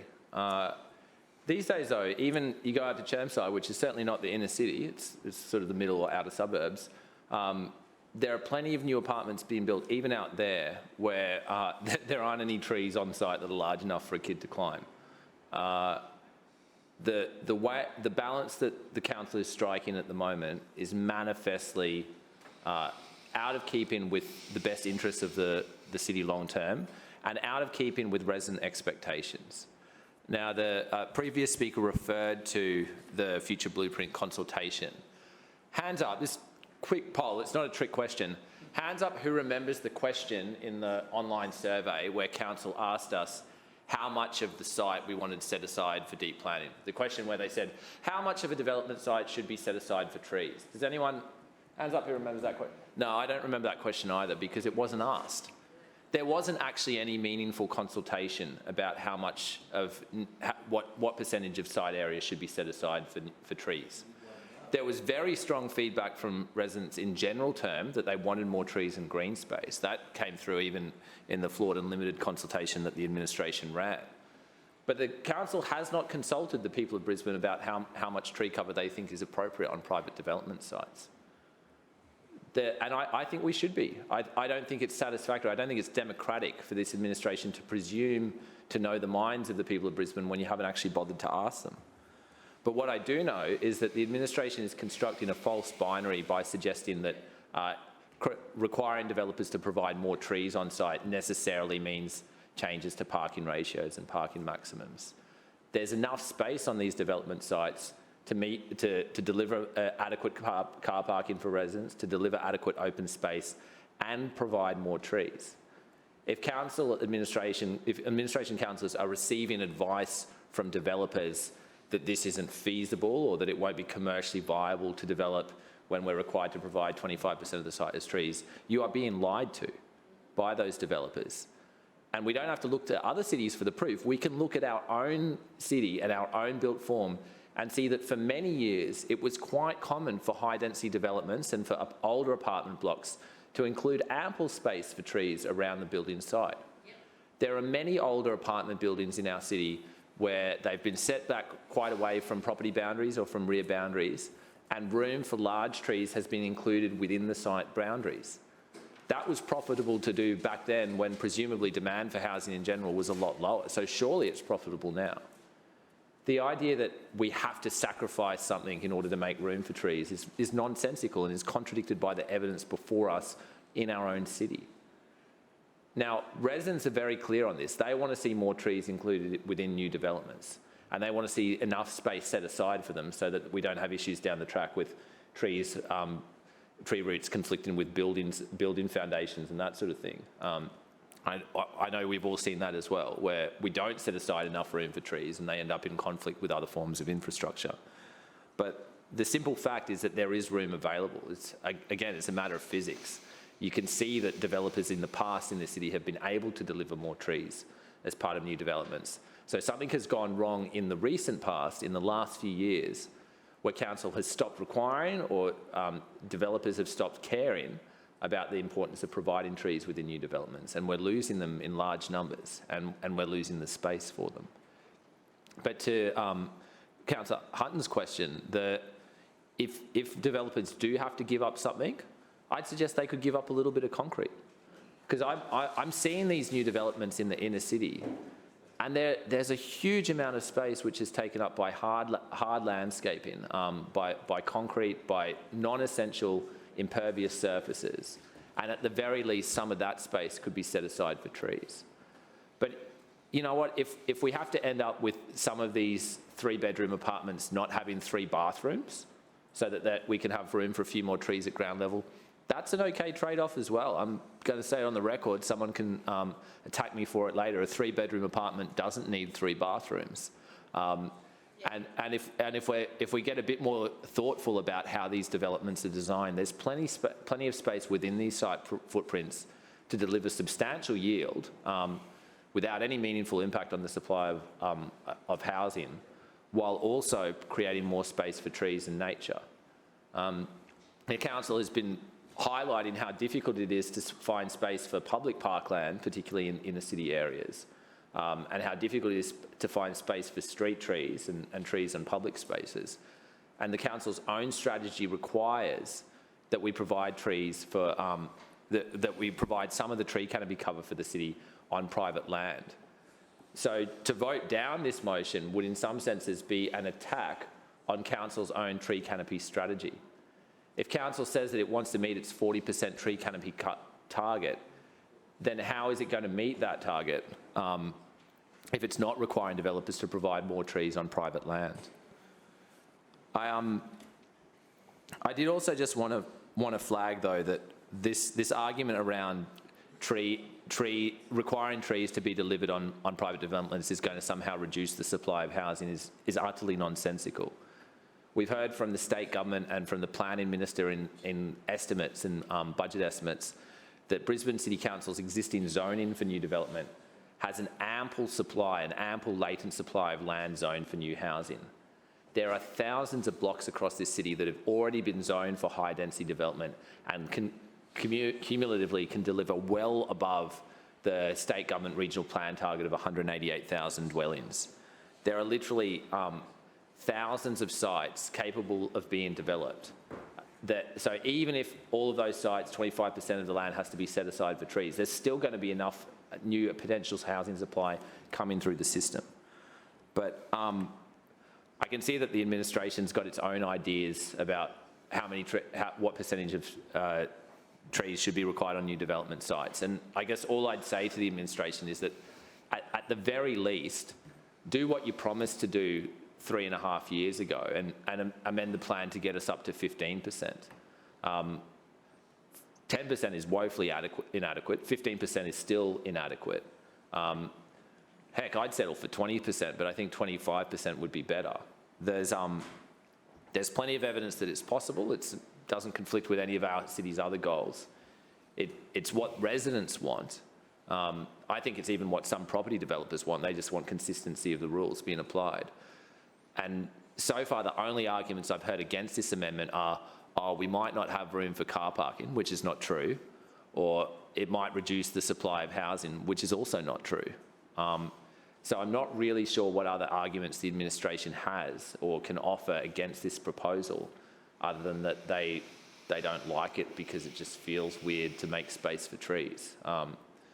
That seems to be about the thrust of it. There's really no other sound argument the administration has offered. This doesn't even cost the council anything.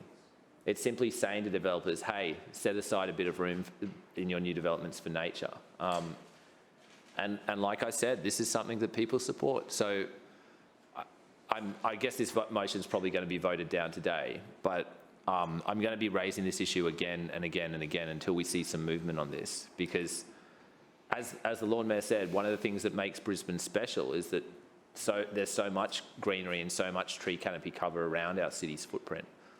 But right now we're losing that. And if every site was developed according to Brisbane City Council's current city plan, we would lose thousands more trees across the city because they wouldn't be required to be protected. And so, I'd be interested to see where the Labor Party falls on this. I was a little curious that no one commented on the motion, but hopefully this can be the start of a conversation and we can see a bit more movement from the administration, because it was fundamentally embarrassing that they so quickly introduced amendments regarding townhouses and so quickly introduced amendments regarding car parking after the Brisbane Future Blueprint process. And yet this commitment to 15% deep planting, which seems like a fairly minor and simple change to make, has still taken so many years to deliver. Why the wait? Why have we been waiting so long for a couple of trees? Let's see how people vote. I commend the motion to the chamber. Thank you, Councillor Sri. Your time has expired. I'll now put the motion. Those in favour, please say aye. Aye. Those to the contrary, please say no. No. The noes have it. Division. Division called by Councillor Sri and Councillor Johnston. Please ring the bells.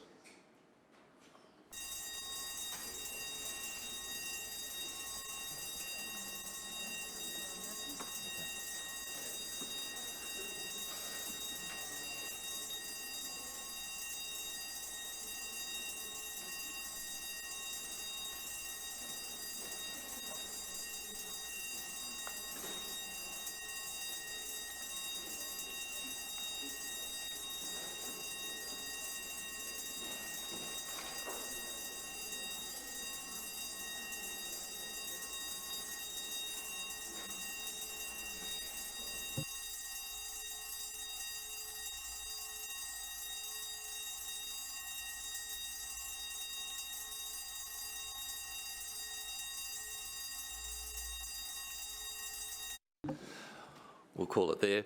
We're voting on a division in regards to the notice of motion. All those in favour, please say aye and raise your hands so your vote can be counted.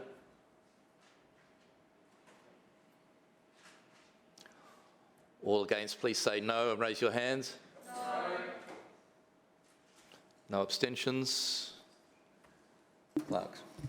Mr Chair, the noes have it, the voting being 6 in favour and 13 against. Thank you. Councillors, are there any petitions? Councillor Howard. I have a petition to reinstate parking in Elizabeth Street. Thank you. Councillor Cassidy. Thanks, Chair. I have a petition on behalf of Councillor Cook, petitioning to save Toogoolawah Park. Any further petitions? Yes, Councillor Marks. Yes, thank you, Mr Chair. I have a petition on behalf of Councillor Maddock for safer bike passage. Thank you. No further petitions. May I have a motion for the receipt of the petitions, please? Thank you, Chair. I move that the petitions as presented be received and referred to the committees concerned for consideration and report. Seconded. Thank you. It's been moved by Councillor Hutton and seconded by Councillor Griffiths that all petitions as presented be received and referred to the committee concerned for consideration and report. All those in favour, please say aye. Aye. To the contrary, no. The ayes have it. Councillors, are there any statements required as a result of an Office of Independent Assessor or Councillor Ethics Committee order? No? We move on to general business. Are there any matters of general business? Councillor Adam. Yeah, thank you, Chair. As Councillor Howard mentioned earlier, with Brisbane Festival now in full swing, I'd like to give a special shout out to Joe Kloksek, a resident of Chapel Hill in my ward, but more important, the lead actor in the stage version of Boy Swallows Universe, which is now playing at the Cremorne Theatre. For as long as I've known the Kloksek family, which harks back to when our children attended Chapel Hill State School, Joe has had his sights set only on becoming an actor. Acting is a tough gig, as anyone associated with the entertainment industry will tell you. But through hard work and determination, Joe is now making Australian audiences sit up and take notice. Joe is back home at the moment with parents Rolly and Judy and brother Daniel, but has spent much of the past decade living and working interstate to secure roles on stage and screen. His television credits already include Harrow, Nowhere Boys, Patricia Moore, Neighbours and Barracuda.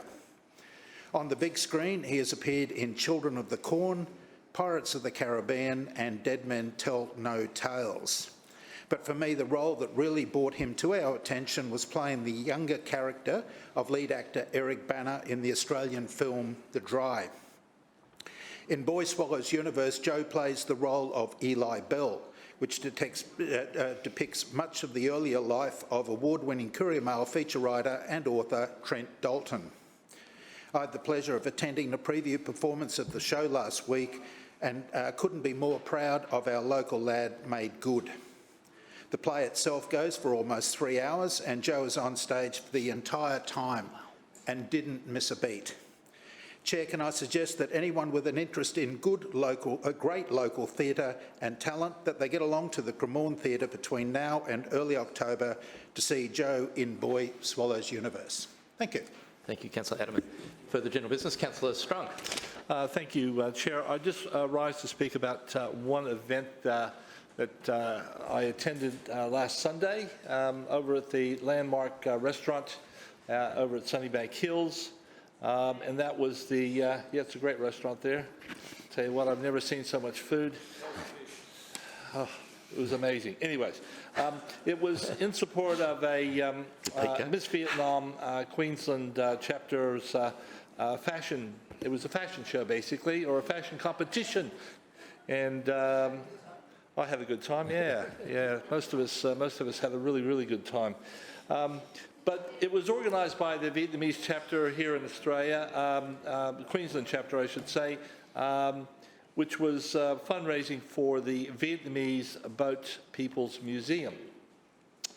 For the first time ever, the Vietnamese community in Australia is aiming to develop and build Australia's first Vietnamese Australian Museum and Community Centre, in recognition of the settlement of the Vietnamese refugees here in Australia.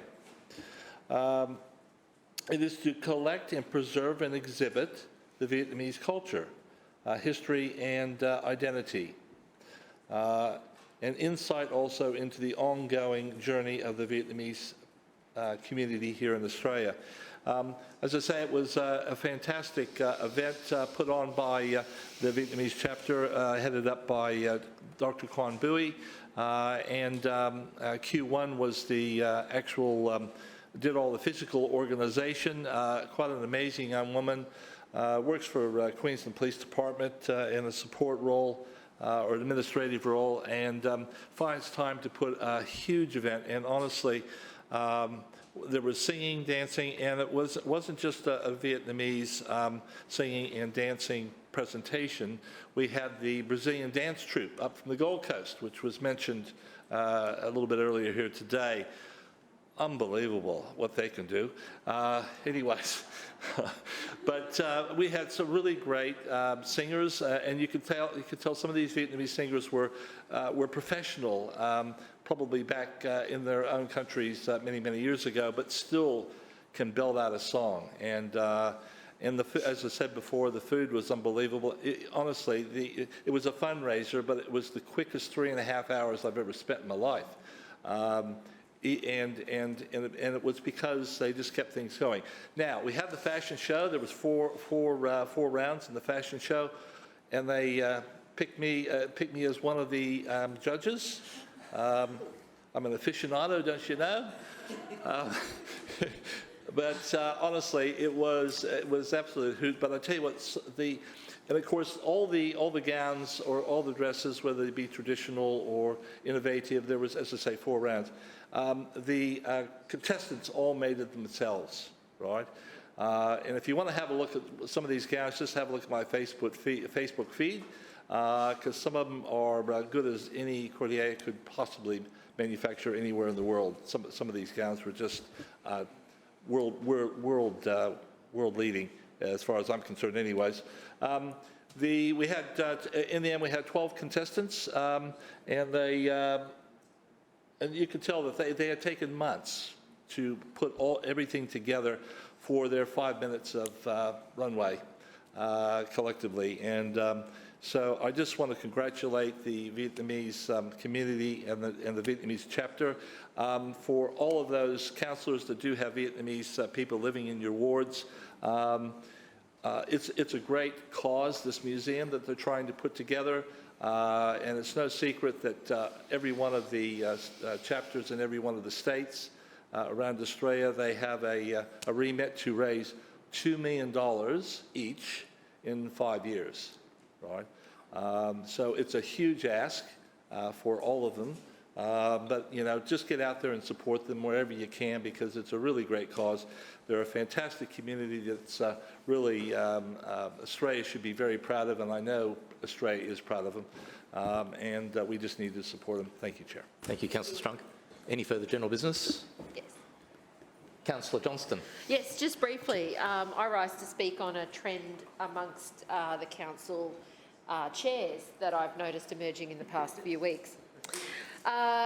It's really interesting. We seem to, under this new reshuffle that we've had, that the Lord Mayor said he needed, and he appointed an extra chair. So, you know, somebody else got a bit of a job, and the extra 20 grand a year, which they just pocket and don't account for. And a bigger car and all those kind of things. So, you know, the Lord Mayor expanded the empire pretty significantly. He also took the opportunity to promote new people into new jobs. And I know the Lord Mayor's not here. He's not been here all afternoon. He's MIA, and a number of the chairs are also MIA today as well. But not only are they not bothering to turn up to committee, when they are here, they're not bothering to speak to their portfolio issues. And last week it was the motion I moved, which Councillor Murphy didn't speak to, but he got poor old Councillor Hammond to stand up and speak to. Today, Councillor Adam Allen, the new planning chair, he couldn't be bothered to stand up and speak to Councillor Shree's motion. He got Councillor Hutton to stand up and do his work. So I guess I'm just wondering what's going on that side of the chamber, where the chairs get the cars, get the staff, get the money, but then they get another councillor to do the work. So I've just noticed this trend developing, and I just thought I'd put on the record that it's a little bit interesting.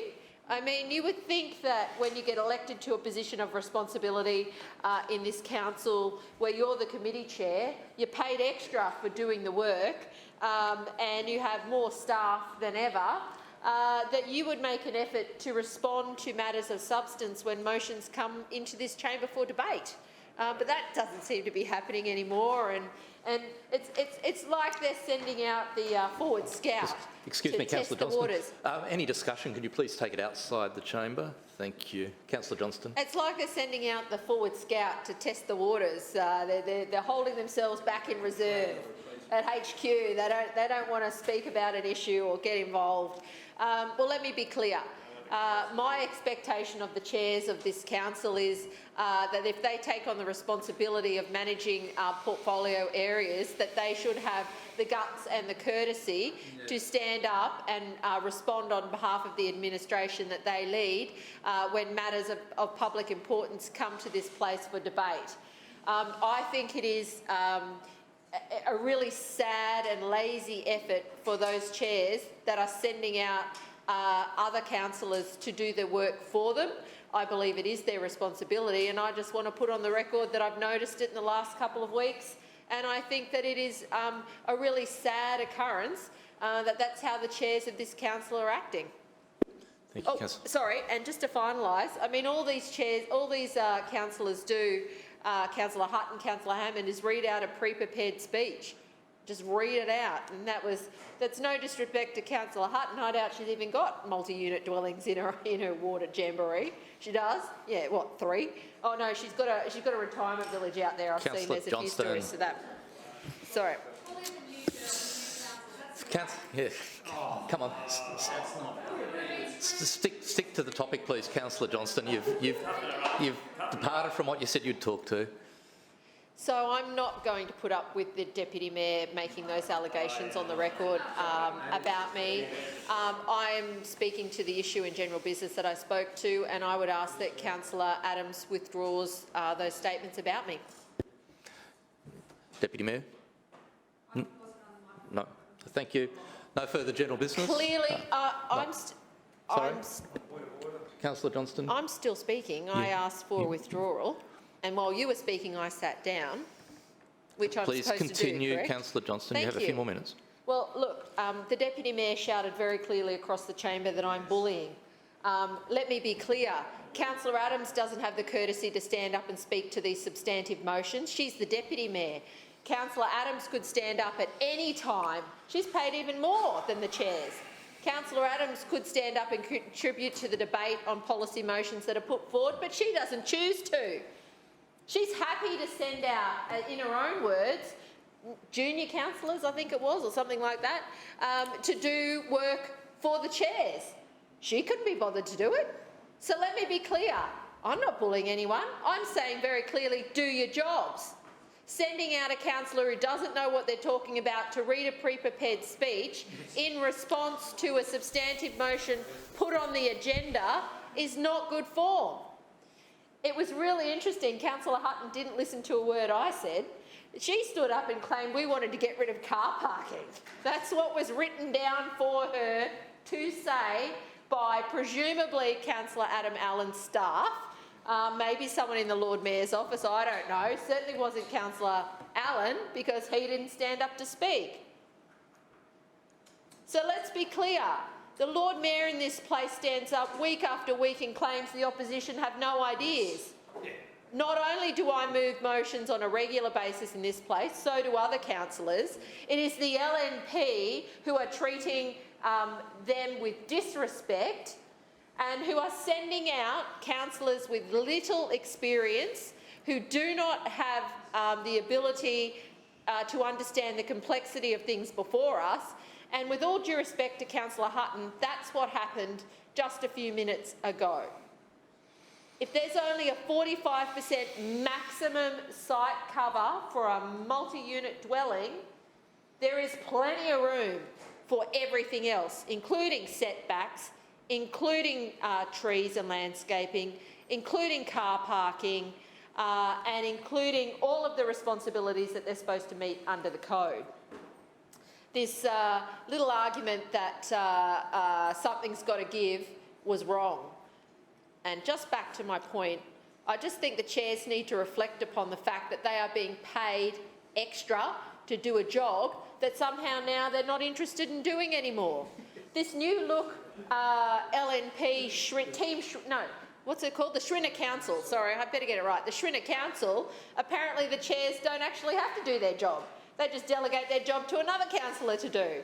So this is what the administration's come to in this place, and I, for one, have noticed it's a trend and thought I'd put my concerns on the record. Thank you, Councillor Johnston. Any further speakers in general business? Councillor Toomey. Thank you, Chair. I rise to speak on Father's Day and also the rugby on Sunday. And I'll combine both into one if I can. I first of all want to start off by congratulating the rugby community on a fantastic season under some very, very tough circumstances with lockdowns and training being interrupted in many of those instances. That said, the finals at Suncorp Stadium on Sunday were some of the best games of rugby I've had the privilege to sit and watch. I'd like to congratulate East's ladies on their win. Yeah, you did tell me so, Deputy Mayor. I'd like to congratulate East ladies on their win over Jeeps, and I want to give a shout out to the captain of Jeeps, Wassi Toulis, from the famous Toulises. Wassi has been a friend of mine for a very, very long time. She looked after my kids when they were in after-school care. So I have a great respect for Wassi, her leadership of the ladies. She runs an outstanding outfit. It's just on the day, Easts were just that little bit better than what Jeeps were. I also wanted to mention the Colts 1 game. Thank you. Jeeps did win that one.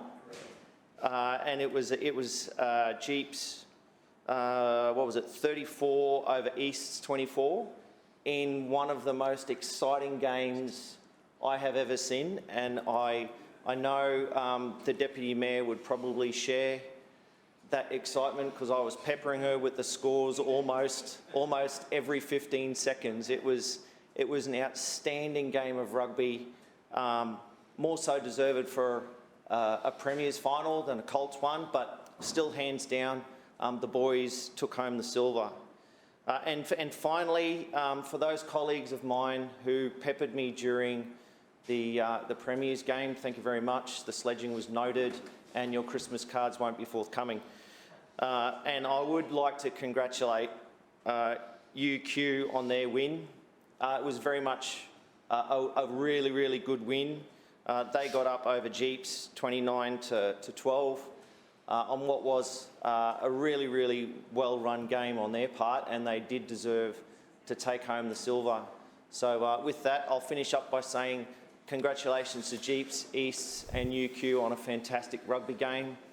It was the best Father's Day I have ever had, and thank you very much for putting on a great show. Thank you, Councillor Toomey. Deputy Mayor. Thank you, Mr Chair, and I just stand to speak on the responsibilities in this chamber. There's only one thing we get paid for, that is to go to committee and to be in this chamber. We are always in this chamber. We hold quorum in this chamber, and I would like to note that everyone, bar Councillor Strunk in ALP, have left, as they do every week, well and truly before the meeting has finished. And Councillor Sri, thank you. He is coming back in now. Might have heard what the topic was before he topped it. He just was leaving early this evening. And Councillor Johnson, for all her rhetoric, has gone home.